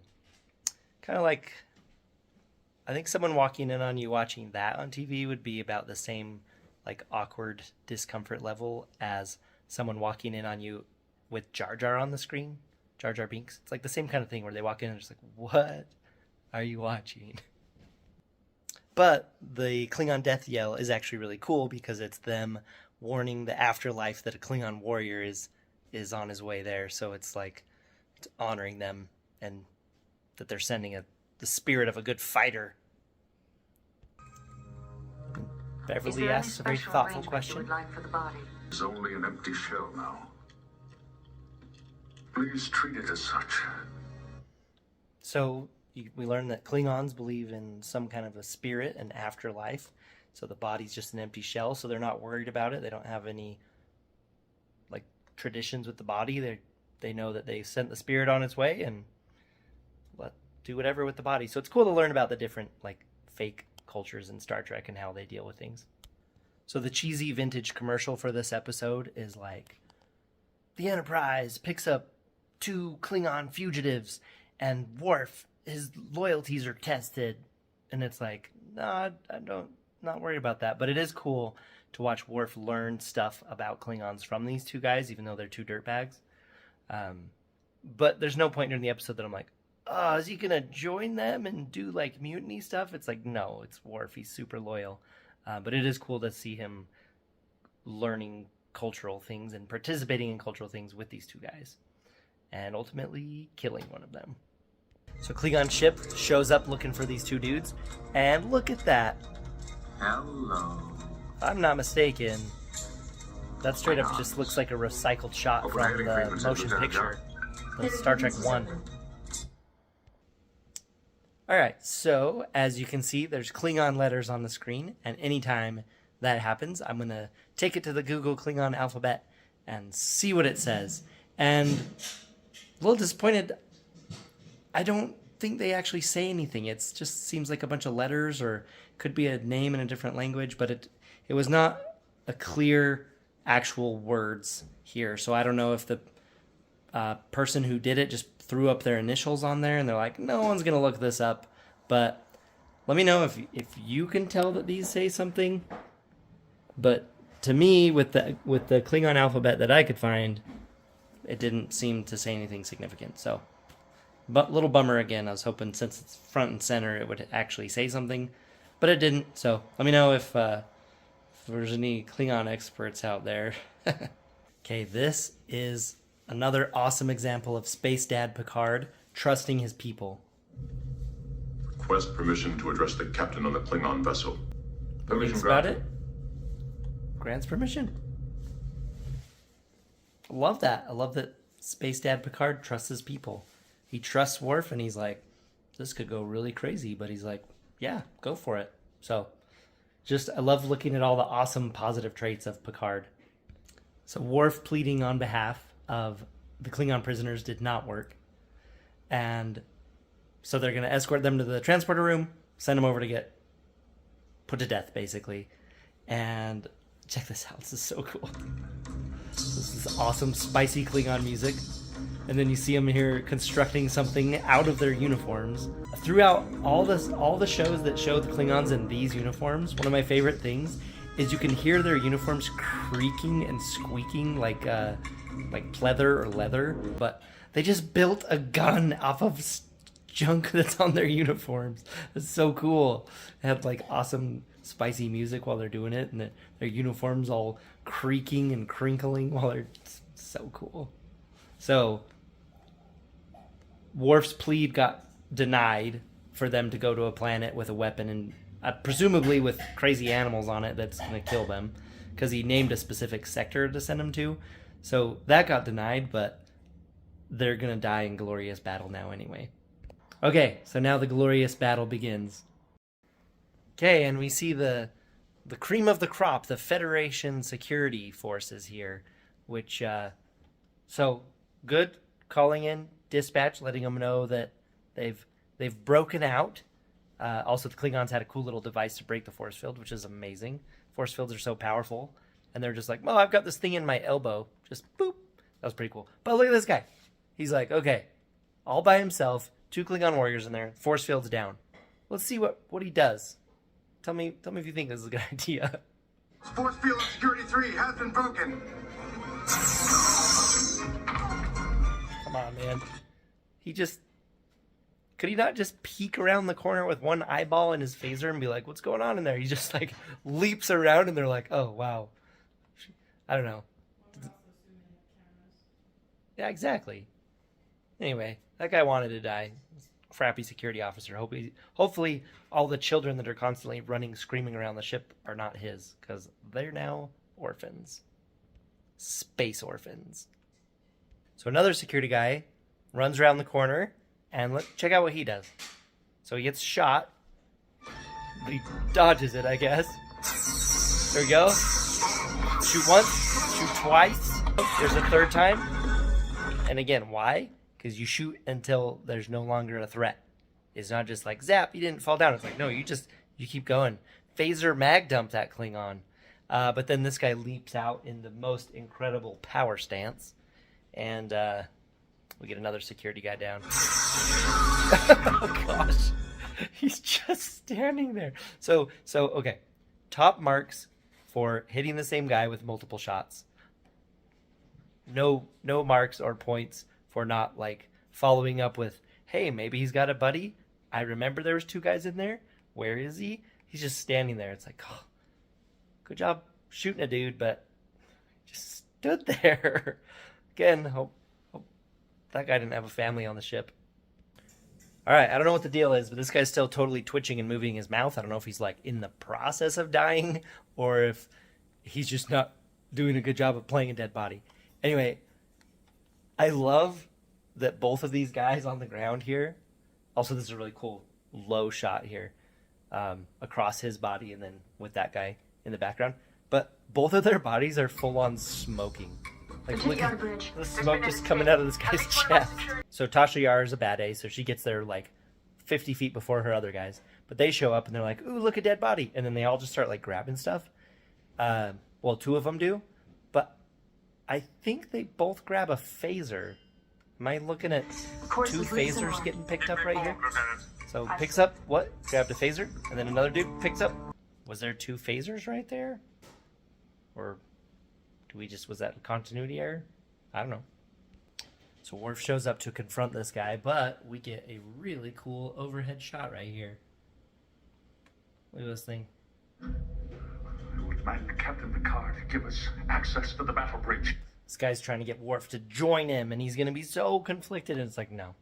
But we're going to learn the definition of a quick draw, which that other security guy, he had a hard time getting the phaser out of his holster, and then he just like dove in front. Sorry, I'm totally still stuck on that. That just like the gold shirts of Next Generation are the red shirts of the 24th century, because those red shirt guys, I swear, they land on the planet in the original Star Trek, and they're just like, Kirk's like, calm down, don't do anything crazy.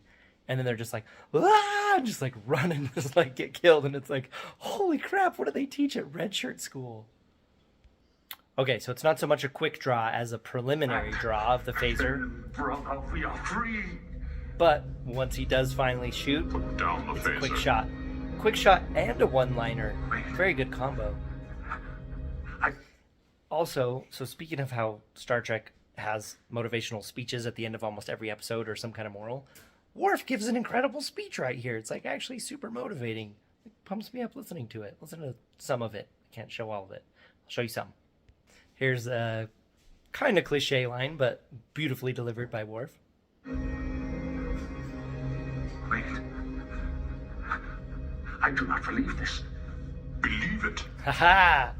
I have tasted your heart. So again, the guy's with some crazy poetic, cheesy dialogue trying to convince Worf to join him, and then here's a little bit of a highlight of what Worf says back. You look for battles in the wrong place. The true test of a warrior is not without, it is within. Yes. Here is where we meet the challenge. It is the weaknesses in here a warrior must overcome. That reminds me of Bruce Lee. Okay, here you go. Here's a quick draw, or a quick shooting plus one-liner. This is a great combo. You are no Klingon. Perhaps not. Aha! Got him! So, rightfully so, but my wife cannot get past the fact that their floor broke from this dude just falling on it. Sure, Klingons might be more dense, they might be heavier, but let's just say, and I don't know this, and I feel bad for not knowing this, let's just say Klingons, this dude weighs 400 pounds, because he's got thick Klingon bones or something, right? He falls and smashes the floor, and then crushes this other thing below. I guess my scientist wife is rightly annoyed and incredulous at this clear safety violation in the construction of the Enterprise. Come on, Utopia, Planitia, shipyards on Mars, build better ships. Okay, so one really good reason to have the floor break and have the dude fall through it and then hit some more glass and have that glass break too is because it's cool. And I think cool overrides science. Huh? Yeah, cool overrides science here. Forever death breath on that guy. Yes! Go Klingon Worf. See, he's not awkward this time. He's got it this time. So imagine setting up a prisoner transfer, and they're like, yeah, we'll send your guys right over. And then they call back, and it's like, hey, where's my guys? And they're like, oh, they died. It's like, send over my prisoners. Oh, sorry. They didn't make it to the transporter room. Anyway, I do like this conversation between the Klingon captain and Worf right here. How did they die? They died well. So not that one should hope for a prison break and some Federation people dying, but it is cool that the Klingons could kind of go out in the style that they choose. It just sucks that the Federation guys... I think those Federation guys died because of their own tactical ineptitudes. If you disagree with that, let me know, but I think that was preventable. I really do. Anyway, I think it's cool that Worf's like, they died well, and that he actually killed one of them. He'd be like, oh yeah, I killed the last one. And it went well. And speaking of Worf just killing a dude, just gets back about his business, going back to work. He's like, I just shot a guy. Just going back to work. Okay, this has been day 22 of 30 of my 30 days of Star Trek reviews. Season 1 on Blu-ray is looking and sounding real good, even if there's some clunker episodes. This is a good one. I thoroughly enjoy this one. Even if Yellow Golden Shirt Academy has some improvements to not get their people killed so quick. So thank you very much for watching, and I'll see you on the next one. Remember to subscribe.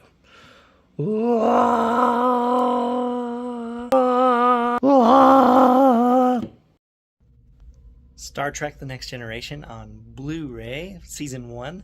This is day 23 of 30 of my 30 days of Star Trek reviews. So we're doing the episode called The Arsenal of Freedom, or as the cool kid calls it, The Arsenal of F. So one of the themes throughout Star Trek The Next Generation with Riker, is that he has repeatedly been offered his own command, as in being a captain. So instead of having 3 dots, having 4 dots, and having his own ship. So kind of like Picard has the Enterprise. So here's, I think, the first time in this series thus far that we get his, a little bit of backstory on him rejecting a ship called the USS Drake. Commander, weren't you offered the Drake? So Worf asks if he was offered the Drake, and here's Riker's answer. Yes. You gave up your own command to take this assignment? Look at Riker's At the face. time, I It's a thought little it would be weird more right here. advantageous to do a tour on the Enterprise.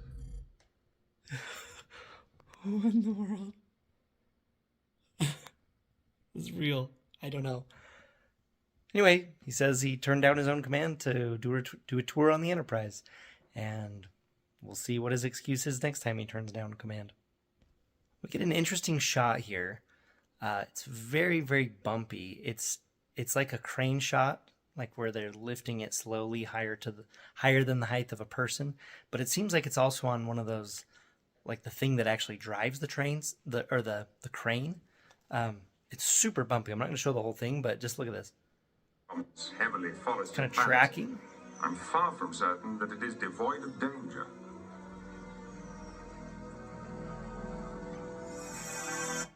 Anyway, that shot is just like, is so jiggly. I don't know if you could see it with my hand, but it's just so bumpy. It's like, man, oil your crane or something. What in the world? Also, the rest of this episode is just straight up in like some warehouse or actually a studio, right? But one thing that's interesting about the foliage is these things look like pine trees that they've just like attached birds of paradise flowers on there. Okay. Tasha Yar, Chief of Security. Here's actually, for a second when she said this thing, I was like, oh man, it's like a horror movie. And then I thought about it, and I was like, no, she's Chief of Security. She's actually making an extremely wise, tactical decision. But just watching her be impressed and shoving off all this fake foliage and being like, oh wow, it's a laser that's not damaged. She's so awesome in this show. And counting this episode, she only has 3 episodes left of like her initial actual run. There's some flashbacks and some alternate realities and her playing another character. However, just normal Tasha Yar in the series, this and 2 more episodes, and she's gone. And it's actually really sad because she's really awesome. She made a big impact on the show in not very many episodes. Okay, now she's going to say something else, but she's going to talk about what they should do after they find this big laser thing. And I think it makes a lot of sense. We've never seen anything like this. It's undamaged. Maybe a demonstration model for some potential buyer. Maybe. Let's spread out a little. Okay. So normally in horror movies where it's like let's spread out. You're like, no, you idiot, stay together. In this case, they just found a huge piece of weaponry, and she's like, let's not have the risk of all of us getting killed at once. So they actually do spread out, which is an extremely tactically sound thing to do. If you've ever played the original Command and Conquer, if you have a whole bunch of your, actually any units, I was going to say infantry, but a whole bunch of your units selected, if you push the X button, I think, they all spread out. And again, that's to avoid mass casualties. So Tasha Yar, so good at her job. Oh, time is so limited. So they beam down to the planet, and this, I can't show the whole scene, but this scene is so awesome. It's so perfectly filmed, acted, the music and everything. And the tension just rises and rises and gets creepier and creepier as Riker runs into an old friend. I'm picking up no life signs here. I know. Riker, you didn't answer me. Who sent you here to look? Your mother. She's working. Tell me about your ship, Riker. It's the Enterprise, isn't it? Such creepy music. No, the name of my ship is the Lollipop. I have no knowledge of that ship. It's just been commissioned. It's a good ship. Refresh me, would you, Riker? What's its size, its complement? Who is here with you? What's the armament on the Lollipop? What's the armament on the Lollipop? That's probably quote of the day here. Anyway, the scene just gets creepier and creepier, and the music escalates, and he's asking him all kinds of questions, and then he goes a full-on Kirk and just starts like confusing him. If you remember, Kirk, I don't know how many like mastermind computers he destroyed just by like Kirk talking to them.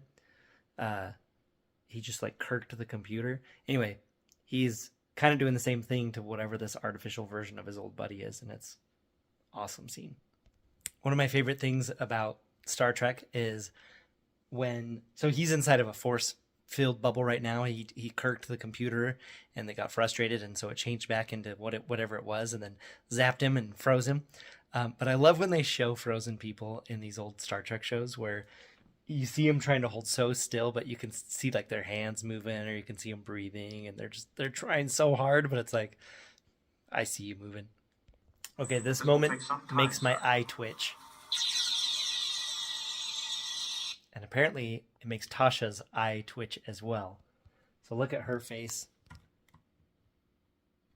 So Picard's telling Data to get Riker out of this thing.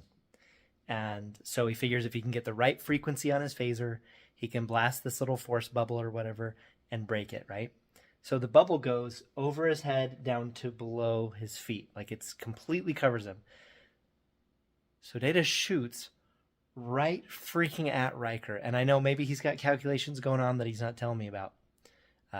Sometimes Data just does things without telling me, and I just got to trust him. But could he not blast like right there on the edge or down here where it wouldn't, there's no possibility of it hitting him? He's shooting it right at him. It's just like, Data, your firearm safety is lacking, bud. But look at Tasha. Look at her face. I don't think she approves of where he's shooting either. So these guys down on the planet are having quite the adventure. Meanwhile, Geordi is in command of the Enterprise. And there's something I wanted to show you here. So they're shooting at the product, I guess they're calling it. And you got Tasha's face, Data's face, and look at Riker's phaser shooting face today. It's like phaser shooting blue steel face. I love it. So here we get another scene with Picard and Beverly where they've gotten injured. And of course my Beverly Picard shipping senses are going off the charts because I always want more scenes with them. I think they have amazing chemistry. But it's really hard to see Beverly injured. Like actually pretty seriously injured because she's always caring for others.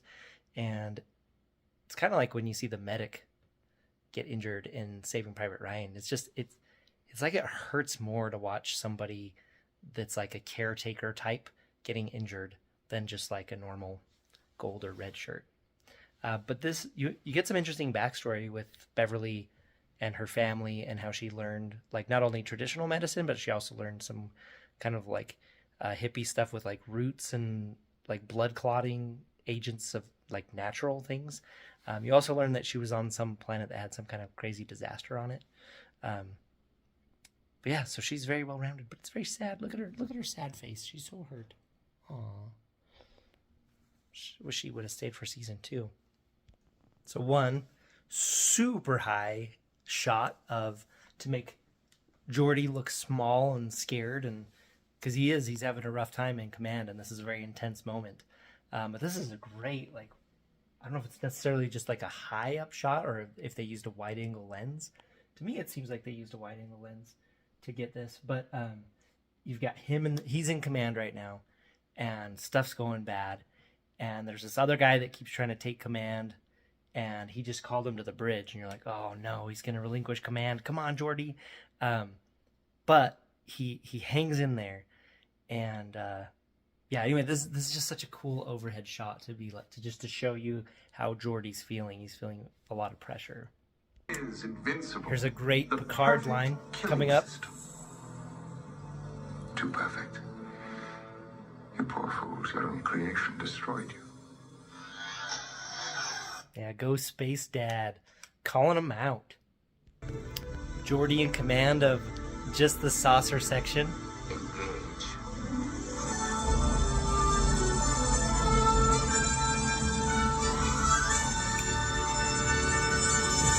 Anyway, this was a really good Geordi episode.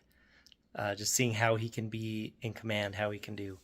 And I really like how he says engage, and Picard wants him to get the ship back together, and then he can relinquish or give command back to him. So anyway, it's a good episode. There's some weird things about it, though. There's a lot of shots that linger on people's faces without them really doing much. So I get the idea they're trying to convey like thinking, but I don't know if I like the director of this one, or maybe the directing of this one. So there's a lot of really weird shots. Anyway, this has been day 23 of 30 of my 30 days of Star Trek reviews. So thanks for sticking with me, and we'll see you on the next one. Star Trek The Next Generation on Blu-ray, Season 1. This is day 24 of 30 of my 30 days of Star Trek reviews. This episode is called Symbiosis, or The Drug One.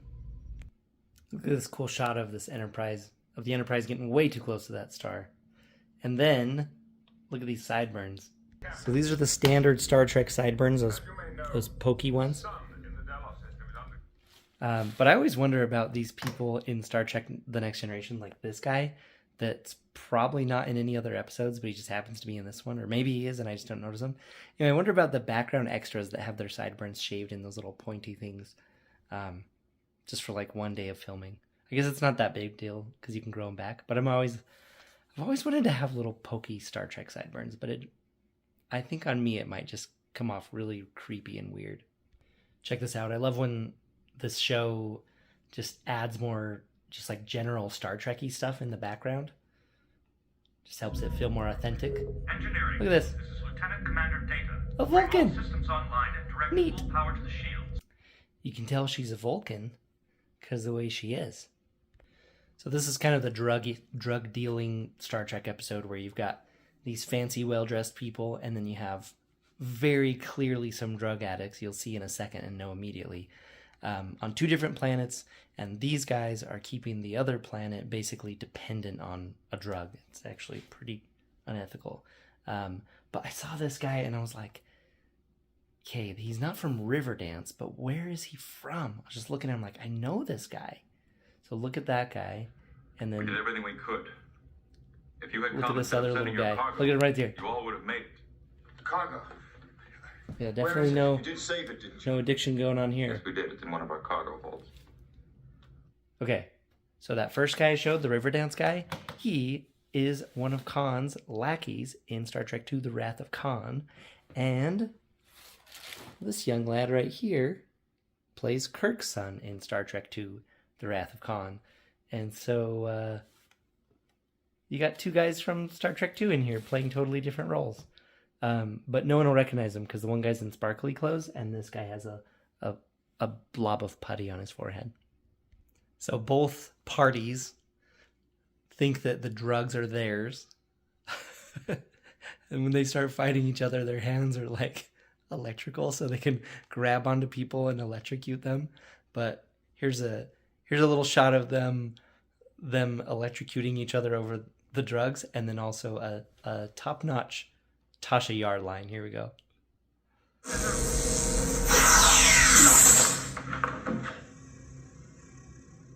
Behave yourselves, gentlemen. Oh man, only one more episode to go for her. It's too sad. She's awesome. All right, now I love me some rolling shots down the hallways with people talking. Honestly, I do. They look great. But this particular one, and you probably aren't going to be able to hear it, but I swear you can hear the like little camera cart just like rattling and grating, and let's see if you can hear it here. I've never seen humanoids with that power. Guys are cruising down the hallway. I wonder how it evolved. I wonder if Listen the to that. magnetic field of their sun might have something to do with it. Could be. You see it's like jiggling up above. Or if they need to recharge. It's an interesting ability. The question is, how do I... Anyway, I can't just keep playing it, but you can just hear it's like... It's like, for whatever reason, there's lots of other shots like this in the series, but in this one in particular, it picked up a lot of the, I guess, just like the little tiny wheels of the camera pushing cart. I was pretty surprised at that. So here we find the shocking truth about the life-saving medicine from Beverly with a dramatic crescendo following. Dejan and Romus are feeling fine. In fact, too fine. Felician's a narcotic. Then Jean and Romus and everyone on their world He's a drug addict.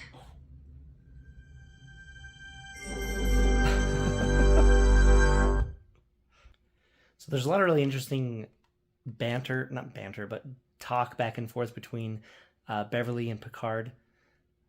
Oh, that sounds good together. Beverly, Picard. Anyway, a lot of talk back and forth about the Prime Directive in this episode. And Picard is leaning really strong one way and she's kind of the other way. So they're actually really butting heads over the Prime Directive. And the end of the episode is very interesting because it's kind of a compromise between the two. But she's getting pretty upset, and I like watching her voice her opinion. I can synthesize a non-addictive substitute which will ease their withdrawal symptoms. No. So Picard's holding his ground pretty firmly. You can't let them have the Felicium. Frustrating her. Why? Because it offends against our sensibilities? It is not our mission to impose Federation or Earth values on any others in the galaxy. Here's Picard being self-righteous about being self-righteous. Well, in this case, Captain, I disagree. 100%. Captain, I'm receiving... So, like, they're arguing about this, but it seems like he's still trying to figure out exactly what he wants to do, but he knows for sure he's holding firm to not interfering with their society. And then she's trying to go the opposite way of really interfering, but to alleviate suffering, because that's what Beverly does. Okay, possibly the best part of the whole episode. It's the full-on dare moment from 90s elementary schools teaching against drugs. But they go full-on like a lesson to Wesley about drug addiction. And it's actually really great and sound knowledge. I don't think I can show the whole thing, even though I want to, but we'll show a little bit of it. What I can't understand is why anyone would voluntarily become dependent on a chemical. Voluntary addiction to drugs is a recurrent theme in many cultures. Wesley, no one wants to become dependent. That happens There you later. go. Tasha Yar coming in with her rough background, helping people On my out. home planet, there was so much poverty and violence that for some, the only escape is through drugs. How can a chemical substance provide an escape? He's asking all the doesn't. perfect questions. But it makes you think it does. She's answering it. You have to understand. Just like the school teacher. Drugs can make you feel good. Anyway, this is an awesome conversation, and I think he's asking the perfect level of questions for a younger person, and then Tasha Yar and Data are answering them at the perfect level. So this is just like elementary, junior high level of don't do drugs, and it's awesome. Like some of the didacticism some of the didactic parts in Star Trek can be kind of on the nose and frustrating, but honestly, this one's good because drugs are kind of done away with at this point, and so Wesley is genuinely like in story, in universe wondering, and then the show is like, okay, let's be preachy to our audience, but in a very natural way, explaining it to someone who really wouldn't know. So it's a funny little anti-drug moment, but it actually totally makes sense in the episode, in universe. So anyway, don't do drugs. All right, a little bit more on that same thought. So earlier in the episode, The Naked Now, there was a similar lesson about alcohol and how it lowers your inhibitions and how that can be a problem. So good job, Star Trek. Okay, I guess the producers were like, you know what, Jonathan Frakes? That's Riker. You did so good in the last episode of acting frozen inside of that alien force field. We want you to do that again in this episode. Look at him. He's all locked up. Dies. Anyway, these people are getting desperate for the drugs. Drugs make you do bad stuff. But just watching Riker be frozen like that again, it's like, man, he was just doing that in the last episode. So good job, I guess. Wonder how many more times he's going to do that. All right, here's our eternal sunshine of the spotless mind moment. So he's falling out of being electrocuted or whatever.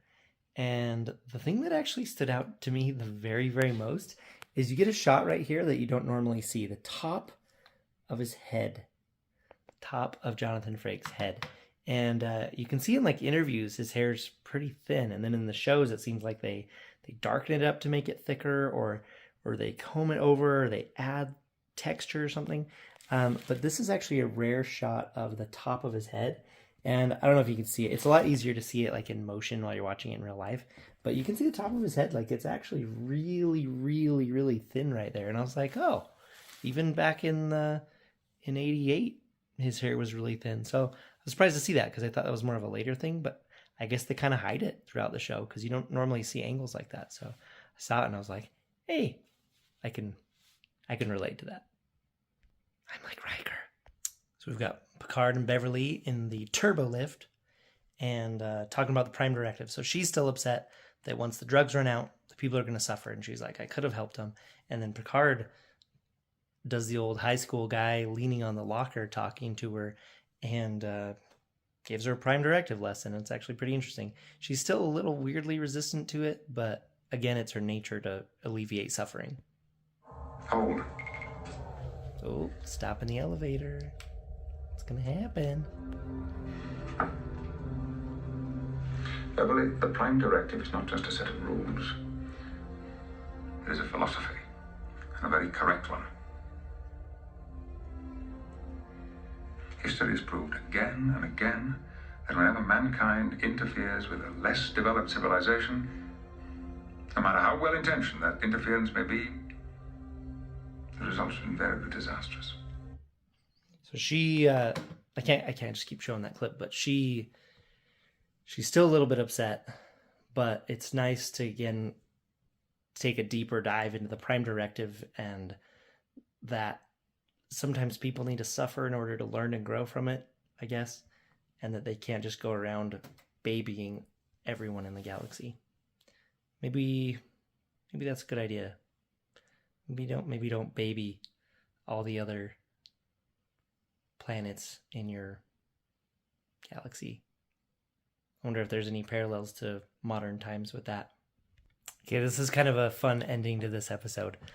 One, I think Beverly's looking at the camera right as the doors open. But look what Picard says. I don't think he does this very often. Still aboard to take us out of orbit. Destination, sir. I don't care. Let's just get some distance between us and this system. Aye, sir. And everyone looks around at each other like, 970, oh, Mark 318, speed, warp. Anyway, so this is a good moral lesson episode. Not a great episode, but it felt very Star Trek-y. And second to last Tasha Yar episode.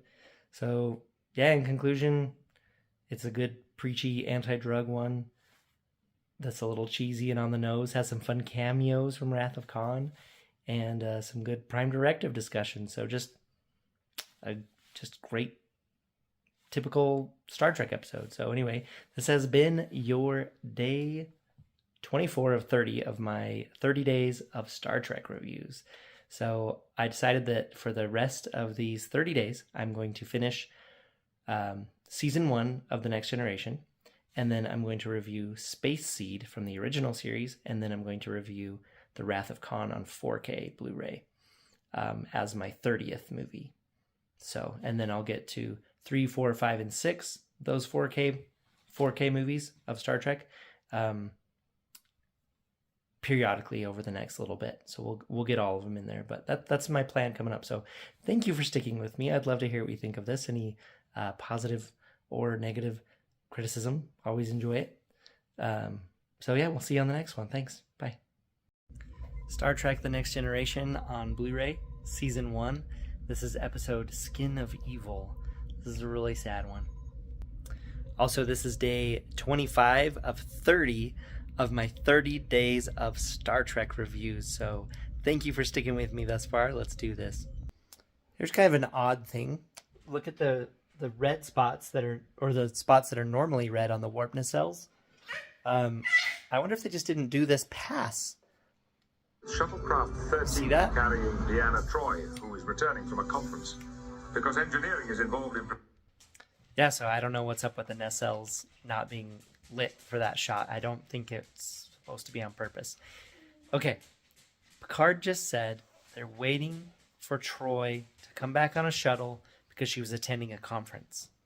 I just realized that if they would have attended the conference over Zoom, that this whole episode would not have happened.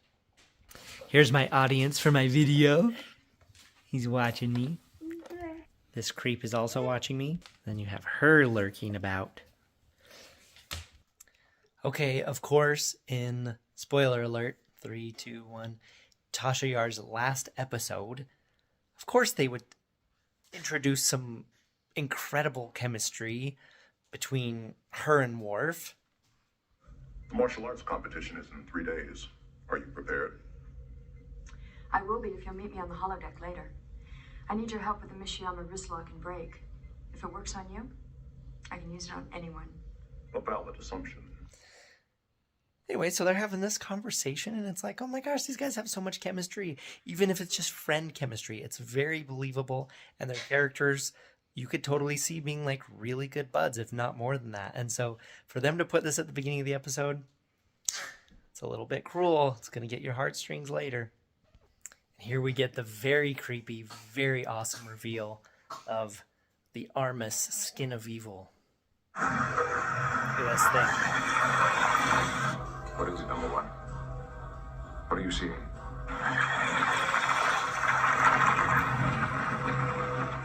Trouble.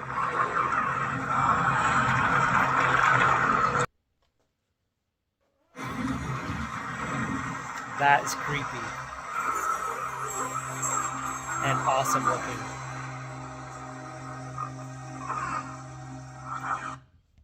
So now you have Riker trying to reason with this thing and get some Federation beliefs. It's very important to us. Why? We believe everything in the universe has a right to exist. An interesting notion which I do not share. You may leave now, if you wish. All right, here we have Tasha Yar just doing her duty, trying to get to the people in the shuttle to help them. We have people who need acting attention. with no violence whatsoever. We won't hurt you, but we must help them.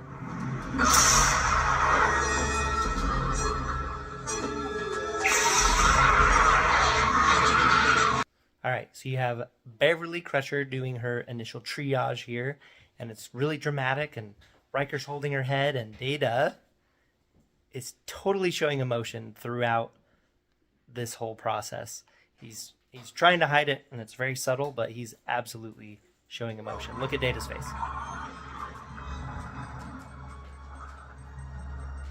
What's Lieutenant Yar's condition? Dr. Crusher, report. She's dead. Data is super worried. I mean, everyone is not happy, but it's always interesting to see Data showing emotion because he doesn't have emotions. So you got Worf reacting to what just happened to Tasha on the bridge right here.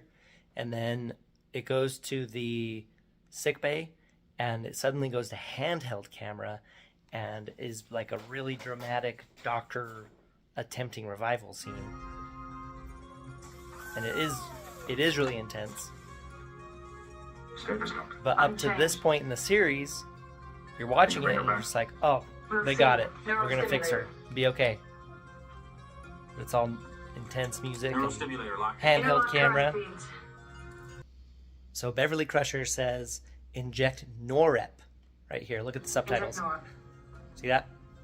And I was like, what is that? So it turns out it's a fictional, of course, it's Star Trek, but it's a fictional injection. So it's norepinephrine. So the EP at the end is for epinephrine, so it's norepinephrine, short for Norep. Anyways, something you're using to try and wake someone up and stimulate them to come back to life. But that's what the chemical is. I looked it up.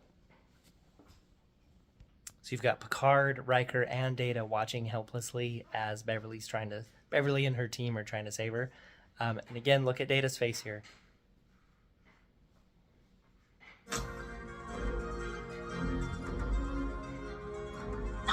Doesn't look like an emotionless android to me. All right, I don't want to kill the very serious mood here, but what is this blob of makeup with these round edges? It looks like the Nickelodeon logo. Like, seriously, what is this? Is that supposed to be where she got struck or some bruise or something? I mean, come on. It's dark, deep red, so it looks like a scary blood thing, but when you look close, it's got these weird, silly, rounded edges. I don't know what's with that makeup. I know it was an alien that got her, so it could be the alien's little print left behind, but I kind of kills it a little. It kind of hurts the moment a little bit, this cheesy makeup here. Okay, and here's Beverly saying something that no one wants to hear. She's gone.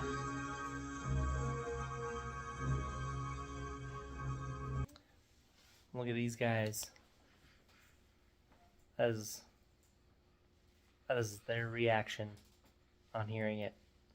It was a sad bunch. And that was basically my reaction when I was watching on the couch. Maybe a little more dramatic. I was holding it back pretty hard. Look at Data. That forehead. I don't know if this guy needs an emotion chip. Except for one person in the comments said that maybe the emotion chip enhances the emotions that are already there. Can't remember who it was. But someone said that. And I think it's right. All right. And as is unavoidable with me, here is a Star Trek customizable card game card of Arma, Skin of Evil, malevolent being formed when the inhabitants of Vagra 2 rid themselves of all the evil they have inside. Kills one away team member, random selection, discard dilemma. That is brutal. Doesn't really seem like you can stop it. It's just going to kill somebody. Anyway, it's cool how that, like the theme of the TV show actually comes to pass in the mechanics of the game. So that's a cool card. So we have Troy back in the crashed shuttle because she wouldn't attend the conference on a Zoom meeting.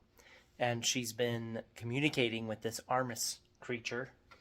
And he asks her if he's surprised that she knows that Tasha just died. Ugh, I hate saying that sentence. But listen to what she says. I felt her die. You want to know why I killed her? Your answer would be meaningless. That act had no reason. Exactly. It had no meaning. I did it because I wanted to. All right. So there's a lot of people that are pretty upset with her death having no meaning. And I get that it had no reason for this guy. But as far as no meaning goes, I don't think that's actually true as far as the episode and the series goes. So first of all, that is a stupid way to die. We'll just get that out of there. But as far as the no meaning goes, there's no meaning right here with the Armis character. But the meaning for her dying for the series is that it absolutely solidified that this crew is a family and that each one of them is important and that each one of them has something to offer to the others. And we'll see that in the funeral scene at the end. So there's that meaning for the series. And then also for the audience, it's actually a hugely cathartic send-off to where someone, like the strongest character, can get killed, and it ups the stakes for everyone else going forward. Not that they're going to make a habit of killing characters, but it does have meaning for the audience and getting them to feel something very seriously with this brand new TV show. And then, again, just have them be a family and have higher stakes going forward. So this is actually pretty awesome. All the scenes with Troy in the shuttle are actually pretty awesome because she totally holds her own against this totally senseless evil being. Like, she's like psychoanalyzing it and getting it to face its fears, basically. So she's doing an awesome job in this episode as well.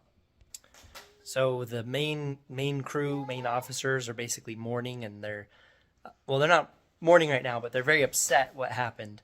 And Picard gains order by tapping his finger on the table, and then tells them to Lieutenant Jar's death is very painful for all of us. deal with it later, basically. As best we can for now. Until the shuttle crew is safely beamed aboard this ship. Our feelings will have to wait. Is that understood? And Worf's gonna get a kind of promotion or side grade, maybe. You're now acting chief of security. I will do my best, sir. So that is the role that we are used to seeing Worf in, is in the acting chief of security, or I guess chief of security. So they've got to get the people out of the shuttle, and they decide that they're going to go down there again. And it's just like, that's a hard decision, because maybe every time they're going to go there, Armus is going to just kill one of them. I don't know. Their reasoning, like, they really want to get their people, and they're like, we got to go back down there. And it makes sense that Geordi thinks he can, like, see stuff with his visor. But it's just hard for them to just be like, yep, let's go back down. Like, same exact tactic. Hopefully one of us doesn't die. Anyway, so they're getting there. Riker's getting his away team ready. And he's like, Worf, let's go. Like, you're the chief of security. And Worf actually makes what I interpret as a super mature decision, because I think he would want to go fight that thing. I will remain on the ship. Everyone's like, The object here is not to engage the creature in battle. The goal is the safe return of Counselor Troy and Lieutenant Prieto. I can best accomplish this at the tactical station. Nice. So very mature of Worf, because I think he's pissed that Tasha got killed by this thing, and he would want to go fight it with his bare hands until he died, and would probably be very happy doing so. So very mature of him to stay behind on the ship like this. Okay, just a few more cool, quick points before we get to the funeral, because there's some really good stuff there I want to talk to you about. But look at this. Look at Riker's face sticking up out of the black goo. That's so cool. This episode in particular has some kind of strange orbit shots. Like this one right here. It's moving that way. Like the nacelle that's closer to you would be moving towards you. And so it kind of comes off like the ship is keeping its front facing the planet, and like the back of the ship is, don't touch the TVU. It's like the back of the ship is like fishtailing around the planet. Like it's such a weird orbit. I don't really see this in other episodes. And there's a few other shots where they show like the Enterprise moving around the planet, and it just has this like weird like sliding around instead of like a purposeful flying straight around. I don't know. I probably dedicated too much time to the weird orbit. So speaking of Troy doing a really good job holding her own, and also speaking of crew members making very mature choices, you have Troy here offering herself to Armus to release Imzadi or Riker. But Armus detects that he's special to her, but she says that she would give herself up for any crew member, and that is pretty cool and pretty noble. So we have Armis toying with the crew again, or the away team again. And he's threatening to kill one of them, and he's having Data point his phaser at them. And it's really awesome, him pointing his phaser. It looks very convincing that he's being controlled by someone else. But he makes Beverly choose who's going to die, and she says, then I choose me. And so all these crew members keep showing these super ultra noble traits. But one thing that is cool that Data ends up saying is he tells the creature that it should be destroyed. And for a Federation person to actually say that is pretty big stretch, because they always try to, you know, like Riker said earlier, everything in the universe deserves to exist. And I do think it's really cool when they decide that it's time to just kill something.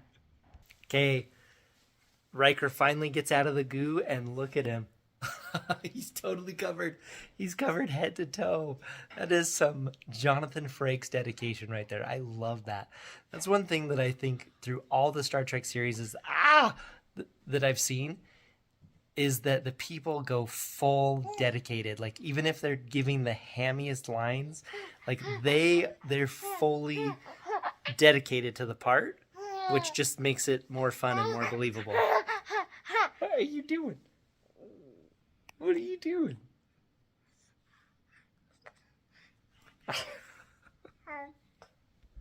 So this is Tasha Yar's funeral now that everybody's been rescued safely. And it's a total tearjerker, you know, for weak emotional people.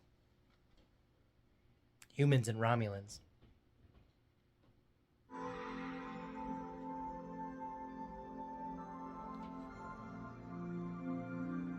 And me. Hello, my friends. You are here now watching this image of me because I've died. It probably happened while I was on duty, and quickly, which is what I expected. Never forget I died doing exactly what I chose to do. What I want you to know is how much... Okay. So she goes on to talk about how much she loves her life and she loves her job, and she knew that she could possibly die like this. And she goes through everyone that's here.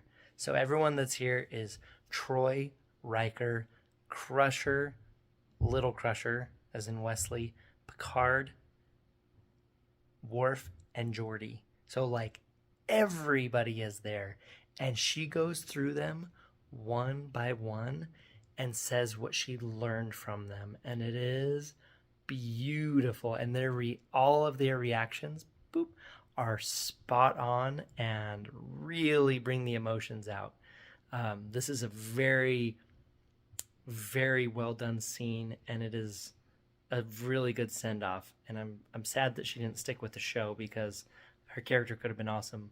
However, I wonder if her character has such a legacy because she had such a short and powerful run with such an incredibly cathartic ending.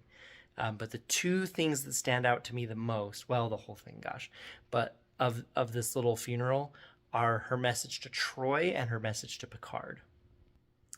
Okay, her message to Troy is beautiful and has great meaning here. However, the opposite of it is kind of what's wrong with modern heroines in modern movies. Girl heroes, if you don't know what that is. Deanna, you are capable of so much love. You taught me without ever having to say a word. Specifically right here. I realized I could be feminine. What? Without losing anything. Okay, that's a huge deal. So Tasha Yar, I think you could argue this. I think she's the toughest person on the ship. Like, maybe her and Worf would be neck and neck, but I think she's absolutely the toughest person on the ship. And what happens in modern movies is you have a modern female hero that is just super good at everything and has no personality and basically just acts like a dick. Literally and personality wise, they just are they're kind of just like a mean guy.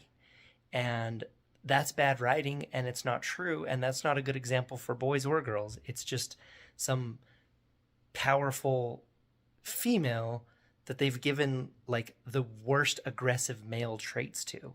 So the fact that Tasha Yar says to Troy that she could be feminine without losing anything, I think is beautiful and perfect, and it's good writing for Tasha's character, also for Troy's character, because Tasha, like I said, she's the toughest person on the ship, and yet she could be feminine and not lose anything.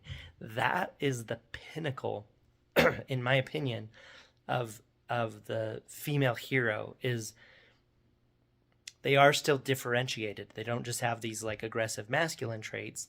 They're still themselves, and they can still be feminine,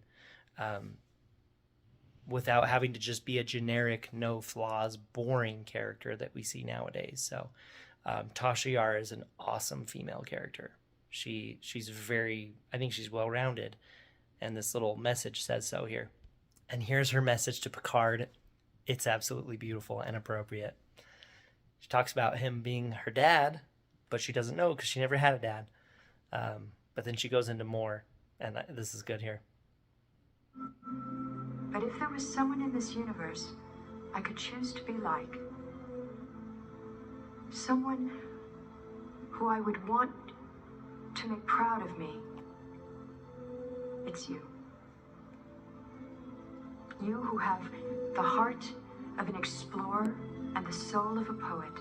Oh my goodness, it's so good. Every second of this episode is good. I seriously think I could do an audio commentary on this whole episode. This video is already half the length of the episode anyway. No, her message to Picard is awesome. She wants him to be proud of her. And, she says she doesn't know what it feels like to have a dad. She hit it on the nose right there. She wants him to be proud of her. And I think she knows what it feels like to have a dad, because she has Jean-Luc. So the last two to leave the funeral are Picard and Data. And Data is the very last one to leave. And he just told Picard that he doesn't understand because his thoughts are not on her, but on himself, because he's going to miss her so much. And Picard says, no, you got the point of it. Yeah, just incredibly emotional episode.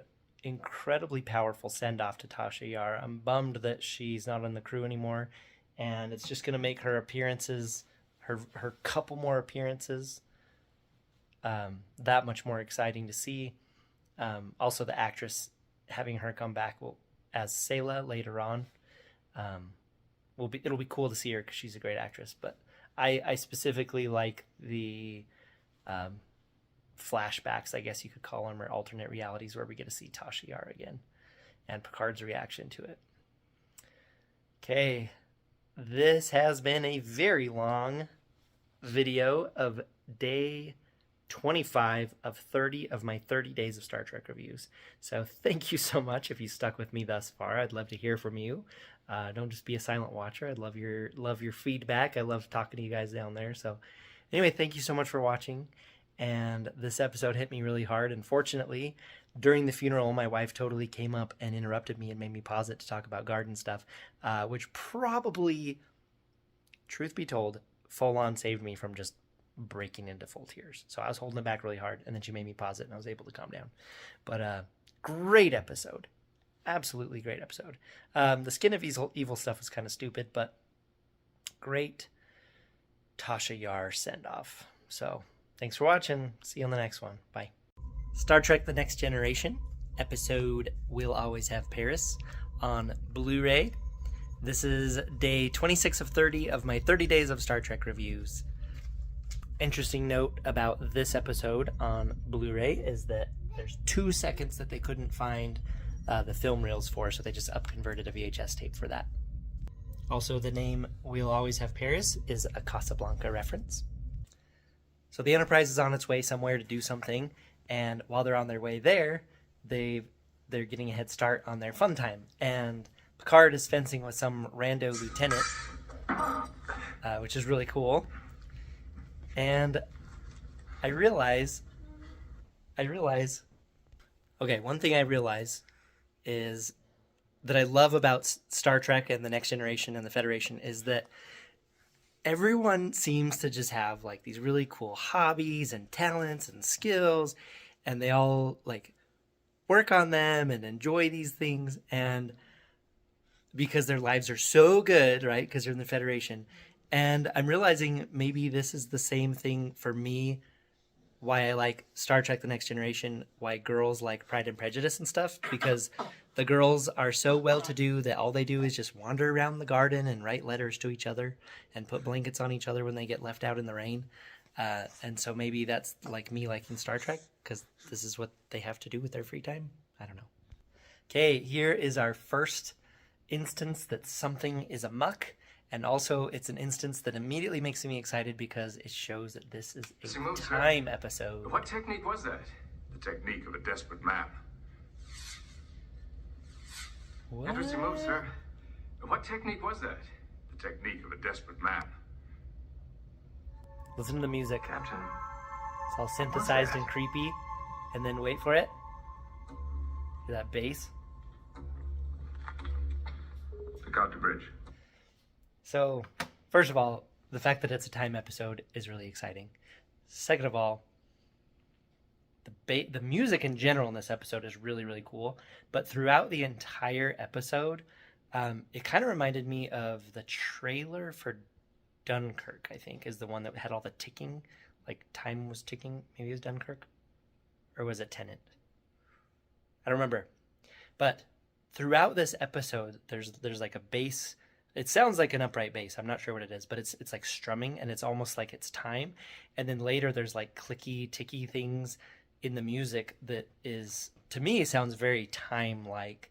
And the music goes with the episode very well in that sense. So let me know if you know stuff about music and that sounds at all correct. All right, so Denise Crosby playing Tasha Yar. So she's still in the credits, even though her character is dead, which is very sad, and the show misses something without her. But I don't know if they just didn't want to recut the credits, or if it's in her contract to be in the credits or what, but she's not in this episode, and yet here she is in the credits. So they get a distress call from Picard's old girlfriend, and Troy, the hypnotist, offers her services. What do you suggest? Confronting deep personal issues is not easy for you. You tend to suppress them. There are a few hours until we arrive. Perhaps you should use this time to analyze your feelings. Anyway, blah, blah, blah, psychobabble. But she's telling him to get in touch with himself, and this next part is awesome. He's trying to do what she says, and I love the result of it. So he decides to go to the holodeck, which I love. I love the holodeck, even though I love and am so annoyed by the holodeck because they always do weird, inconsistent things. But he decides to go to the holodeck and create the same kind of day in Paris where he was supposed to meet this girl. Also, look at sci-fi Paris. Look at that. Isn't that neat? It's a big matte painting that they added some flying ships on. Also, I don't think that no matter how futury it got, people would build this directly under the Eiffel Tower. That looks pretty ridiculous. It borderline looks like a historical thing has been defaced. Like, that looks awful. But this is a cool matte painting. Look at those little ships flying around. So spacey. I've been away far too long. There's some wine, some cheese? I'm not very hungry. Look at this. I really came for the view. This holodeck NPC Perhaps here. what you hunger for is not on the menu. Oh my goodness. Perhaps. So these holodeck NPCs end up being like little like counselors almost, like trying to talk to them, and this next part is so awesome. Sorry, I keep getting distracted because I want to talk about every single thing. But he's about to rage quit the holodeck. Sorry, I spoiled it. So he meets this girl at the cafe, again, a fake person because it's in the holodeck, and she's all sad that her guy's not showing up, and she can't tell why. And so he starts speculating why the guy wouldn't show up. And of course, he's using his reasons. He's saying he's afraid of commitment and afraid of this, and he's talking to her. So he's actually starting to talk through his issue, but you just see his face change. Rooted. Perhaps if he's as young as you are, he doesn't know yet exactly what it is he wants to do. Maybe... Long pause. Go up again. Whoop. You can watch the episode if you want to see that. Enough of this self-indulgence. Exit.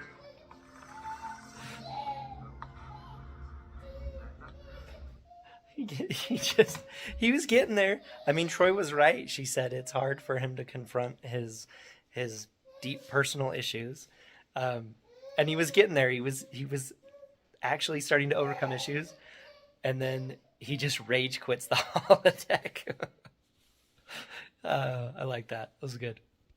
So, just like the little label at the beginning said, it said that there was going to be 2 seconds of the episode that was upconverted from SDs, basically from a VHS tape, trying to put it on the Blu-ray and make it blend in. And so, of course, me being the detective that I am, I'm like, I will find you 2 seconds of standard definition upconverted footage, and tell me if you can tell a difference. I mean, this is just filming on my phone here, but see if you can tell a difference. A hiccup is a spasmodic inhalation with closure of the glottis accompanied by a peculiar sound. If we were to continue this analogy to a body function, what occurred would be best represented by enough data. Did you see it? Maybe you didn't. Anyway, it's that part with Riker looking over. Probably can't really see it in the phone, but it's very gritty looking, very messy. The colors are totally weak looking, so it for sure stands out. But it doesn't ruin the flow of the show. It's just like, oh, there's some lower quality footage. Okay, this is one of my favorite parts in this episode. But this type of part is my favorite type of part in any episode, especially time episodes. I love time episodes. I remember one time I was at a Army barracks at Fort Benning waiting for airborne school to start, which never started because it was in 2013 during the government shutdown. But I had time in a hotel, and so I rented the Star Trek box set of just like time episodes. So I just watched tons of episodes across all different Star Treks that had like different time mess up stuff, and it was awesome. Okay, so this. Time distortions are now being felt in the Illicom system. Normal conversation. Interesting conversation, but normal. Bridge. In the last decade, Mannheim has turned some vague theories into a practical application. And then what's going to happen? I'm not sure we'll be able to pose any intelligent questions, let alone come up with any solutions. Incidentally, Captain, what? The effects of the time distortions are now being Okay, watch felt in the Data. Illicom This is system. awesome. So matter of fact. It's us before we step into the turbo lift. It's happening again. I feel no disorientation, nor do I. What was that? I feel no disorientation, nor I. So I love that Data just matter of factly just kind of like talks to himself and about himself and just like, oh, puzzling. He just takes it in stride. But if you notice, one thing that was really cool is our characters were the ones in the turbo lift. So we were following them down the hall. We get in the turbo lift, we go up the thing, and then we're startled to find these guys. But then the elevator goes up and the camera stays out here with these guys. So like these are our guys. And the show does that a couple different times where it's like, ooh, look at this like time shift, and it's like, ooh, weird. But then you actually end up following the other group or other party. So does that make sense? So you see one group or party for a little bit, and they get to a certain point, and then that group sees another earlier in time group of themselves, and then the camera stays with that second group. So it's just a really fun thing that they do with the editing and the time in this episode. So this lady's husband is dying in multiple dimensions in sickbay, so she decides to go visit Picard and talk about their old love life. Actually, they're both being very mature and like arm's length about it. But we get to see Picard do like a super genuine, like not really flirty, but very genuine smile right here. And you don't normally see that in front of the rest of his crew. The real reason you left. Which was? That life with me would have somehow made you ordinary. You watch him. Totally called him out.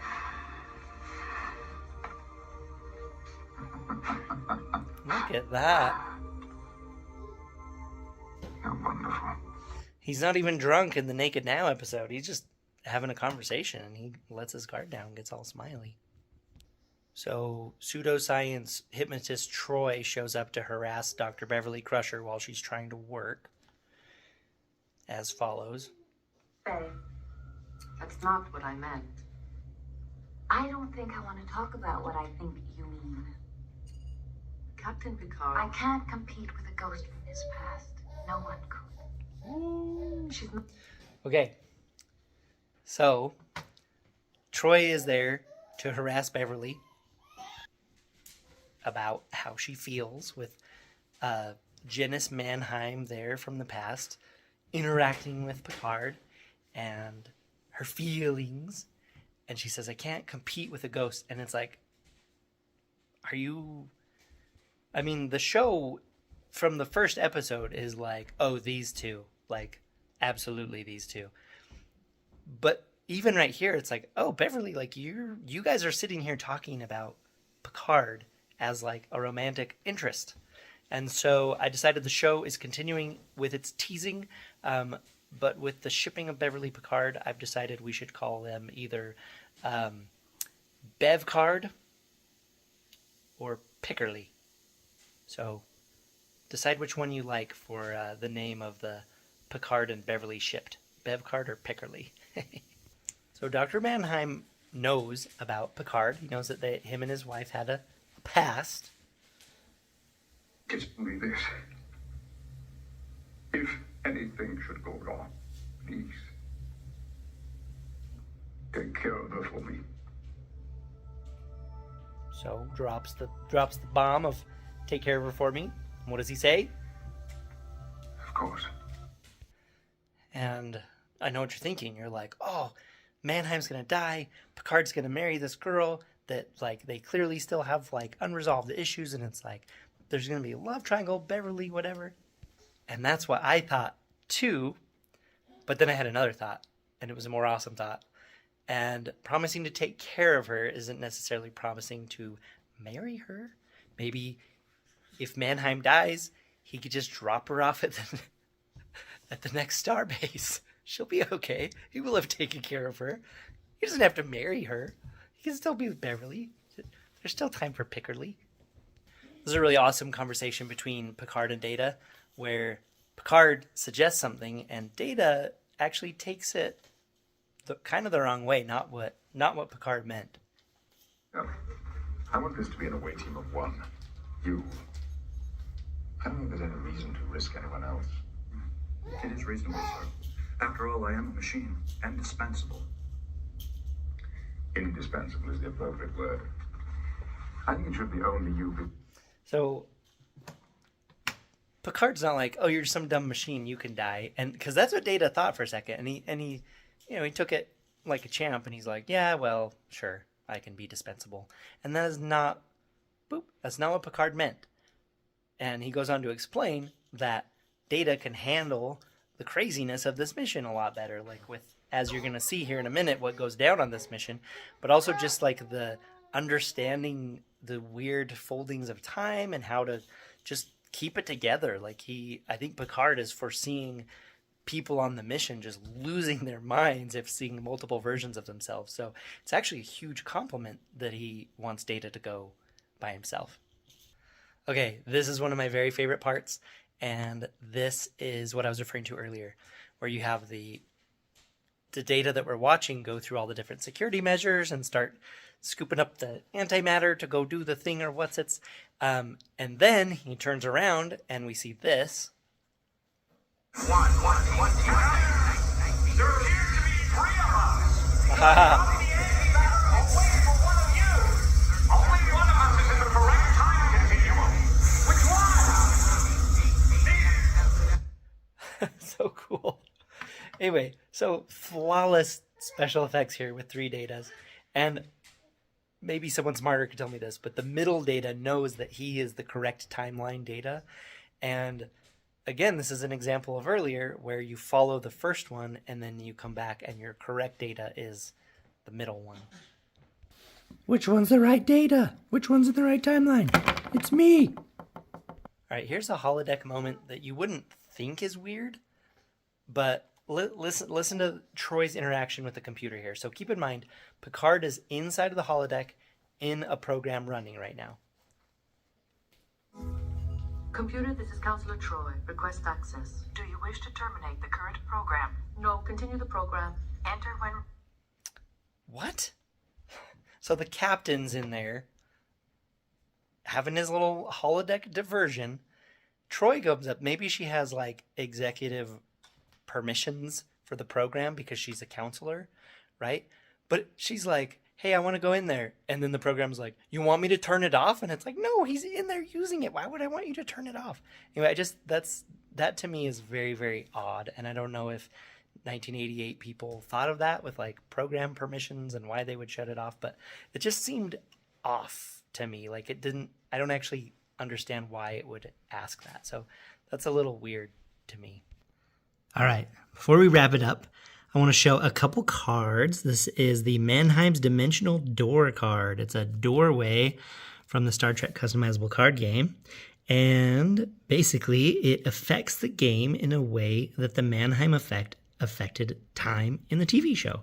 So very thematic, specifically that if a player has a card in their hand matching one that just got played, then you can suspend that and then you get to play a card. And then anyway, it just does basically like a little time hiccup in the actual gameplay.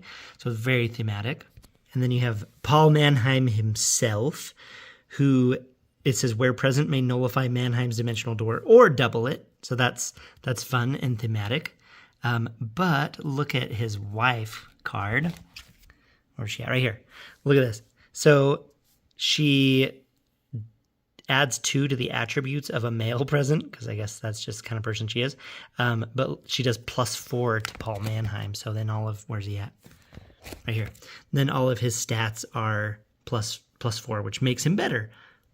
Which actually totally makes sense thematically in the TV show, because her being married to him has basically made him better.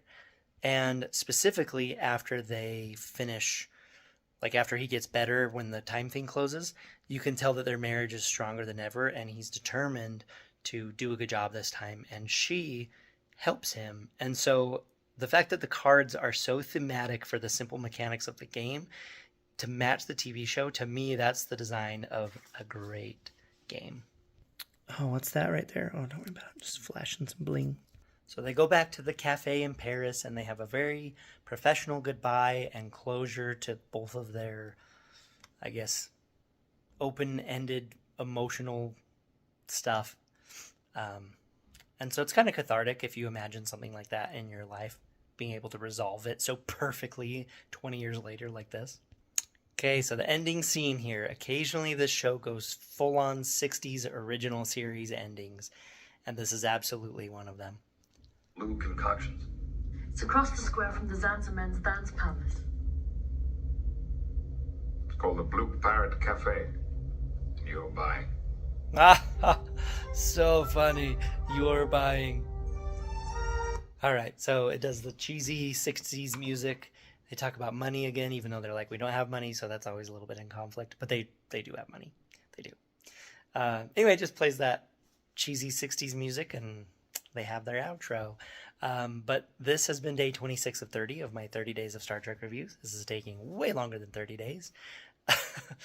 Turns out, but I will get it done. And thank you for joining me. But I really, really like this episode, and because it's about time, and it's very well done. So yeah, thank you for watching. I would love to hear what you think. Bye. Star Trek The Next Generation on Blu-ray, episode Conspiracy. This is the second to last episode in season 1, and this is day, 27 of 30 of my 30 days of Star Trek reviews. So let's do this. Also, I'm very, very sunburned, so you're just gonna have to deal with it. Maybe turn off the screen or look away, or maybe just cover up my face.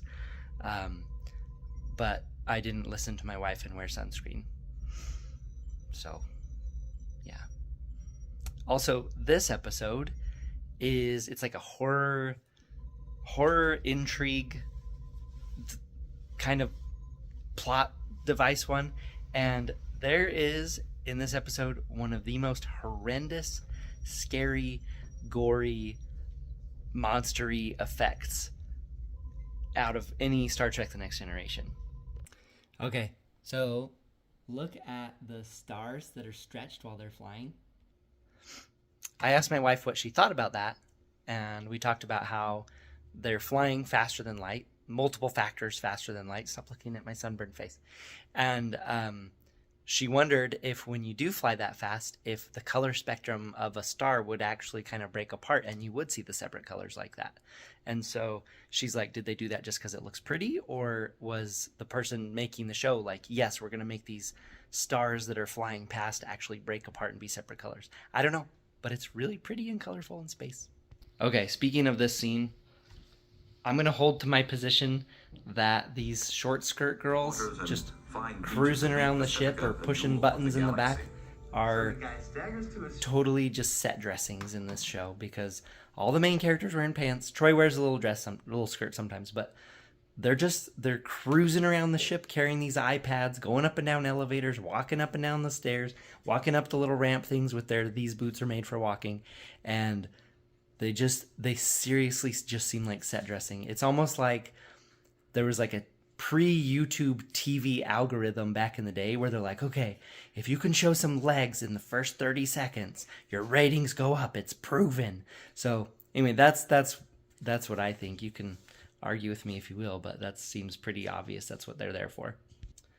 So in addition to some super creepy AF alien stuff, this episode interestingly has a lot of Data becoming more human moments, or trying to be more human. Very specific Data character moments. And here is Data trying to laugh after a joke from Geordi. Hysterical, in fact.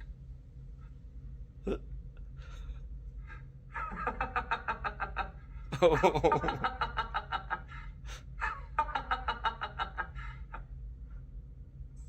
He just goes back to work. What is our ETA So good. Pacific, Mr. Lo- So Picard has had a sneaky message from his old buddy about a conspiracy at the highest levels of Starfleet. And so he's going to beam down and have a secret meeting in a scary mine shaft. But Riker questions him going alone, and look how he answers. Alone, Captain? Alone, number one. Goodness, Picard. He's so yelly. He could just say alone. He's going to have to yell at him because he's doing secret stuff. One thing I notice about the 24th century is they don't have any cables running all over the place. They have very neat desks. So Picard has just had his super secret meeting with his old buddy in the scary mine shaft. But look in his office. Look what ship is back. Look what he changed out. Does he just have like a little closet of Star Trek models and he switches them out? Maybe. I mean, he has to. Someone's switching them out. They're like little decorations. Look at what's in his office now. Rest in peace. Walker Keel. Look, he's talking about Jack Crusher and Walker Keel. And what is that? The Stargazer. In a weird tan color. I mean, it's always a tan color. It's just, why is it this weird tan color? So here's another really good Data moment where Picard gives him a super special secret Data assignment. And look at Data's face. Like, you can see his mouth. Just watch the corner of his mouth, but also his eyes. You can see that he's just... It's like he's really happy and flattered to have gotten this assignment from the captain. Listen to this. I have an assignment for you, one specifically suited to your talents. See that? He has a little smile. Computer. So Data is about to do another really human thing and be really proud of himself, and then be told to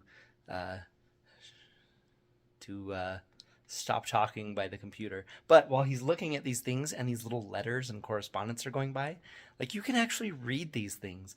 And on VHS, before, like, there's no way you'd be able to resolve this detail. So I just talked to my wife about how this is filmed on 35 millimeter and actually picked up all this detail, which is really cool that you can see now. But listen to Data do a superhuman thing. Quite extraordinary, in fact. Direction unclear. Please repeat request. That was not a request.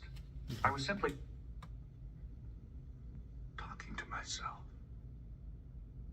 He gets a little smile. a human idiot. Yeah, and then he goes on and explains talking to yourself over and over and over and over to the computer until the computer's like, I got it. Like, let's move on. It's like, oh gosh, everyone tells him to shut up. Okay, a cool part about this episode is a good old Enterprise investigating a problem and a threat to Earth episode from throughout all of Star Trek. These are the good ones. The Enterprise trying to save Earth, and this is exactly what's going on. These guys are digging into a conspiracy theory, and I just like watching the three of them kind of talk it out. There's insufficient data to make such an assessment, sir. Are you suggesting that we warp over to Starfleet headquarters and demand to know what's going on? Which is on Earth. Why not?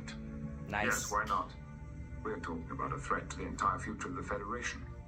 I don't think any of us can rest easy until we've been to the source. Love it. One of the things I like about all this conspiracy stuff is that the way to detect somebody who is, I don't know, infected, parasitically imbibed, I don't know. The way to detect them is that they don't have memories of stuff that you have memories of, so that you can try and ask them like about old times, and they'll try and bluff their way through it, and you'll know it's them.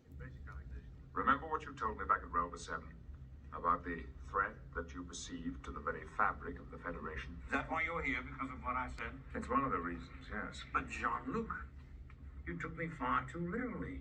I was only referring to the problems involved in assimilating new races into the Federation. Liar. It's an ongoing tumultuous process which can cause stress and strain on every... So then it plays really intense music, and Picard gets a face. And anyway, he realizes that this admiral does not remember their prior conversation. So the crazy thing is that this admiral showed up being like, hey, there's a conspiracy going on.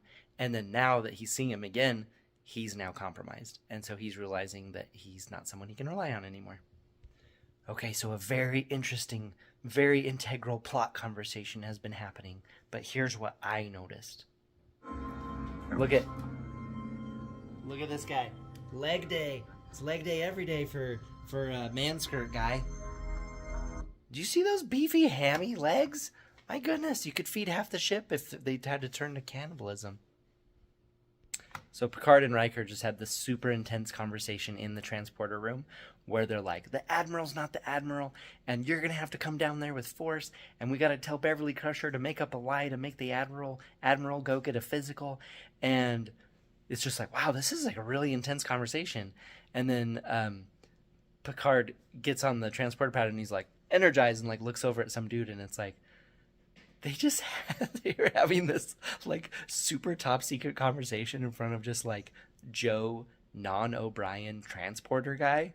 Like, you can't trust that guy. He's probably gonna die in the next episode. Well, I guess then it wouldn't matter to tell him secrets.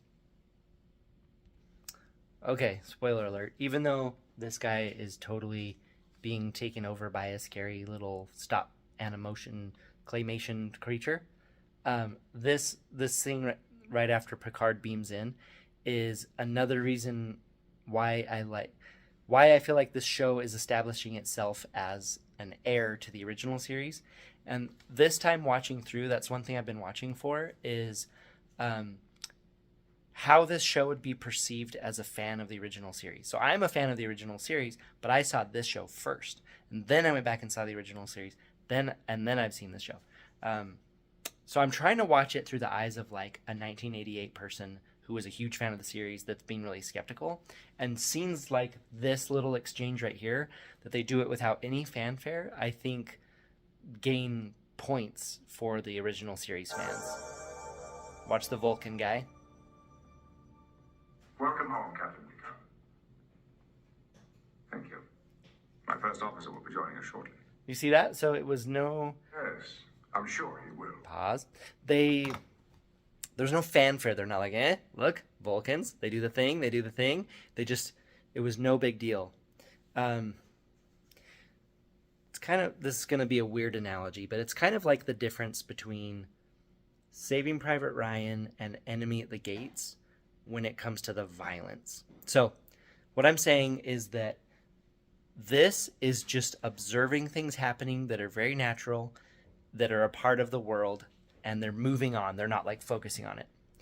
Just like in Saving Private Ryan, there's a ton of violence happening and the camera's kind of going by it and you might happen to see some of it, versus something like Enemy at the Gates where the violence happens and the camera's like, ooh, look how gross. Ooh, look at this gross violence. We're trying to be like Saving Private Ryan. And it's like, nah, that didn't work. So what I'm saying is that Saving Private Ryan and this movie succeed very well in very casually showing important stuff. Not that a live long and prosper hand signal is like gore, but does that make any sense? I don't know. I like that scene. Boop. Okay, so in summation, the comparison between Saving Private Ryan and Enemy at the Gates. So what I'm saying is that Next Generation is very tactfully including established Star Trek lore, and it's very tasteful, as opposed to if they did it like how Enemy at the Gates does the violence versus Saving Private Ryan.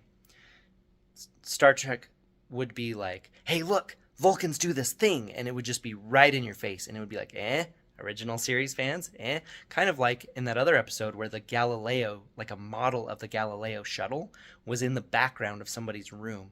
They weren't like, hey, this is the ship that was on Kirk's ship. It's just in the background very naturally.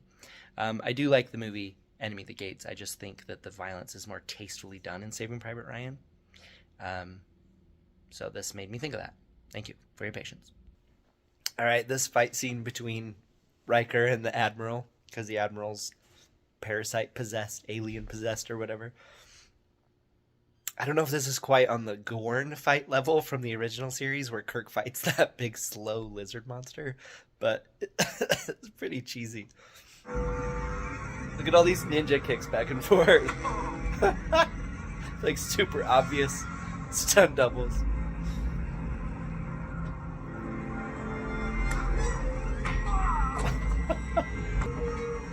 Leaps over the table, does his own kick. Super obvious stunt doubles. Riker does his blue steel as he jumps over the table. Anyway, that is a great fight, and there are some super obvious stunt doubles in there, and it's so cheesy. And then Worf comes in and does the double fist Kirk attack, and it's great. But Beverly wins the day on how she comes in attacking. All right, look at her go.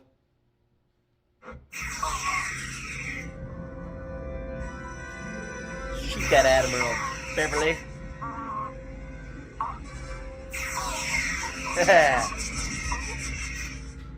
Yeah, that's called shooting until the threat stops. Not just double tap. That was like quadruple tap. You just keep going until that threat, or she just keeps going until the threat stops. She did so good with that cool tiny little phaser. Good job, Beverly. Okay, this is one of the aspects that makes it kind of a horror, gross out type episode. But the people that have the alien inside of them are eating bowls of mealworms. Ew. But my wife pointed this out. Riker's face as he's about to eat these looks like he's actually grossed out. There we go. Okay, he's playing with them. Lifts it up. Look at his mouth. Oh, he grimaced. You can see it in his face. But I love it. He just starts this like shootout in Federation headquarters. Just like people start blasting each other. Give him time to dodge. And then you're gonna shoot him right in the butt. Right? There we go. Butt shot. Listen to these yucky sound effects and look at this awesome, basically like claymation creature work here. Oh, it's so cute. So it's crawling inside his mouth because I guess there's the big scary queen alien bug inside of him. But I always love finding the exact frame of a shot that matches up with a card. Right there, look at that. Alien parasites. Unless integrity greater than 32, away team infected. They beam back an opponent immediately controlled ship until crew stopped. And crew until stopped, then turn resumes. So in the game, that actually works just like this here, where it causes an inconvenience, it takes control of stuff, and then eventually you stop it and move on. But I like that there's a way to just get around it. If your away team has a lot of integrity, then they're not going to get got by these parasites. So it's kind of interesting. All right, you might be offended by this, but I actually really don't like the movie Pulp Fiction. But is this a Pulp Fiction shot? I mean, Pulp Fiction was way after this. I can't imagine Pulp Fiction was inspired by this scene. Just where they both look at each other and then they both put their guns up. Okay, look at this. All right, so like I said at the beginning, this episode has some of the grossest, scariest, graphicest stuff of any Star Trek before all the fake Star Trek started coming out. But like of all Star Trek Next Generation, original series, I think Deep Space Nine and Voyager and Enterprise, this to me is like at the very peak of graphicness. I'm not going to show it because this isn't an exhibition channel. Thank you very much. But they just sit here blasting him and blasting him and blasting him and blasting him with their phasers. And then it basically turns into like a Raiders of the Lost Ark kind of a moment at the end where you get like layers peeling off. And then there's a creature inside, and they shoot the creature. It's like this adorable little alien puppet's like, and then they shoot that thing. And then there's a whole pile of like fake little dead puppets all over the ground. Or not puppets, but little like alien things all over the ground. But the aftermath of his body is like super graphic and atrocious. And I love that stuff in like the movie The Thing. But in Star Trek, I almost like don't want it in here as much because I want it to kind of stay where it's at. But yeah, it's pretty crazy graphic on this part. Okay, this has been day 27 of 30 of my 30 days of Star Trek review that are taking a lot longer than 30 days. And after this episode, there's one more episode called The Neutral Zone, and that finishes season 1 of Star Trek The Next Generation. And so that leaves 2 more days left for my 30 days. And so I'm going to do the original series episode Space Seed, followed by the 4K Ultra HD Blu-ray review of The Wrath of Khan Star Trek 2. So that will complete my 30 days of Star Trek reviews. So thank you very much for watching. I think this is an awesome episode. Kind of gross. I'm not going to show this one to my kids. But I really, really like it. It has great horror stuff and intrigue and sneaky things and emotions. And you learn more history about the world, and it's a really, really good episode. And I think they're trying to bust these kind of episodes out right at the end to be like, hey, look, we did it. Come back for season 2, Beverly. So I'll see you on the next one. Bye.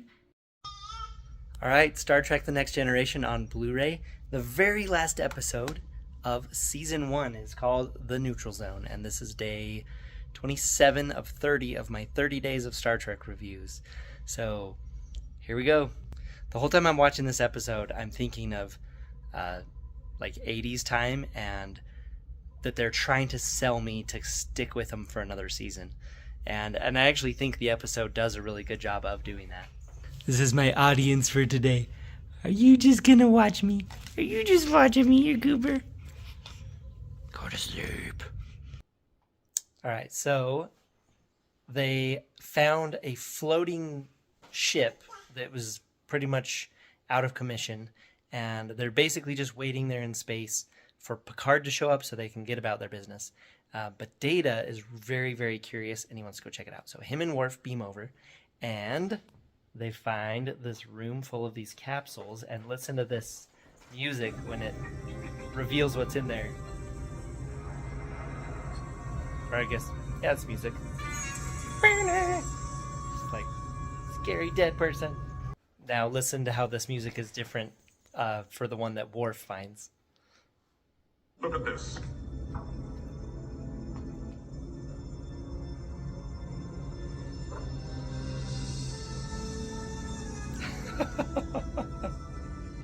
It's you hear like sounds like there's a harp going like, and it's like beautiful lady.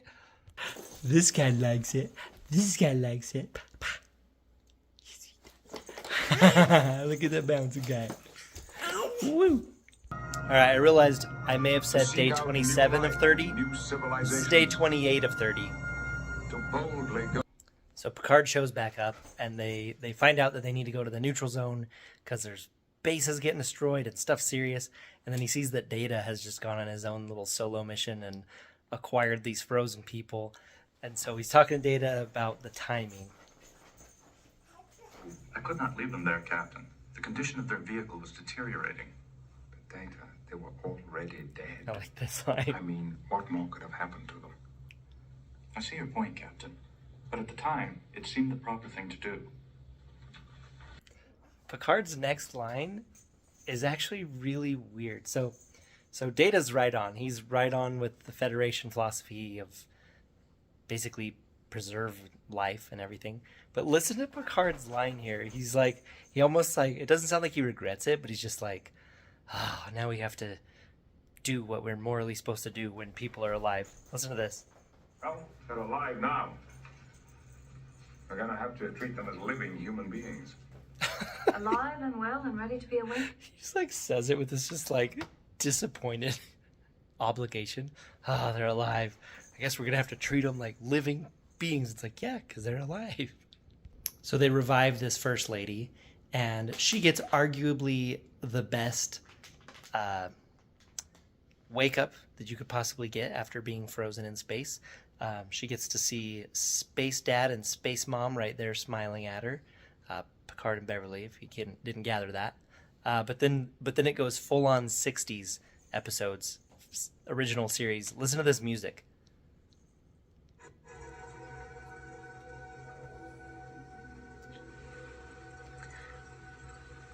Oh, here's Worf.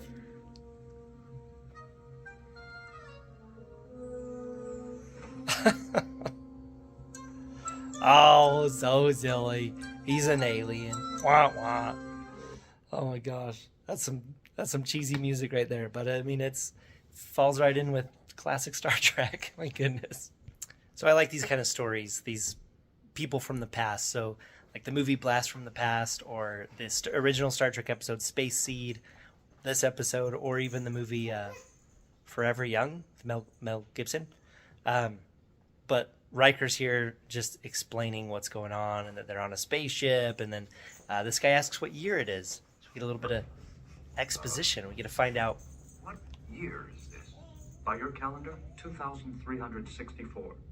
2364. So just a little bit of space exposition there, or Star Trek exposition. I don't think they've said that the year yet. They always say star date. So it's kind of cool in the show as you watch it. You just learn more and more about. That's a good dribble of exposition there. So all these frozen people had just like minor health issues. Well, minor for 24th century medicine, but actually pretty bad health issues for when they were frozen, which I can't exactly remember what year they were frozen, but they've been frozen for a long time. What? My heart. Is it? It's perfectly fine. In fact, all of you are now in excellent health. This guy, he looks like he could be Will Ferrell's dad. I made it. Anyways, yeah, so she opens them all up and realizes that one person's got kidney issues, one person's got a brain embolism, and one person's got a heart arrhythmia. I can't remember, but she cured them. It took her like 2 minutes. The doc gave me a pill and I grew a new kidney. And the hillbilly guy wants to turn on the TV. He thinks the replicator's a TV, and Riker is all confused at what that could possibly mean. I believe he means television, sir. That particular form of entertainment did not last much beyond the year 2040. There you go. So 2040, no more TV. I don't know what you're going to be doing, but we're not on track for that Star Trek prophecy. My goodness. So Troy, the local hypnotist, gets sent to go calm these people from the past down and help them with their sadness and stuff. And And again, just like I always love to point out, there's such cool models in the background. So this episode again has the Stargazer in the background of Picard's ready room, but in this random crew quarters, look at what ship's in the background here. You can see it behind her head. The local shrink? Look at that. I'm sorry, I'm not familiar with that term. It doesn't matter. That's the Enterprise. I guess it's the original Enterprise refit, or it's the Enterprise A, but it's spray painted silver, so that's pretty cool. Reminds me of the micro machines they used to have that were spray painted silver, so I actually guess there's a precedent for that. Boop.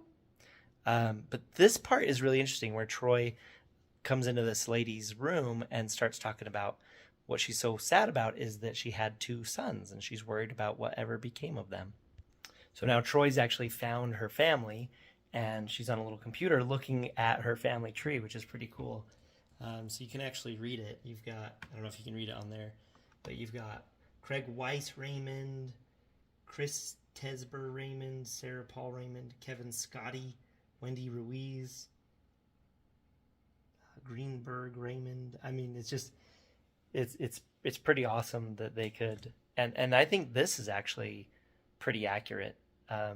So at this time with family history, they were probably stored in like microfilms and stuff where you could look through and see family history that way, or in books or whatever. But now you can go online to like Family Search, and you can see your entire family history. So this is actually a pretty cool prediction that I love that the Enterprise computer just has like the entire internet just on it. I don't know if it connects to a database or it's just on the computer. I get the feeling that it's just on the computer from various episodes. Anyway, it's cool that she can look at her family history. She can see 10 generations of her progeny. Just makes you realize how short life is, and that when you're gone, things will carry on after you. But one thing that's different about her looking at family history right here, it's all right here, is 10 generations of your progeny. Is that we're used to looking back in the past. Everyone I've ever known is dead. We're used to looking back in the past at family history to see who's come before. She has a unique perspective right now where she's seeing, so she died and she's seeing everything that came after her. I think that would be completely different to look at that and just think that all came, you participated in all of that coming forth. I think that's pretty cool. All right, just because I can't get over all the models in this show, here's an Enterprise D model. Right there, you see it go by real quick? Anyway, Data's gonna go hang out with this guy. They're kind of a cool pair, watching him and Data hang out.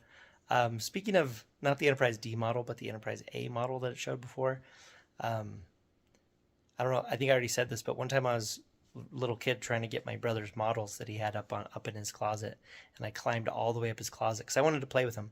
So I climbed all the way up there, and I reached and I grabbed it and I pulled it, and they all fell down. I think I did already share this story, but here you go again. Anyway, just seeing that Enterprise A model, it made me feel a little guilty for crushing that because it definitely fell and got destroyed.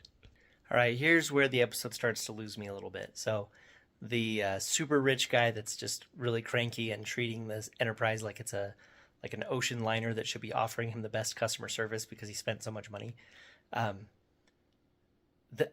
What is with the security on here? It's like, can anyone just walk up to the bridge? I know Picard's like, we're mature enough to control ourselves. It's like, yeah, but you have strangers on your ship. They're just wandered onto the bridge. It's like, come on. So I know that like plot wise, we need this guy to see the threat of the Romulans, but this part gets pretty bad. And this isn't even the worst of it that he made it there. It's once Picard wants him off the bridge that is, it kind of kills it. I'm not gonna lie. But a side note on the 3 people that they unfroze.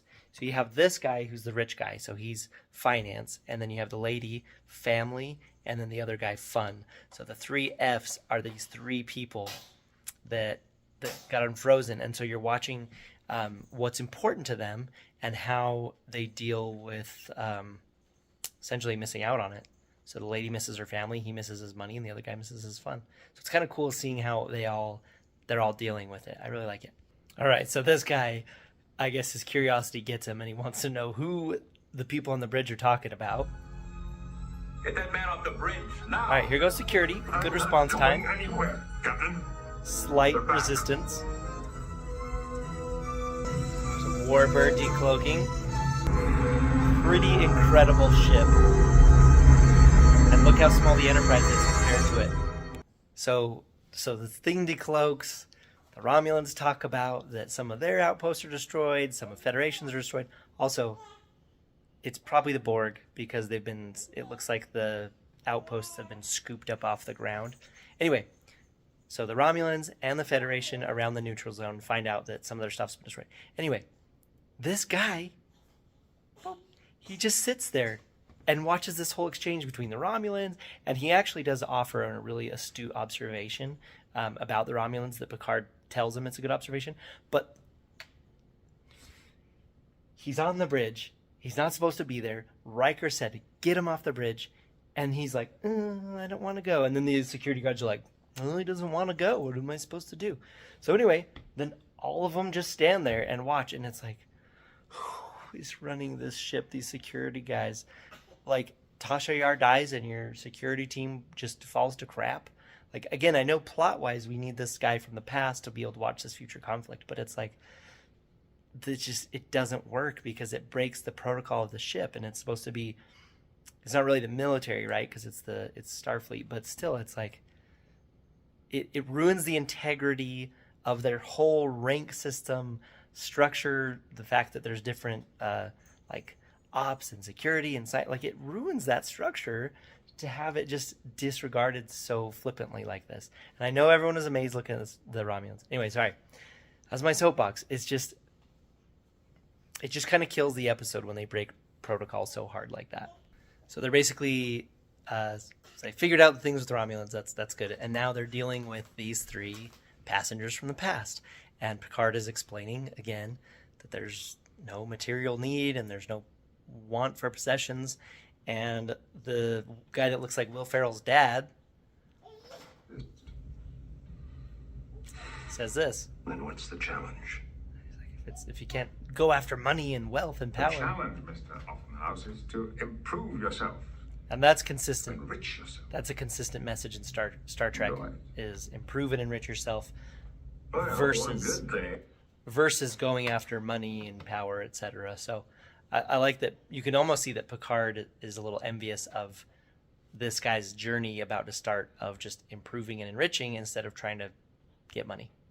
So they're gonna dump the people off and let them get another ride to Earth, and Riker's lamenting that they can't keep him on the ship, and then you get a Star Trek's version of let the past die, kill it if you have to, which is the worst way to deal with nostalgia, by the way.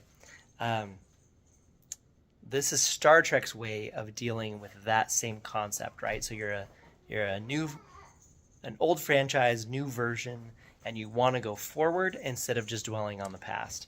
And I think Picard says it perfect that Kylo Ren and Kathleen Kennedy wish they could have said with Star Wars. Having them on board is like a visit from the past. That will take us in the wrong direction. Our mission is to go forward. And it's just begun. There's still much to do. Still so much to learn. Engage. There we go. That clip might have been too long. I may have to go and edit that shorter so they don't get me. No, this is the end of season 1, and it's perfect. You're like, the past is awesome. Let's move forward. Let's learn. Let's grow. Let's engage. And I just think that's the perfect way to deal with it. To be like, we're a renewed franchise. We're going forward. We're not going to just copy the past. We're going to honor the past, but we're going to go forward. So perfect. I would say that this last episode of season 1, is like the baton has been passed, and now the next generation is going to be Star Trek in the 80s after the iconic original series. So I mentioned earlier that I was watching it as if, and I mentioned in another video, watching it as if I'm a person in the 80s who is a diehard 60s TV show fan, watching it very critically, being like, okay, is this going to do it? And I think it did. I think by the end of season 1 that it could win over the original series fans and be something that they want to go forward with. All right. This is in the special features on disc 6 of the of this box set here, of which the special features are outstanding, old and new, absolutely worthwhile. All of them, recommend. I've watched them multiple times. What is this picture? This is so weird. So this is Gene Roddenberry, like as a bird in a Star Trek uniform. You can see his feet are like warp nacelles.